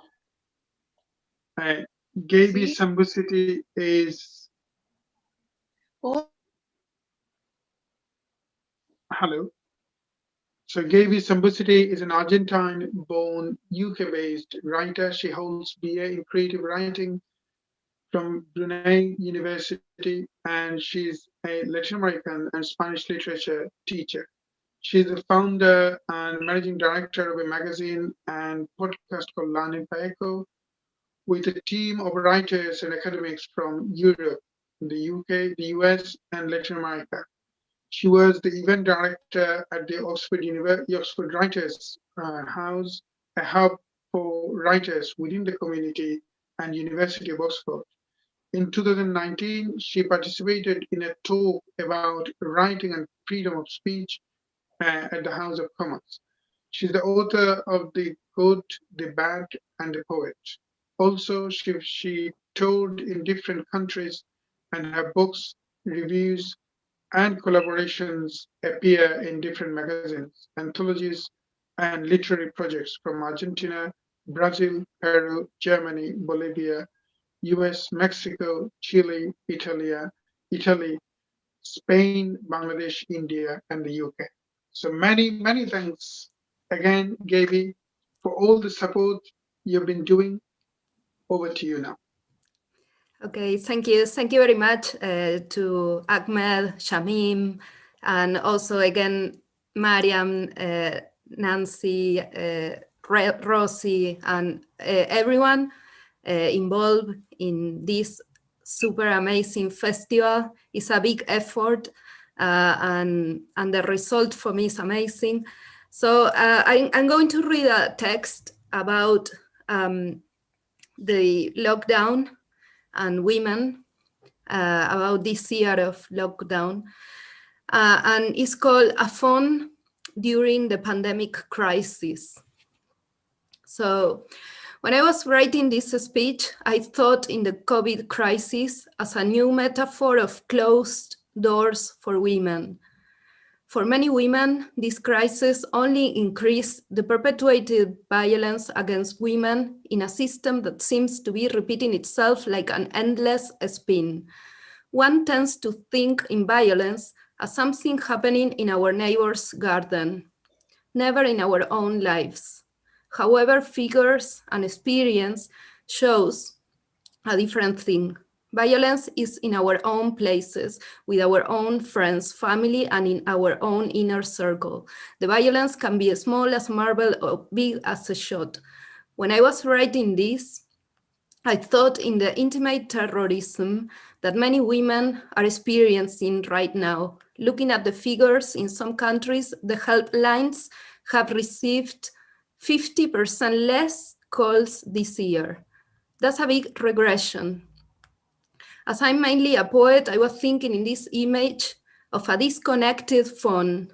I was thinking in a deeply sad image of a useless mobile. And this phone is inside the house. Usually when strong forces are operating, there are strategies to stop women to reach these lines. In my experience, the strongest force someone can apply in a victim's head is to install confusion.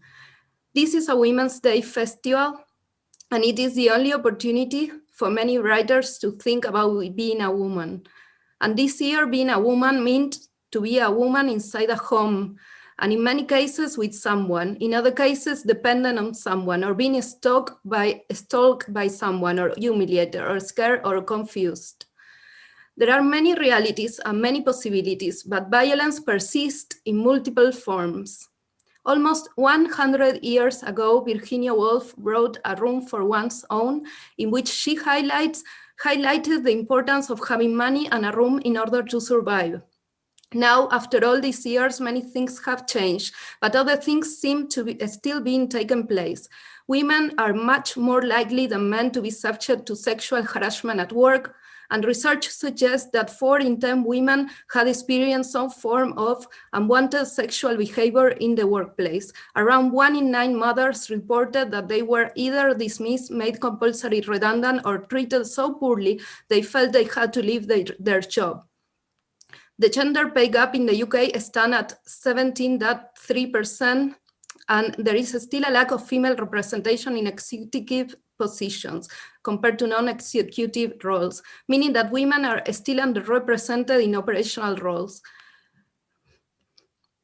These figures are just a small sample I took from the UK only, which is hardly similar to other countries like my native country or any other country from Asia or Latin America, where violence is often higher. We don't have to look at these figures to know that things for women doesn't work in an ideal way, and this is not an ideal world, and not only for women.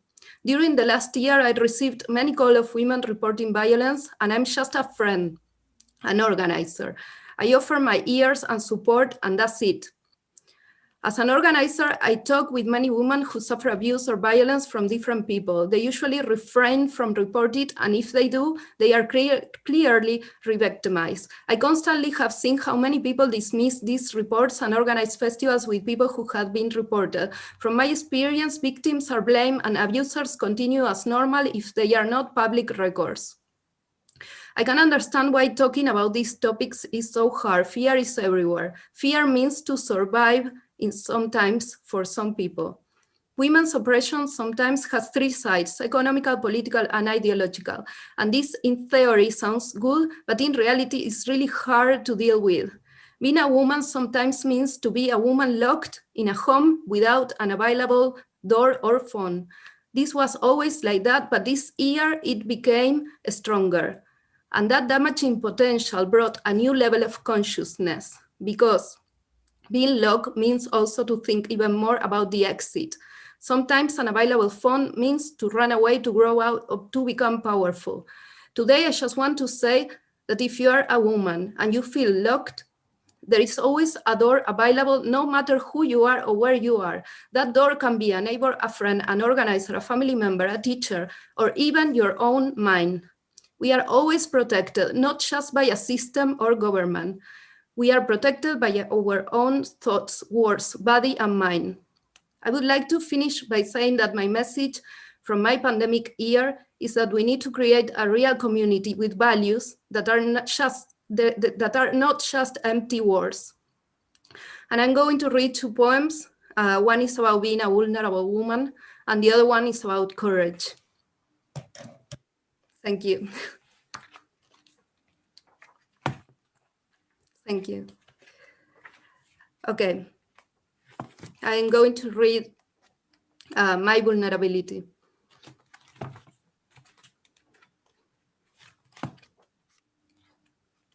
And this is from my book, The Good, the Bad, and the Poet, which is this one, and Mariam has it as well. Okay, my vulnerability.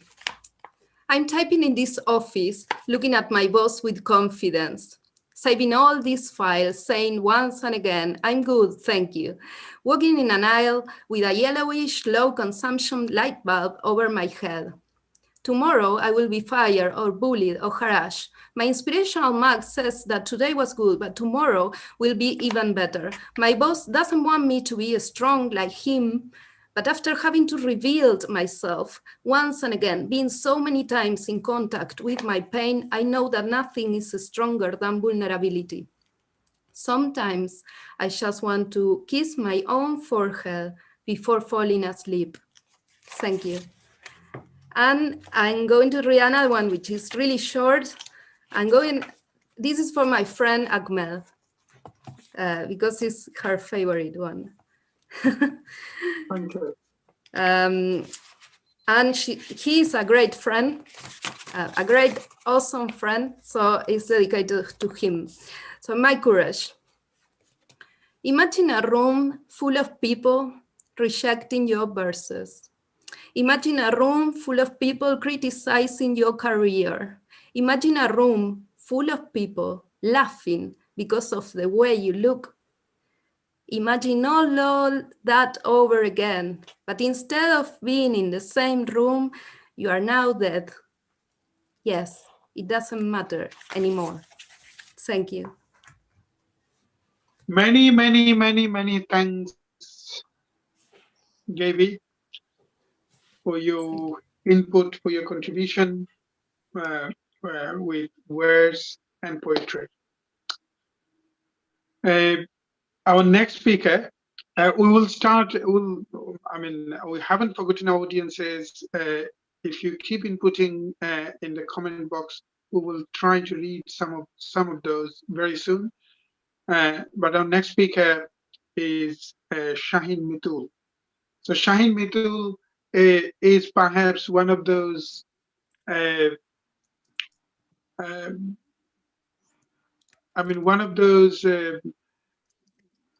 people who always stays behind the scene, who laid the trucks or rail trucks for the drivers to drive their trains on. Always support many artists, many art activities, many art initiatives. A wonderful friend of us, a spoken word artist, a human rights activist. So Shaheen Mitul will relate Begum Rokeya in contemporary context. So our next speaker is Shaheen Mitul. Over to you, Shaheen. Thank you so much. First of all, I'd like to convey my gratitude to all the panelists and speakers today. Rokeya Shakhawat Hussein's Oborod Bashini, or The Secluded Women, was published in 1931. She dedicated the book to her mother, who was very much in favor of seclusion. In her dedication note, Rokeya gave a personal account of her younger sister and herself. They were traveling to Kolkata with their mother. It was the month of summer. The journey involved different modes of transport, and at one point they were traveling in a palanquin.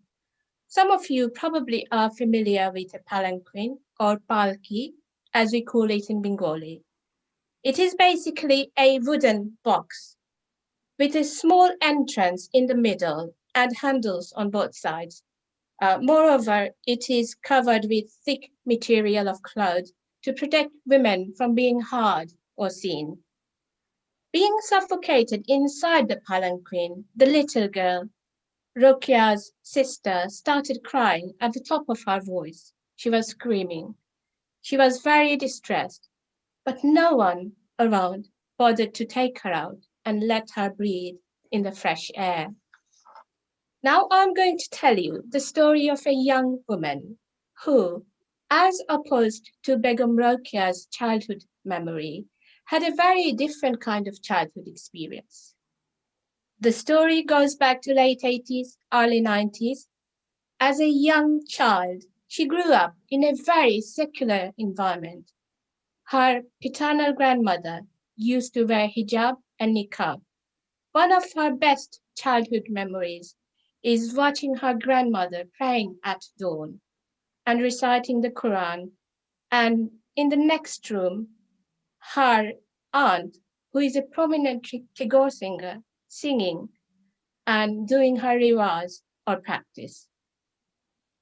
The sound of her grandmother's Quran recitation and the music of her aunt created a beautiful harmony in the ears of that little girl, and she grew up learning to respect, accept, and celebrate differences.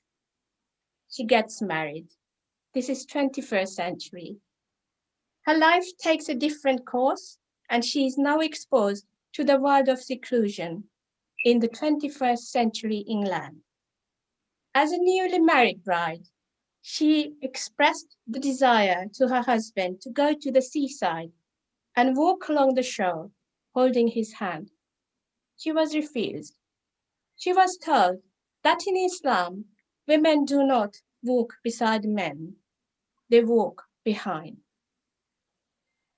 They never held hands, nor did they walk together. The smart, confident, intelligent young woman now lives a secluded life. She doesn't wear a sari anymore because it is not an Islamic outfit. She wears hijab. A faceless and voiceless journey of life begins in her marital home. I will give you another short account of her experience before I finish. She was pregnant, about 14 weeks. The fetus died inside her. It was a Friday afternoon. She was rushed to hospital by the paramedics. The family were told she will need a procedure to take the fetus out. No female gynecologist was available at that time. So the family decided that the procedure will take place on Monday, when a female doctor will be available. Everyone left. She spent 3 nights in hospital with a dead child inside her, with enormous physical and mental pain. She still lives with that pain. She still lives with that memory. Eventually, she got out of that relationship, but it took her a long time to get out of seclusion and be her normal self again. For a long time, she was so accustomed to seclusion, she almost forgot how to react. As Rokeya Shakhawat Hussain said in her book, if you ask a fisherwoman, is the smell of rotten fish good or bad? What can her answer be? Exactly. The story of the woman that I've just told you is sitting in front of you, a human rights advocate. My own life experience and personal accounts have led me to pursue a career in human rights. I've been doing this for a number of years, but had to take a break for some time. I thoroughly enjoy protecting and safeguarding the rights of those who have been and are being deprived of their liberty for whatever reason. I'd like to end by paying my tribute to all the victims and survivors of abuse and discrimination across the globe, regardless of their age, sex, nationality, and gender. And here it goes. Let us not try to show our sympathy and heal the wound of a person by showing our sympathy. Let us try to heal the wounds of our society and our system. Thank you. Great. Many thanks again, Mitul, for beautiful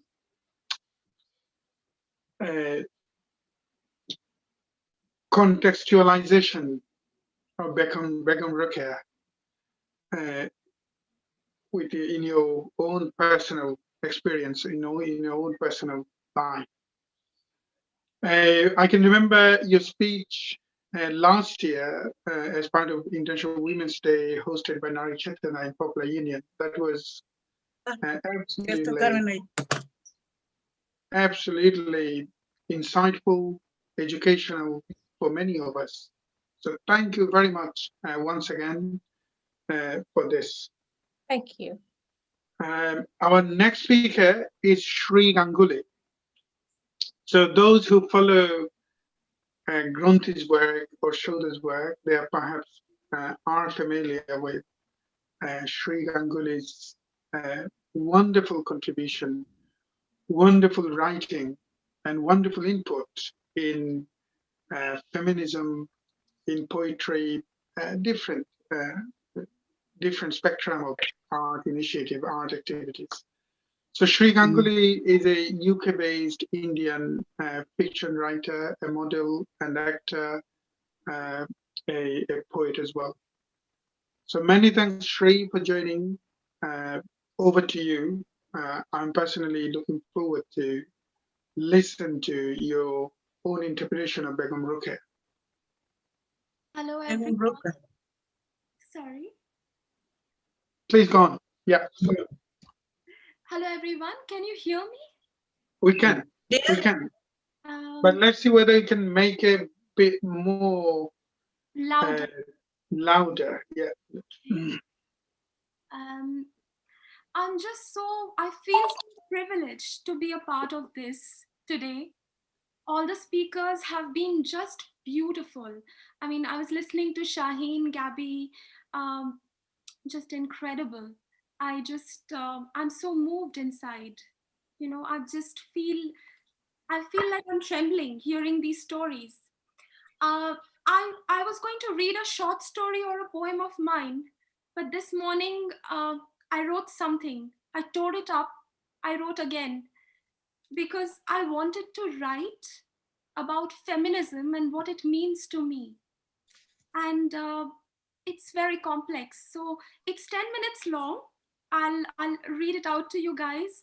Is the sound reaching you? Can you hear me? We can. Please go on. The piece is called The Storyteller. A mirror is a moment of truth. It reflects who you are at that very point of time. How you perceive that truth, however, is your own choice. That day we were staring at the mirrored door. It was late, dark, we were sweaty from all the dancing, but we were holding hands, like women do after a night out sometimes. At the fag end of it, it had been an emotional one. A friend's relationship was breaking up. and talking about it had made her quite miserable. In fact, she had walked into a glass door.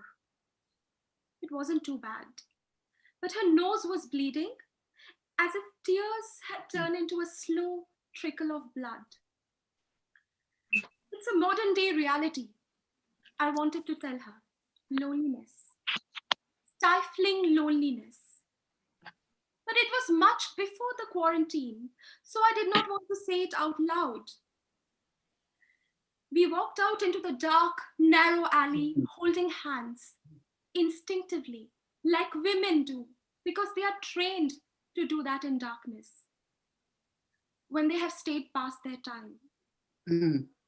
Oh, I wish there were no men, she said. No men, no pain. The bleeding had stopped, but she was staring at the tissues in her hand, crumpled tissues that had turned scarlet. It was like she was holding flowers of pain. A world with men locked up, the reality reversed. A few days back, I was reading Begum Rokea's Sultana's Dream, and my friend's sadness brought me back to it with a jolt. It seemed like a simple enough text on first glance, but the complexities in it began to make sharp, sudden sense. Let's call her Begamar. Somehow the fierce thinker that she was, and in the context of the story itself, in which she flips the Janana to the Mardana with a snap of a finger, demands a modern title, at least in my story. So one evening, Begamar was lounging on her chair in her bedroom, thinking lazily about the condition of Indian womanhood. I'm not sure whether I dozed off or not, she writes, but as far as I remember, I was wide awake. I saw the moonlit sky sparkling with thousands of diamond-like stars. Very distinctly, all of a sudden, a lady stood before me. How she came in, I don't know. Begamar was going into some enchanted, dreamlike world, a feminist utopia, ladyland, ideal land, nowhere land, a space she had created in her mind. At that space was not there in the real world. One can argue here about the word lazy.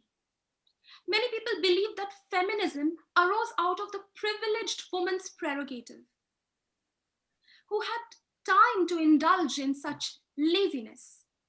However, the act of thinking perhaps requires pause. It requires reflection. How else can one reverse the world in one moment and talk about problems that is relevant to humanity even today? It's not safe for us to get out of the Janana, as we are naturally weak. We have no hand or voice. In India, men are lord and master. He has taken all the powers. Why do you allow yourself to be shut up? Because it cannot be helped. They are stronger. A lion is stronger than a man, but it does not enable him to dominate the human race. Begamar is perhaps playing with both language and script. This novella is 14 pages. It's also a pioneering text in the context of Indian science fiction. In the way Ladyland has been conceived and created, a narration of inversion, a reversal of general patriarchal structure. This is perhaps a felt need for creating a space where women can be free. This kind of freedom is only possible in her mind, where the men are kept captive in the Mardana, like generations of women have been kept. It's an expression of intergenerational rage. One can say that. In the strange world of Begamar, to be mannish is to be shy and timid. Perhaps in this complete inversion of the context, it becomes very difficult for us to dissociate meaning from one particular word and look at it in a completely different way. Perhaps pushing things to the realm of such binaries, Begamar makes us focus on the structure that has been rigid for women. So even in the form of her work lies a hidden message. strangely enough, the creation of space for women becomes very important, especially in the context of the 20th century, and perhaps more so today. What is going to be the ideal space that women are going to occupy? What is life going to be like in this ideal space? When I was growing up, I had short hair, wore denim shorts, my knees were bruised, my temple was scarred. You see, many of my friends were boys. Women, of course, talked about shoes and silly things. Most wars were waged for women. Remember Helen of Troy? That was the first story my grandmother told me. Helen had been her namesake. My grandmother, who I call Didu. When I met her, she was too old to exude the remnants of her beauty. The paradox struck me even then. While Helen's face had launched 1,000 ships as 2 kings fought over her, my grandmother had seen her husband for the first time on her wedding day. The Helen of Lake Place, who had caused a minor commotion in the community by the blueness of her eyes and the whiteness of her skin, never really had a choice in life, neither space. She was merely an object of procreation, chosen only because of her beauty, breeding, and her brains. I quote Daphne du Maurier here. This was the reason, she writes, why Rebecca had been chosen for Maxim. Helen had entered a powerful family. The father-in-law was a renowned judge, formed a strong bond with Helen, creating a power imbalance. They often went to plays together. Afterwards, she made him favorite Darjeeling tea. Helen, however, had no other friends. In the large, rambling house near the lake, in the pecking order, she was quite low, never having had a chance to develop strength in first place. The 17-year-old was tortured, dominated by her mother-in-law, who gave her scraps to eat all her life. A seemingly glamorous life, but one filled with hunger. Once widowed, Helen was forced to give up colors, even her favorite food. Fish. In those days, Indian widows were lower than the low. Their hair was chopped off. They were often starved. Colors were taken out of their life.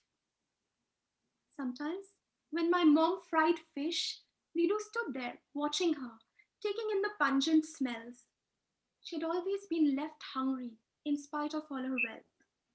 By this time, she was an old woman and often advised my mom to keep peace, reminded her how lucky she was to have a husband taking care of her.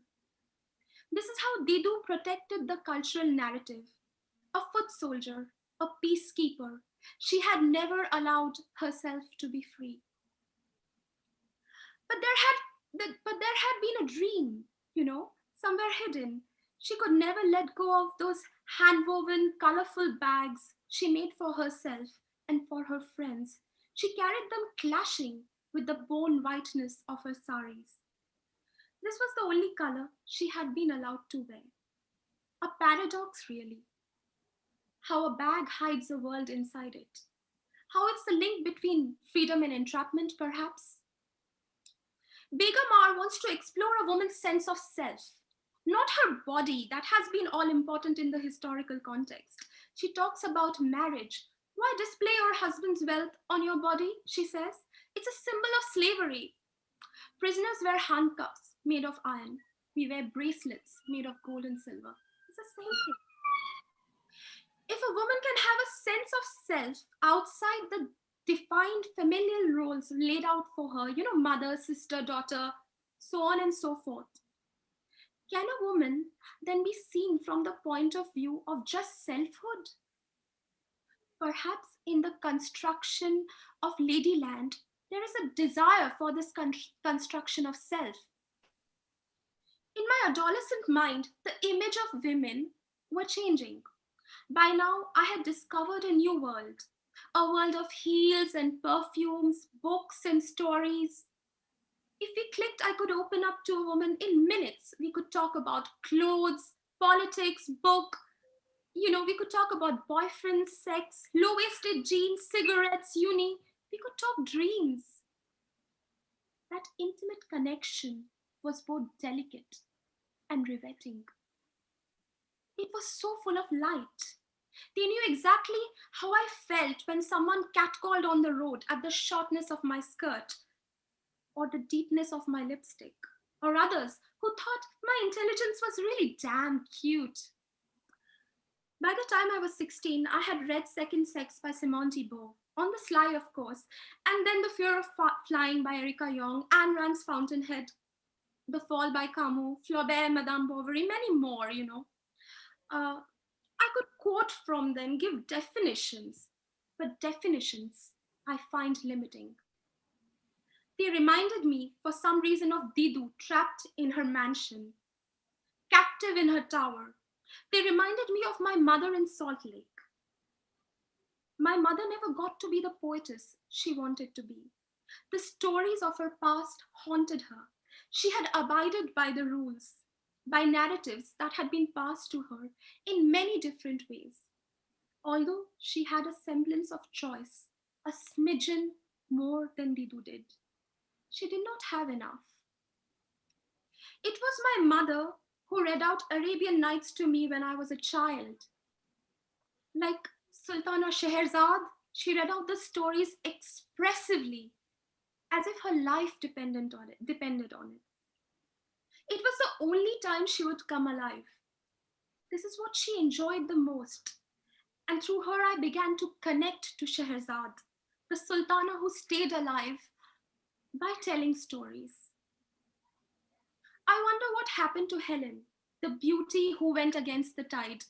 In Euripides' tragedy, Trojan Women, Helen is shunned by the women who survived the war and is taken to Greece to face a death sentence. My grandmother, no doubt dead by now, but for some reason I imagine her vanishing into the crumbling house near the lake. It had suddenly opened up its mouth and swallowed her whole, like Flaubert's Madame Bovary. She had faded. I had been allowed a privileged education. I had been allowed choices. My dad would have loved it if I had pursued my juvenile ambition of becoming an artist. However, as I had such a protected life, he was unsure of this particular bohemian ambition. Would it be safe for me? But of course, English honors, Brabant, next best thing. Girls' college, pretty safe. He had seen some students smoking weed in Presidency canteen. So even though I had got through the best college in Calcutta or Eastern India, I had not been allowed to study in it. Choices, allowed, safe. These words became a part of my everyday life. The controlled privilege of being a thinking man's daughter. I definitely had been allowed a lot, but a lot had been taken from me. Most of all, the state of fearlessness, as if fears about my safety had seeped into me deep, so deep, that I always had to watch over my back. As I grew up, I realized that we had been protecting my dad all his life, just as he had been protecting us. About a decade back, when I landed here in the UK, I thought I had escaped everything, that it would be different here, that I would be free. It seemed so at first, although many of my friends had their own little stories. One of them had been living with her boyfriend for the last 5 years. In her early 30s, she was constantly made aware of the ticking clock, as if starting a family is a woman's burden to carry. And although she was financially independent, she felt incomplete, afraid even. After 5 years of living with her boyfriend, he left her for another woman. This completely shattered her. In a moment of deep sadness, she told me that she had been raped inside the university campus and that she felt completely broken inside, helpless. She had never gone to the authorities as it was a complex case. She was drunk, she knew the guy, a common enough story of abuse. I was daunted once again by this feeling of confinement. My piece of sky had been tainted. Freedom seemed distant. As my dad got older and frailer, I realized he was a victim too. These cultural narratives harmed men perhaps even more. in being strong and controlled, in being forebearers of a woman's safety. They were scarred inside as we were. My belligerence had given way to compassion through literature, and somehow I had begun to see the other now. Small pleasures has been taken away from men, the pleasure of the feminine. How many men are allowed softness, tenderness, gentleness? This cultural meme of manhood, this stereotype, this judgment, leave men just as vulnerable as women, unable to cry, to show their emotions, unable to be human. And then there are monsters, violence breeding inside. I suddenly saw my dad as a victim of his own story, the doomed warrior protecting his family, the dialects of his ancestors, deep inside him like a reel of an old photograph, an imprint, tattooed out to his very bones. I felt sorrier for him actually than I did feel for myself. He had not been able to protect something that was so precious to him. Feminism could perhaps be the fight for liberation of men from a macho, paternalistic culture. Men are just as trapped as women are. The riveting world we live in has many dialects. My box is suddenly open and I'm looking out or trying to experience the other. And in doing so, I ask, how important is it to be human? In being a feminist, is feminist being a humanist? In that case, others can be included too. I don't mean men, but others, you know. After all, being equal does not mean being similar. If I'm black, I cannot be white. If I'm gay, I cannot be straight. If I'm a woman, I definitely cannot be a man.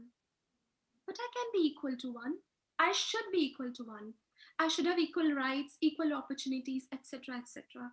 But could feminism focus on blurred boundaries, gray between the black and white? Could we leave our narratives open-ended? If men and women are equal, and that is what we are fighting for, what about people unsure of their sexuality? What about a gay man wanting to experience motherhood?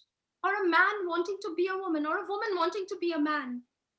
In 1905 is such a time of chaos and significance in history. A lot of women were getting involved in social reforms and experiencing this quest for the sense of self.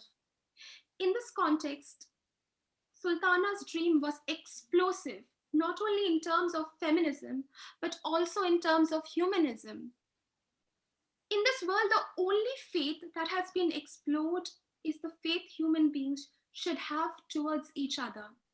That is love and trust, writes Begum R. So in the end, the vision of humanity emerges to converge the world into a grand garden. That's in the book. That is the one final unifying dream. The truth is, we are all unlearning what we have been told. Bit by bit, this process of unlearning is what living really is. This is growth. It's the everyday disparities, you know, that create magic, that create literature. I believe in feminism of both strength and fragility, of finding beauty in this paradox. The question is, who do we want to be? I met Scheherazade, the Sultana of Arabian Nights, one night in my dreams.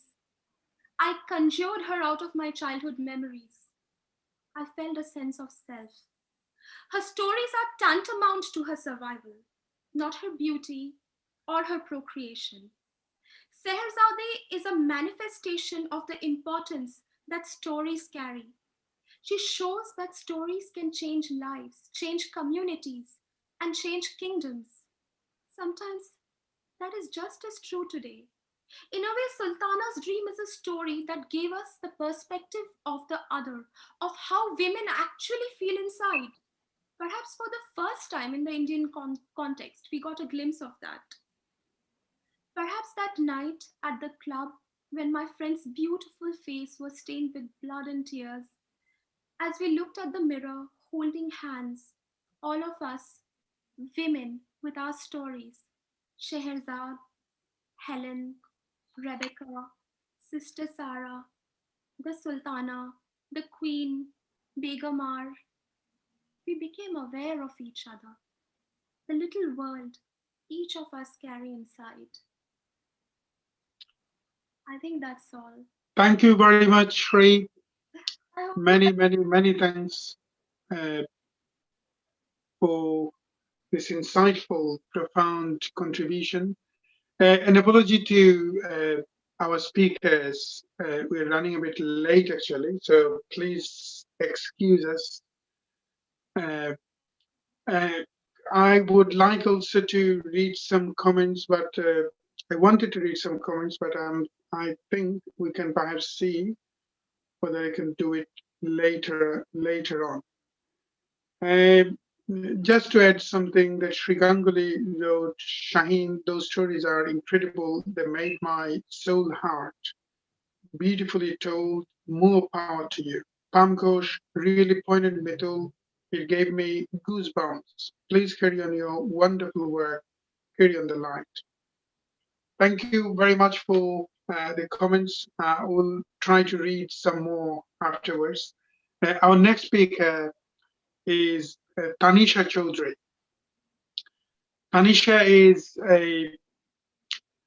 a child prodigy who is a pianist, a wonderful child vocalist, and also a wonderful orator. Tanisha also plays flute and other instruments. So many thanks, Tanisha, for joining as part of this celebration. I personally would like to listen to your exploration on Begum Rokeya, or your own interpretation on Begum Rokeya, if that's okay. Can you hear me, Tanisha? You need to, we can't hear you, so perhaps you need to get your sound out. You need to sort your sound out, I meant. You need to perhaps unmute yourself. You're muted now. Can you hear me now? Okay, good, great. Okay. Thank you. Thank you. Thank you for inviting me. As a young girl living in the 21st century, As a young girl living in the 21st century, I've grown up learning about the difficulties and struggles of the everyday people in the world around me. From global warming to racist attacks to not being able to find the end of the sellotape, we humans live in a harsh and cruel place. But there always seems to be one problem that speaks out to me all the time: equality. Not equality, but inequality. And what is it that divides the way the world is run?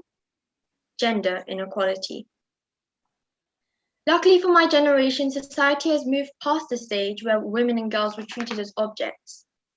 However, young women still have to fight for their right to have an equal status to men.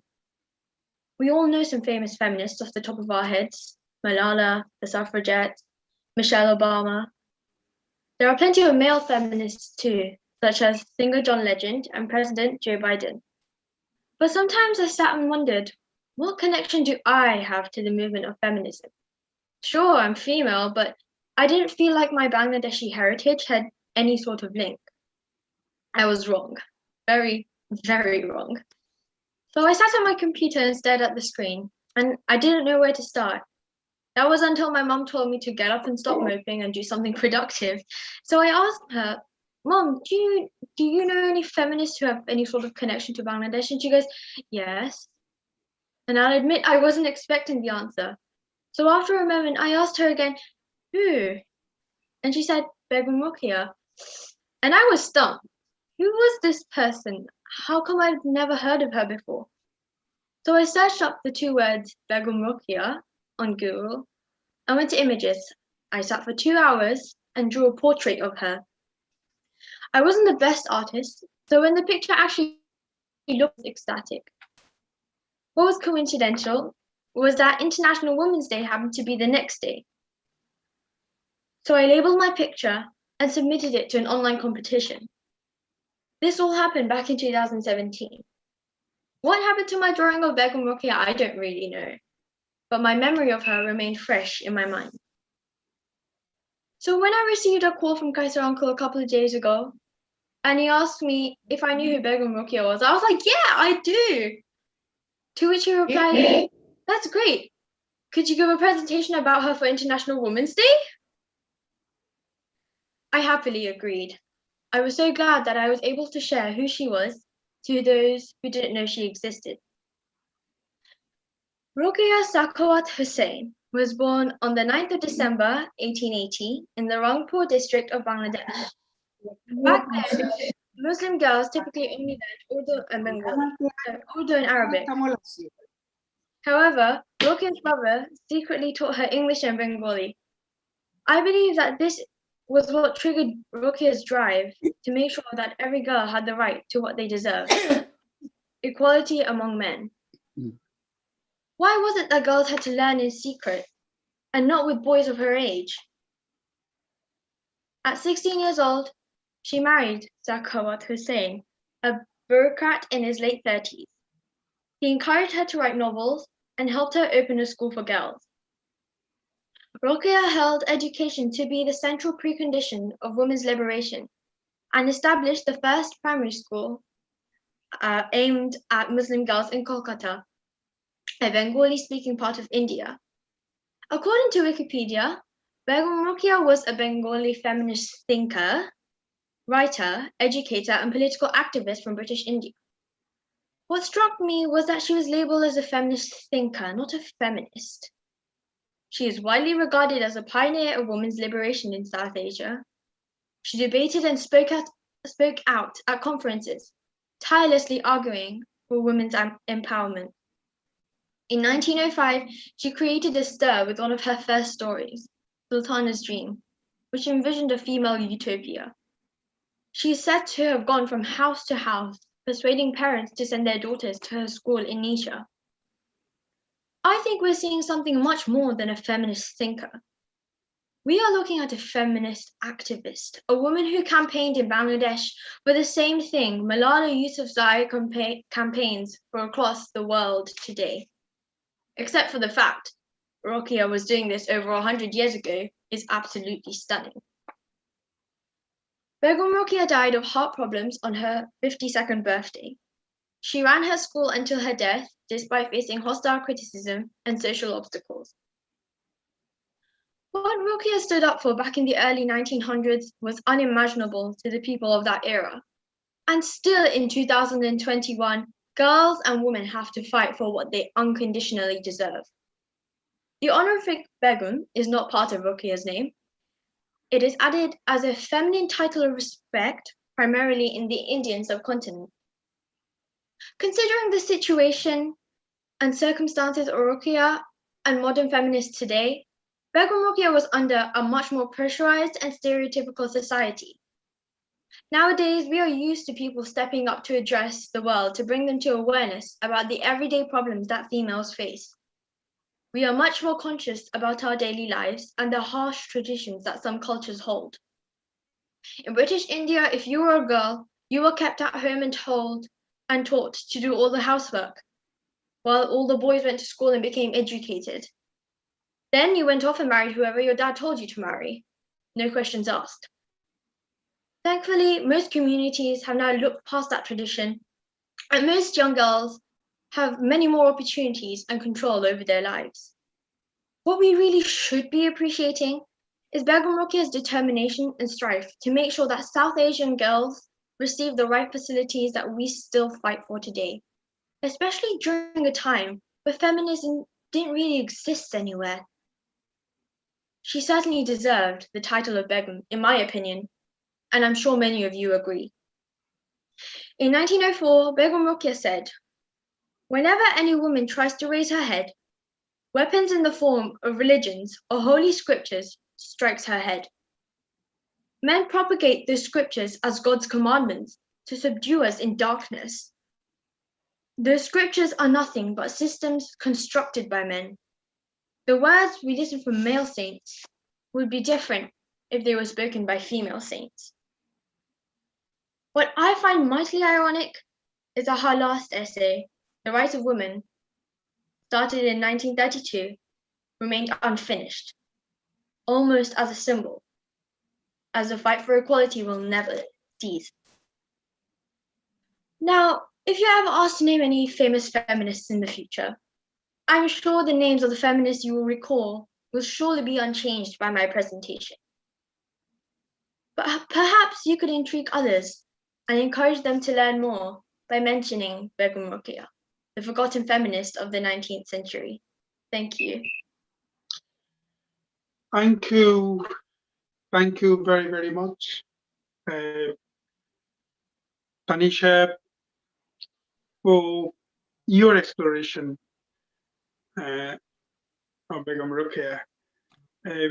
Ladies and gentlemen, I just felt tempted to read some comments. Palm Ghosh said, speechless, dear Shri, what a powerful narrative of selfhood. Each and every word of yours touches deep and shatters you with the truth, the stifling sensation of wanting to be free, to be equal, to be able to make the choice of what we want to be or not. Really deep and touching. We are moving on to the next performance. I'm really sorry, we are running a bit late. Thank you, Tanzina Nur Siddiq, for joining the celebration. You are just next after this performance. Now our next presentation is by Claudia and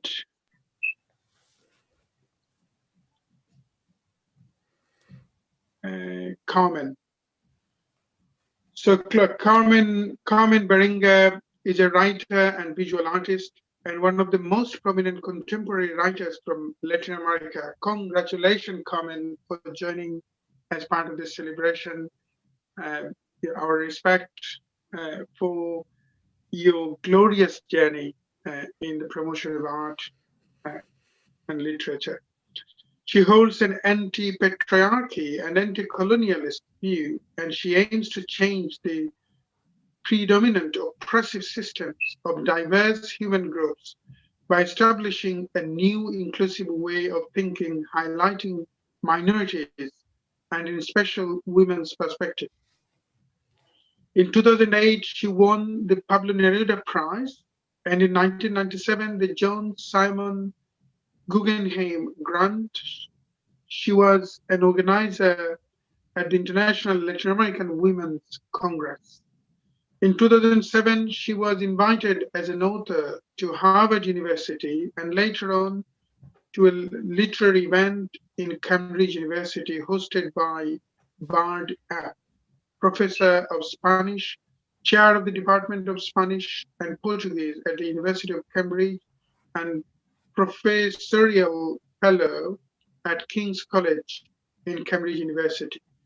She's the author of many books, such as Bobby Sands Desfales and Mura, I'm sorry for my pronunciation, Media Asta, many which was translated into English by Liz Henry, among many other works. Her poetry was compiled in different anthologies, the most recent one called Carmen Berenga Plaza Tomada, Poetry 1983 to 2020. We also have another guest, another speaker, Claudia Pacidas.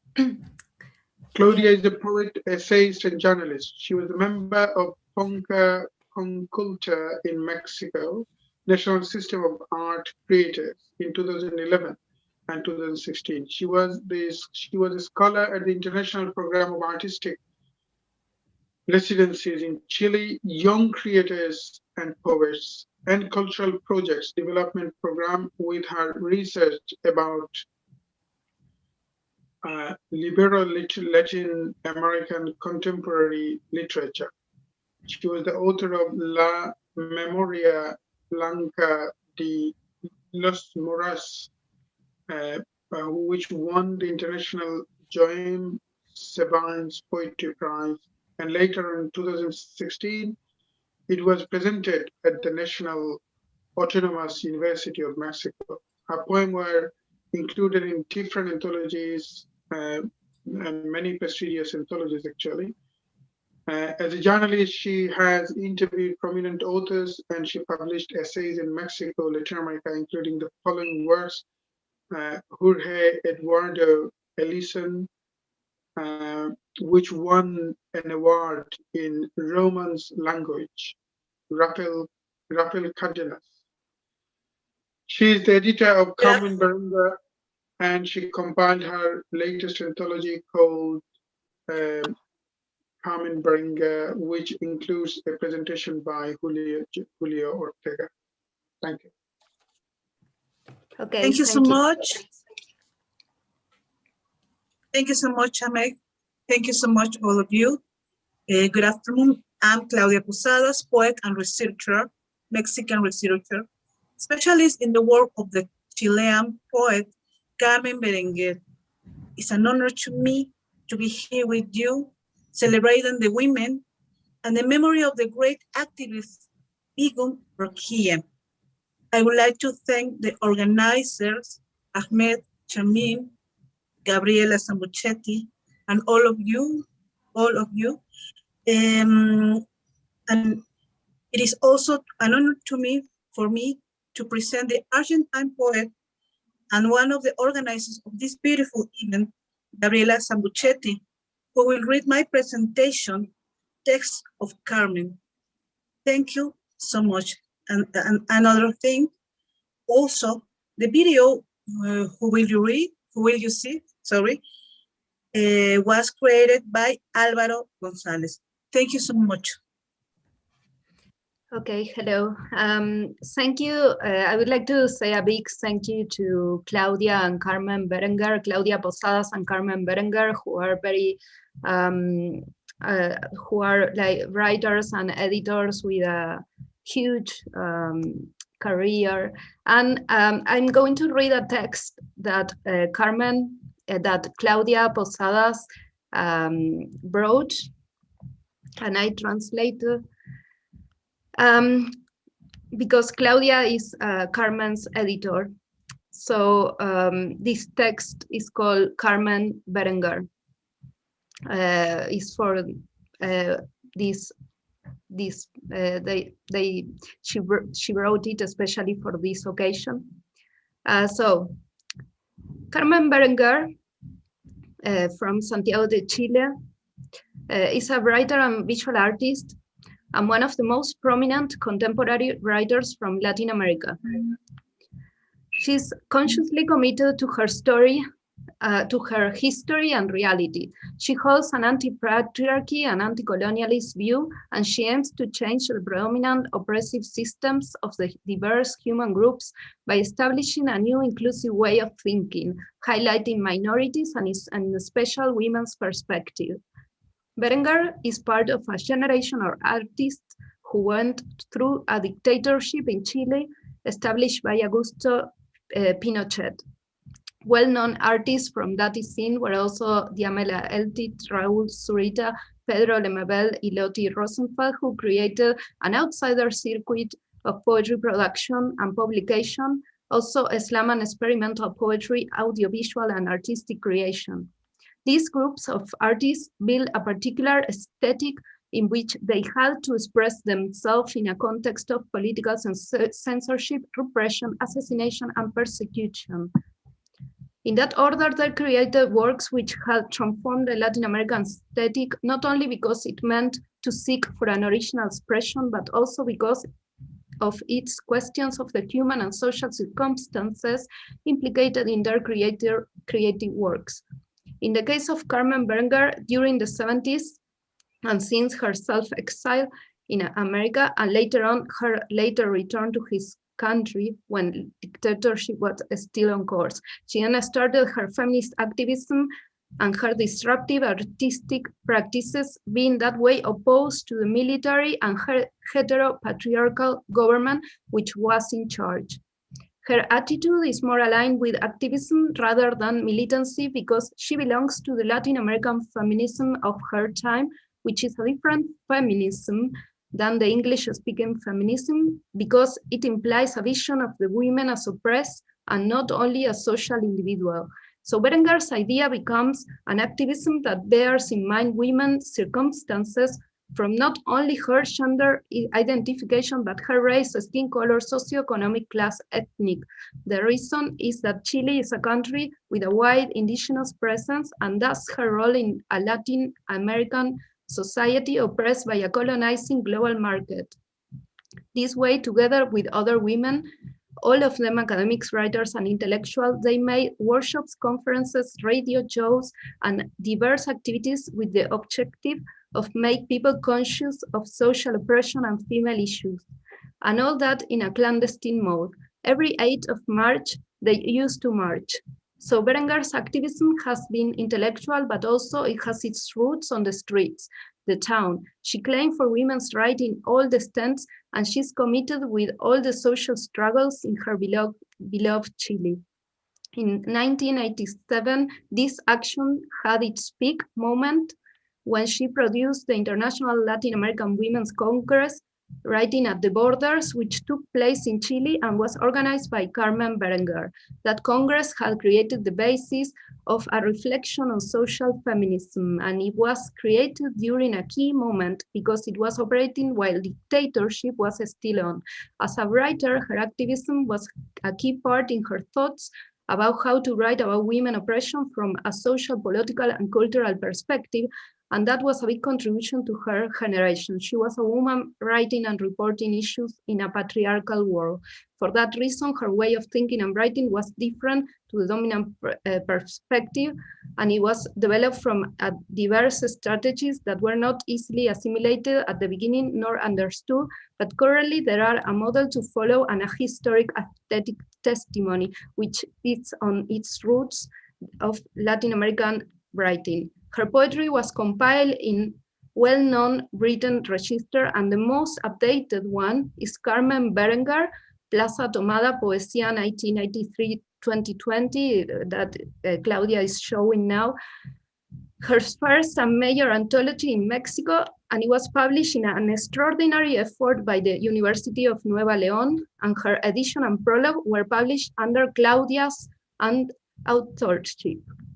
Precisely because of this story of resistance and congruence with her ideals, Carmen Berenger's poems, which we are going to show at this festival, are The Women, translated by Liz Henry, which questions patriarchal theoretical discourses on the subject, and Dignity Square, translated by me, which alludes to the square of the same name, which is the space in Santiago de Chile where society expresses its concerns.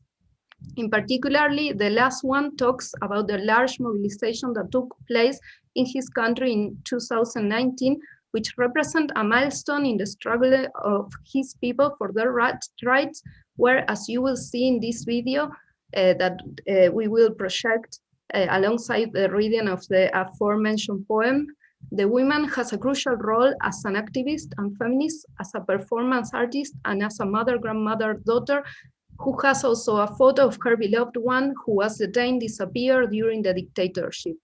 They go out to the street demanding justice. With you, Carmen Berenger.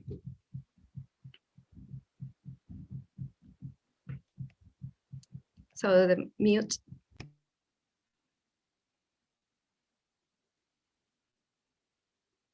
Okay, unmute yourself, Carmen. The mute. Please unmute yourself. Unmute. You're muted at this moment, so if you kindly unmute yourself. All right. Ahora, now. You are It's okay. audible. Yeah, please go on. Yeah. Yeah, okay. Okay, hi and hello. Hola. I want to thanks to Gaby Sambucetti, Ahmed Kaiser, and Claudia Posadas for giving me the pleasure to be here today. And also in the day, in International Day of Grunti, y la Ninfa Eco. Those two organizations in the same time.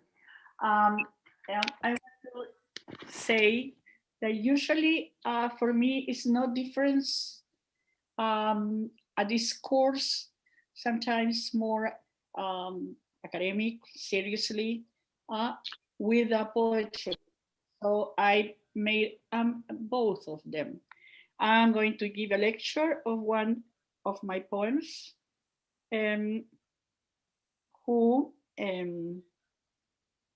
sorry that I have to find it for a minute, because okay, here it is. This is all mechanical things that sometimes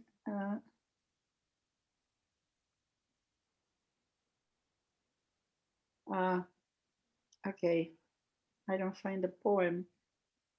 Can we move on to the next speaker, perhaps, while you are looking for it? Which one? No, I'm looking for my women's poem. That is.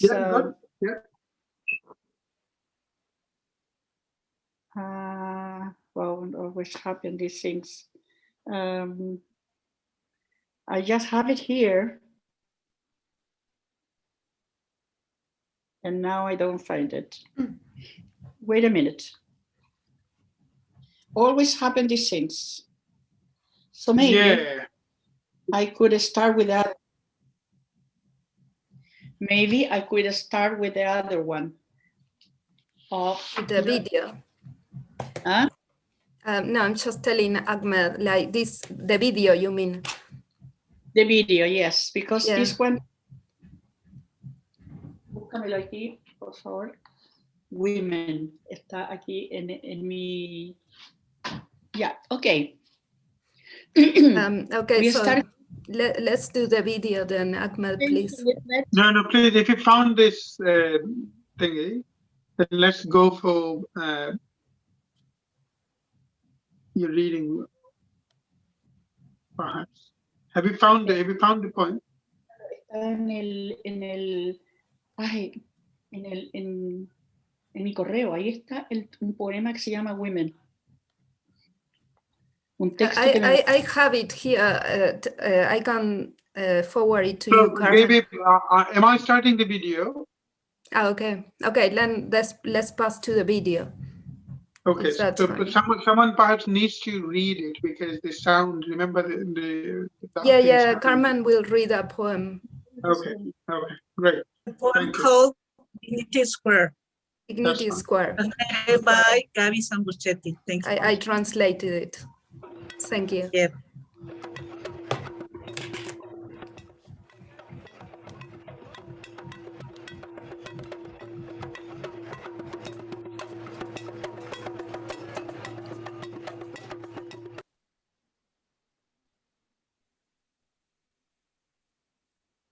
Carmen, ¿puedes leer el poema de Plaza de la Dignidad? Dignity Square was our dream. We imagine.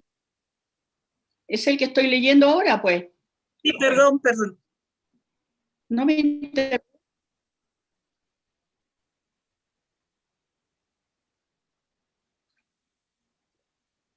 Dignity Square was during respectable days earned by pure pain, bleeding our abyss listening to your lyrics. We created it by feeling, hanging, chanting, enacting October, by listening to your echoes, your laugh, weeping, forget.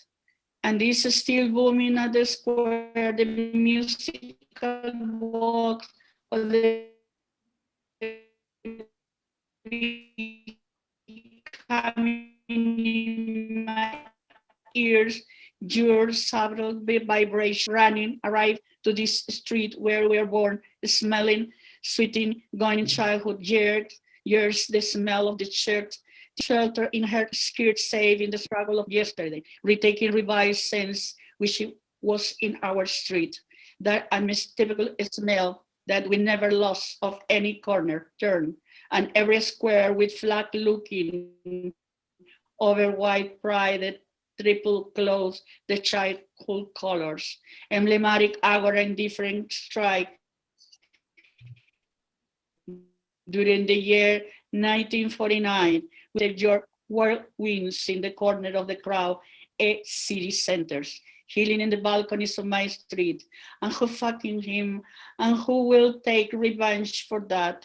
The trace, that echo of shoot, was the only thing left in the march of the way. We get used to fight for pennies, pudding and burst in a stick and buckshot.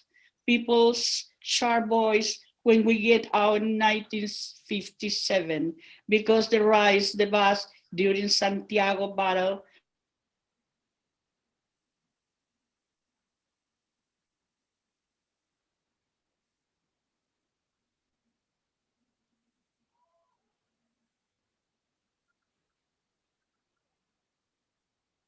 stings. Streaming, sting the shadow, giving orders to kill. Stream by Violeta Parra voice. I like the students. This square was planning, was reasoning, and willed. It never a square Chile, the imaginary exists. I feel it's mine since the day we have taken it. When we sacked the Auditorium Pinochet in the same square with the burners since 1973 of 11 on the fiction we chew the dust, it's our pain in our chest. This our scream of anger and rebellion from corner to corner in this massive voice and a square that never existed in real life. We created just to draw the pencil, scratching the pace of history, reading tinting my river of wordless fight visible in this territory, printed as proud of Chilean history, the river of corpse from the peak to its deep bottoms, the river of blood examining us from the storm to see the ant its foam.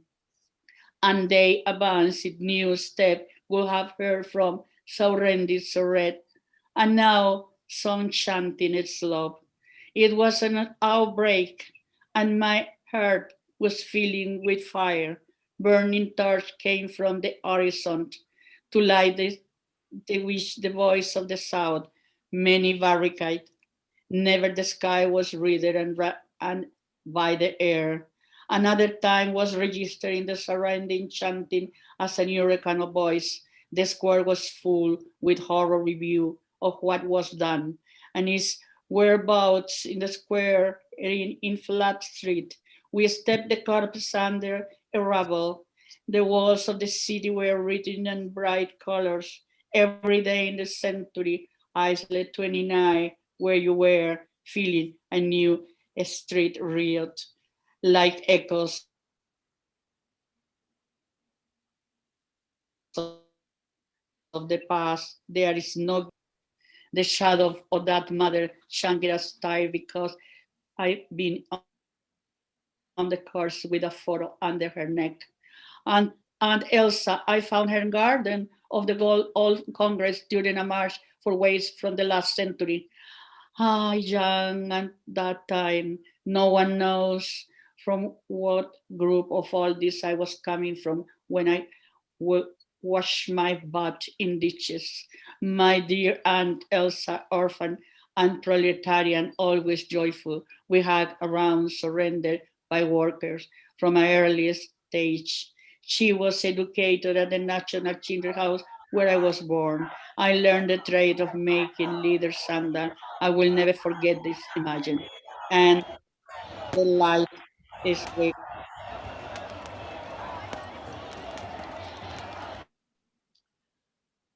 Many thanks, Carmen. Carmen, are you still there? Your video is perhaps gone. But Carmen, in the meantime, while you are preparing, a video is gone actually. We have a speaker who needs to leave now actually. So can I have her performance and then I'll come back to you while your video is getting sorted and you are looking for your next performance. Is that okay? Hope you can hear me. I think it is. Is that okay, Claudia? Huh? Okay, I think Claudia? Carmen is home. Hi, Claudia. Is that okay? Another speaker who needs to leave now, actually. She has Que something viene else. otra escritora. If I come back to you after this performance, is Y that después okay? volvemos. No, por supuesto. Creo que Carmen ya I don't understand what I will read. Can you que hear sí, me? Gaby? Yeah. So Claudia, so we will follow with Tanita, and then Carmen will read her poem. Is that fine? Yeah. Okay. Okay, that's fine. Our next speaker is Tanzina Nuri Siddiq, extremely talented poet, British Bengali poet, and very known face here in the UK. A very popular elocutionist as well, a wonderful friend and supporter of Granthi and Shodha. Many thanks, Tanzina. Extreme apology. Again, over to you. Thank you. Thank you so much, Kaisar Bhai and Shahan Bhai as well for engaging me in the celebration of International Women's Day and the celebration of Begum Rokeya Sakhawat Hussein's work. I'm extremely privileged to be here and reading out from Sultana's Dream, which is a feminist utopian novel written by obviously the writer. And this novel portrays a world in which women rule the world and men are the subordinate. And thank you, Carmen, Claudia, and Gaby as well for allowing me in between your performance. So I'll start from Sultana's Dream. One evening, I was lounging in an easy chair in my bedroom and thinking lazily of the condition of Indian womanhood.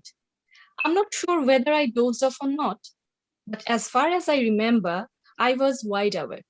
I saw the moonlit sky sparkling with thousands of diamond-like stars very distinctly. All on a sudden, a lady stood before me. How she came in, I do not know. I took her for my friend, Sister Sarah. Good morning, said Sister Sarah. I smiled inwardly as I knew it was not morning, but starry night. However, I replied to her saying, how do you do? I'm all right, thank you. Will you please come out and have a look at our garden? I looked again at the moon through the open window and thought there was no harm in going out at that time. The men servants outside were fast asleep just then, and I could have a pleasant walk with Sister Sarah. I used to have my walks with Sister Sarah when we were at Darjeeling. Many a time did we walk hand in hand and talk light-heartedly in the botanical gardens there. I fancied Sister Sarah had probably come to take me to some such garden, and I readily accepted her offer and went out with her. When walking, I found to my surprise that it was a fine morning. The town was fully awake and the streets alive with bustling crowds. I was feeling very shy, thinking I was walking in the street in broad daylight, but there was not a single man visible. Some of the passers-by made jokes at me. Though I could not understand their language, yet I felt sure they were joking. I asked my friend, what did they say? The women say that you look very mannish. Now this is so we can feel how satiric it was. So, mannish, said I, what do they mean by that? They mean that you are shy and timid like men. So such a beautiful amalgamation of imagination and science of Rokeya's work is presented here. Shy and timid like men. It was really a joke. I became very nervous when I found that my companion was not Sister Sarah, but a stranger. Oh, what a fool had I been to mistake this lady for my dear old friend, Sister Sarah. She felt my fingers tremble in her hand, and as we were walking hand in hand, what is the matter, dear? she said affectionately. I feel somewhat awkward. I said in a rather apologizing tone, as being a Padanashin woman, I'm not accustomed to walking about unveiled. You need not be afraid of coming across a man. Ladyland free from sin and harm. Virtue herself reigns here. So I'm just keeping some of the lines from here because it would take so much time. So the next one I would jump to this one. Like there were a war going on, and then how the Queen of Ladyland won it over. So just bear with me.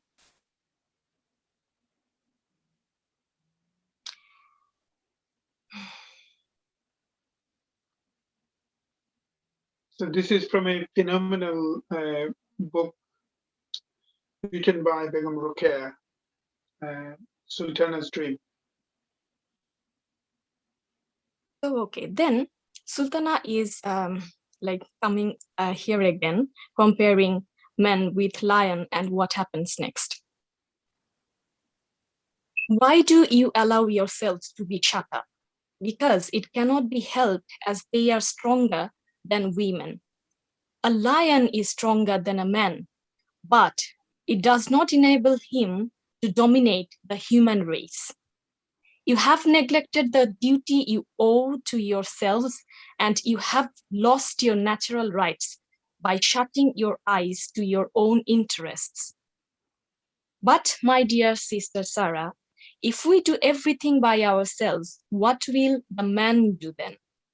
They should not do anything, excuse me. They are fit for nothing. Only catch them and put them into the zenana. So this is the scenario of Ladyland, where men are put in the zenana, not the women. Because they are shy, they are not capable enough to do their tasks.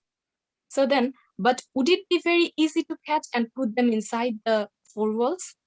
Said I, and even if this were done, would all their business, political and commercial, also go with them into the zenana? Sister Sarah made no reply. She only smiled sweetly. Perhaps she thought it useless to argue with one who was no better than a frog in a wall. By this time, we reached Sister Sarah's house. It was situated in a beautiful heart-shaped garden. It was a bungalow with a corrugated iron roof. It was cooler and nicer than any of our rich buildings. I cannot describe how neat and how nicely furnished and how tastefully decorated it was, because obviously it's a Ladyland. We sat side by side. She brought out of the parlor a piece of embroidery work and began putting on a fresh design. Do you know knitting and needle work?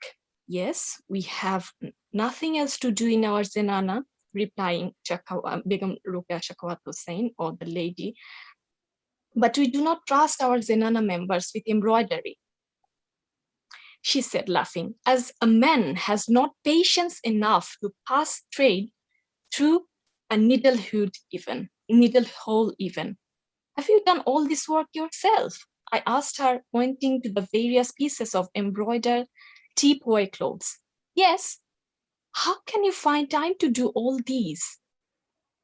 You have to do the office work as well, have you not? Yes. I do not stick to the laboratory all day long. I finish my work in 2 hours. In 2 hours? How do you manage? In our land, the officers, magistrates, for instance, work 7 hours daily. I have seen some of them doing their work. Do you think they're doing all the 7 hours? Certainly they do.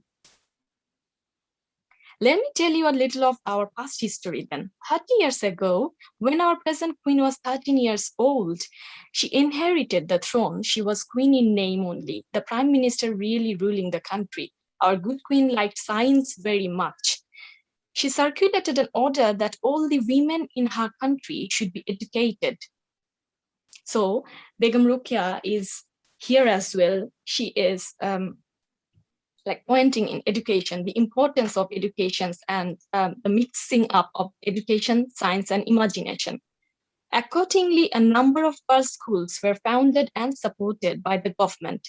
Education was spread far and wide among women, and early marriage also was stopped. No woman was to be allowed to marry before she was 21. I must tell you that before this change, we had been kept in strict parda. How the tables are turned, I interposed with a laugh. But the seclusion is the same, she said. In a few years, we had separate universities where no men were admitted. In the capital, where our queen lives, there are 2 universities. One of these invented a wonderful balloon, to which they attached a number of pipes. By means of this captive balloon, which they managed to keep afloat above the cloudland, they could draw as much water from the atmosphere as they pleased. When the other university came to know of this, they became exceedingly jealous and tried to do something more extraordinary still.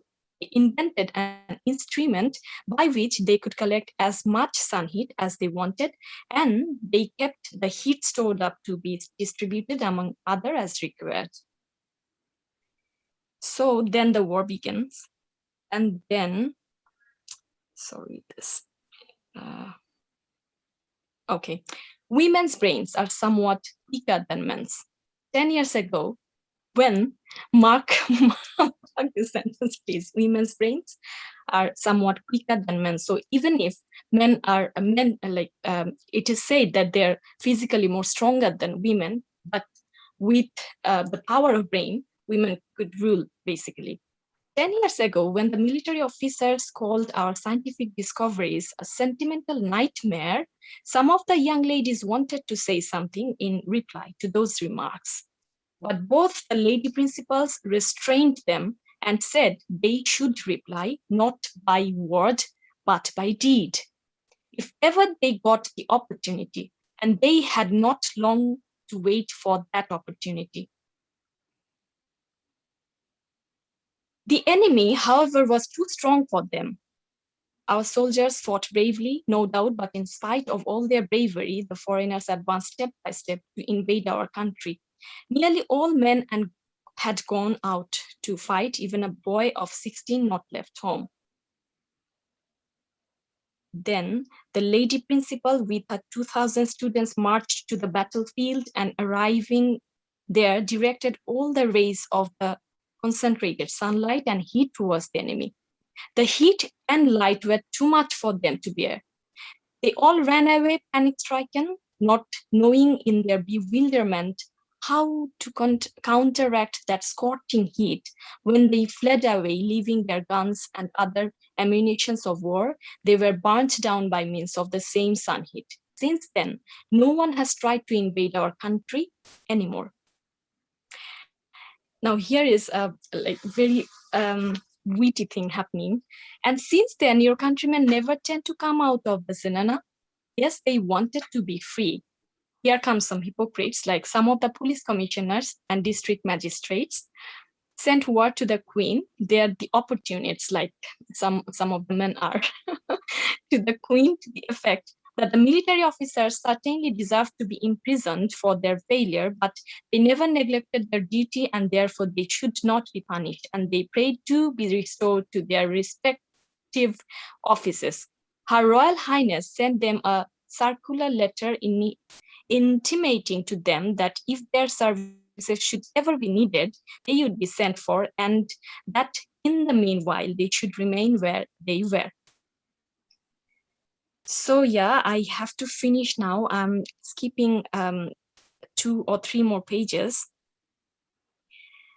So after all these happenings, Begum Rukia Sakhawat Hussain wants to meet the Queen of Ladyland, and Sarah, Sister Sarah, takes her to that place.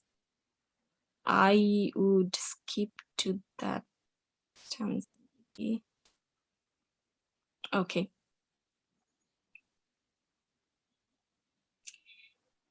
Then they screwed a couple of seats onto a square piece of plank. To this plank, she attached two smooth and well-polished balls. When I asked her what the balls were for, she said they were hydrogen balls and they were used to overcome the force of gravity.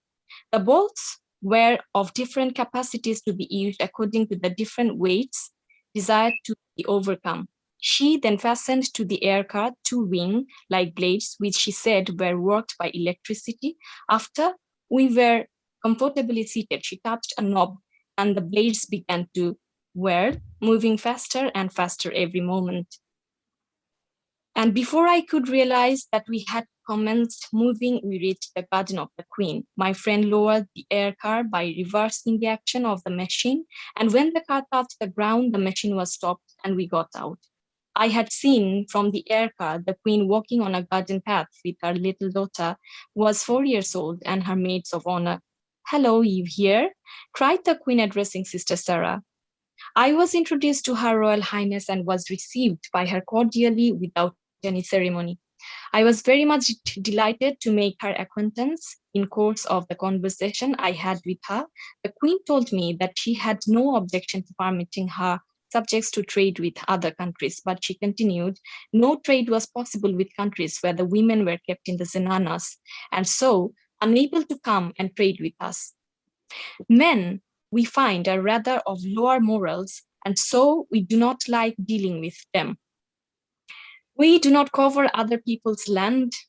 We do not fight for piece of diamond, though it may be 1,000-fold brighter than the Kohinoor, nor do we grudge a ruler his peacock throne. We dive deep into the ocean of knowledge and try to find out the precious gems which nature has kept in store for us. We enjoy nature's gifts as much as we can.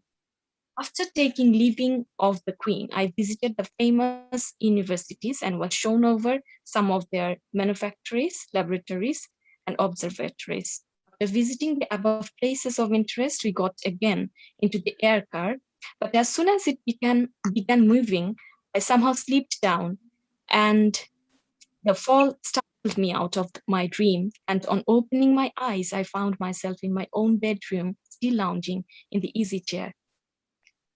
Kaysar Bhai, this is the end of this phenomenal work by Begum Rokeya Sakhawat Hossain. And I wonder, the way she finishes the book, this book was published in 1902, and we're in 2021. Still, we get that shake after like waking up.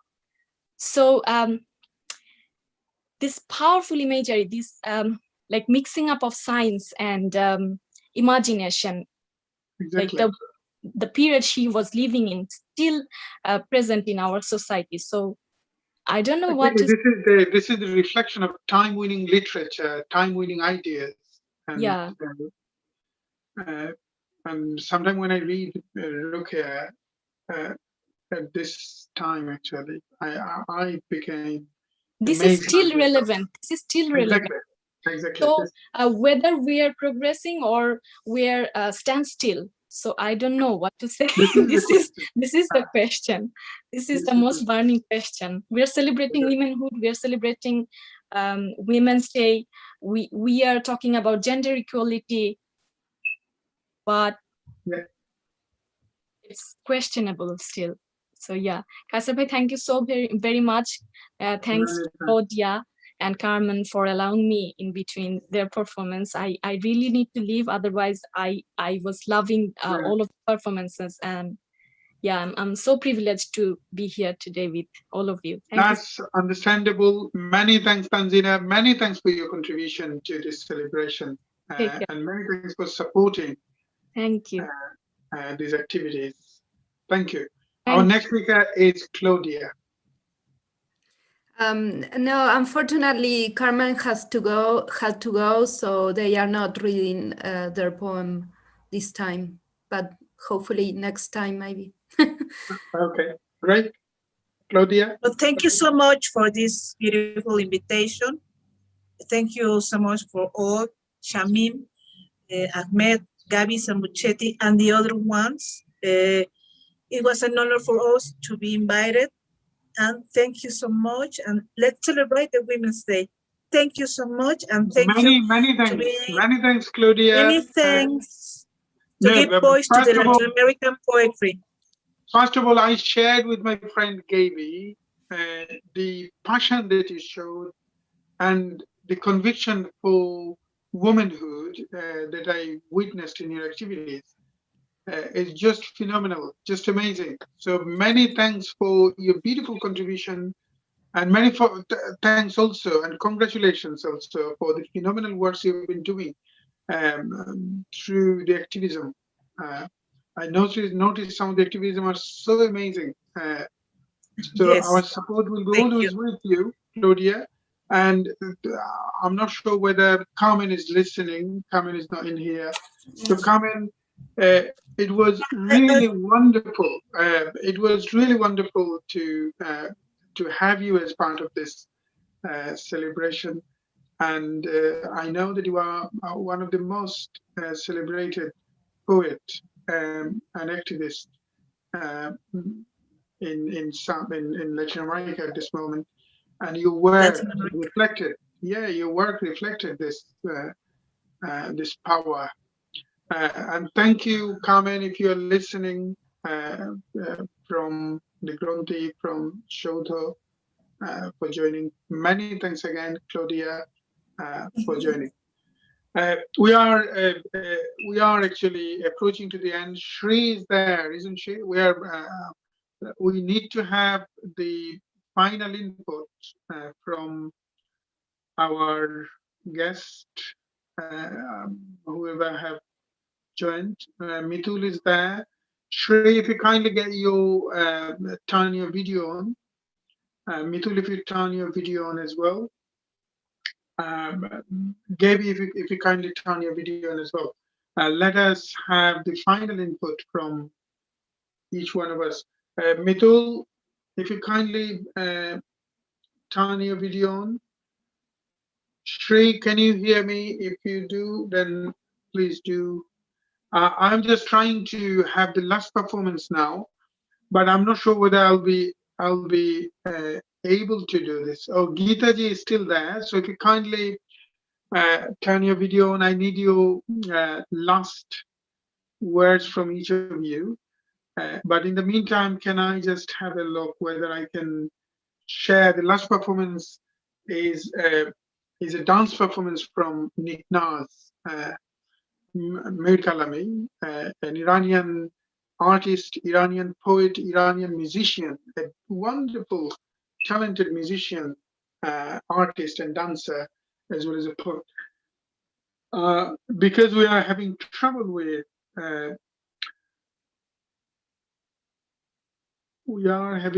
with opening this thingy. I'm not sure that I will be able to open this. For some reasons, this is not working. So what I will do, I will share this through our network. I will share this video of Niknaz, a wonderful poet, musician, and an artist, dancer from Iran. I'm really sorry I couldn't share this for our audiences at this moment because we're having a bit of technical glitch. But let me perhaps go back to Geeta ji. Geeta ji, if you kindly share your last word. Many thanks for joining. It's an honor to have you as part of this celebration and to be able to recognize your phenomenal works here in this country in the promotion of Indian art, literature, music. So over to you, and I would like to have the final words from all of our guests who are still here. Thank you so much, Keshav Bhai and Shamim Bhai.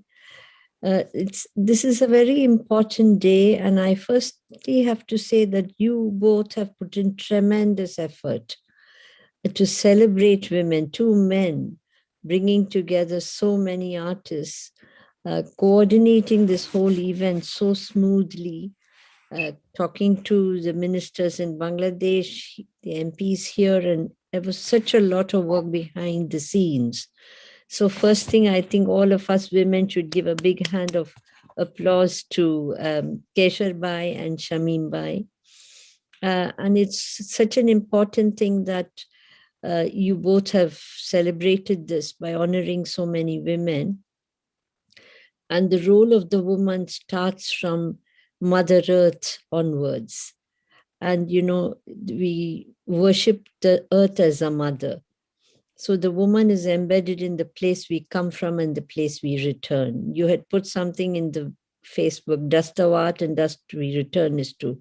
So this is the mother which we celebrate. And in all of us, that essence is here. All the women carry the qualities of a mother more than anything. Even as children play, girls, especially with dolls and things like that.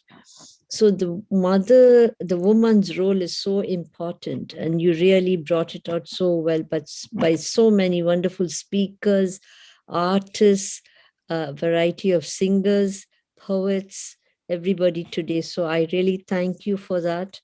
And I really wish everybody here and the worldwide, the women, that they stay happy and healthy and bring great joy to everybody around. Thank you so much for this opportunity and honoring me. Thank you so much. Namaskar. Thank you. Many, many, many thanks, Geeta ji. Shri, we are actually approaching to the end. Thank you so much. I just came to say thank you. I will listen. Perhaps I have not listened to all the speakers, but you both, the two men, you know, incredible job. You know, just Jeet and I were discussing that I have not seen a program of this caliber on women actually delving so deep in a very long time. Thank you very much. You know, I really appreciate this. Many thanks, Shri, for your wonderful contribution, stupendous contribution. Every time you come and perform is always a bliss for our audiences and for myself. Always something like I'm exploring something new. So you reinterpreted or interpreted Begum Rokeya in your own words, which is phenomenal, which is touching and visceral, like Pangush mentioned in comment. Thank you so much. Shamim Shahan, if you kindly add your final word, we are ready to end now. You need to unmute here. Sorry there. Oh, thank you so much, just my honorable guest, for your insightful talk, reading and performance. Absolutely grateful for your times. Many thanks to dear audience, follower, and many thanks to Poet Ahmed Kaisar. Big thanks who have watched this live streaming from 2 p.m. to still. See you soon. Stay alert and safe life. Thank you so much. Thank you. Can you believe 6 hours? 6 hours we were talking about a phenomenal lady, Begum Rokeya's work, reading and talking about her. We were talking about contemporary contextual analysis or contemporary ideas of feminism from different parts of the globe. We are also listening to phenomenal poets, phenomenal writers, and we are exploring their ideas on feminism. What a beautiful way to celebrate International Women's Day. So I'm sure this was educational. This is educational for myself. That is something that I can assure you.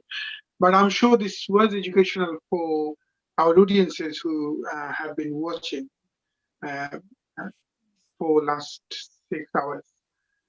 Many thanks to the recipients of Begum Rokeya Award for the phenomenal works they have been doing. Dr. Geeta Upadhyay ji, Nanika Ghosh Chaudhary ji from India, and Salma Khaled from Bangladesh for the courage and the way they challenge patriarchy or working, struggling against patriarchy and making a bit of change. That is how society is progressing. We all have to contribute in the society so the society can progress phase by phase. So many thanks to all of our audiences who have been supporting Shodha's global vision, Granti's global vision in terms of promotion of global literature, global music, predominantly Indian classical music.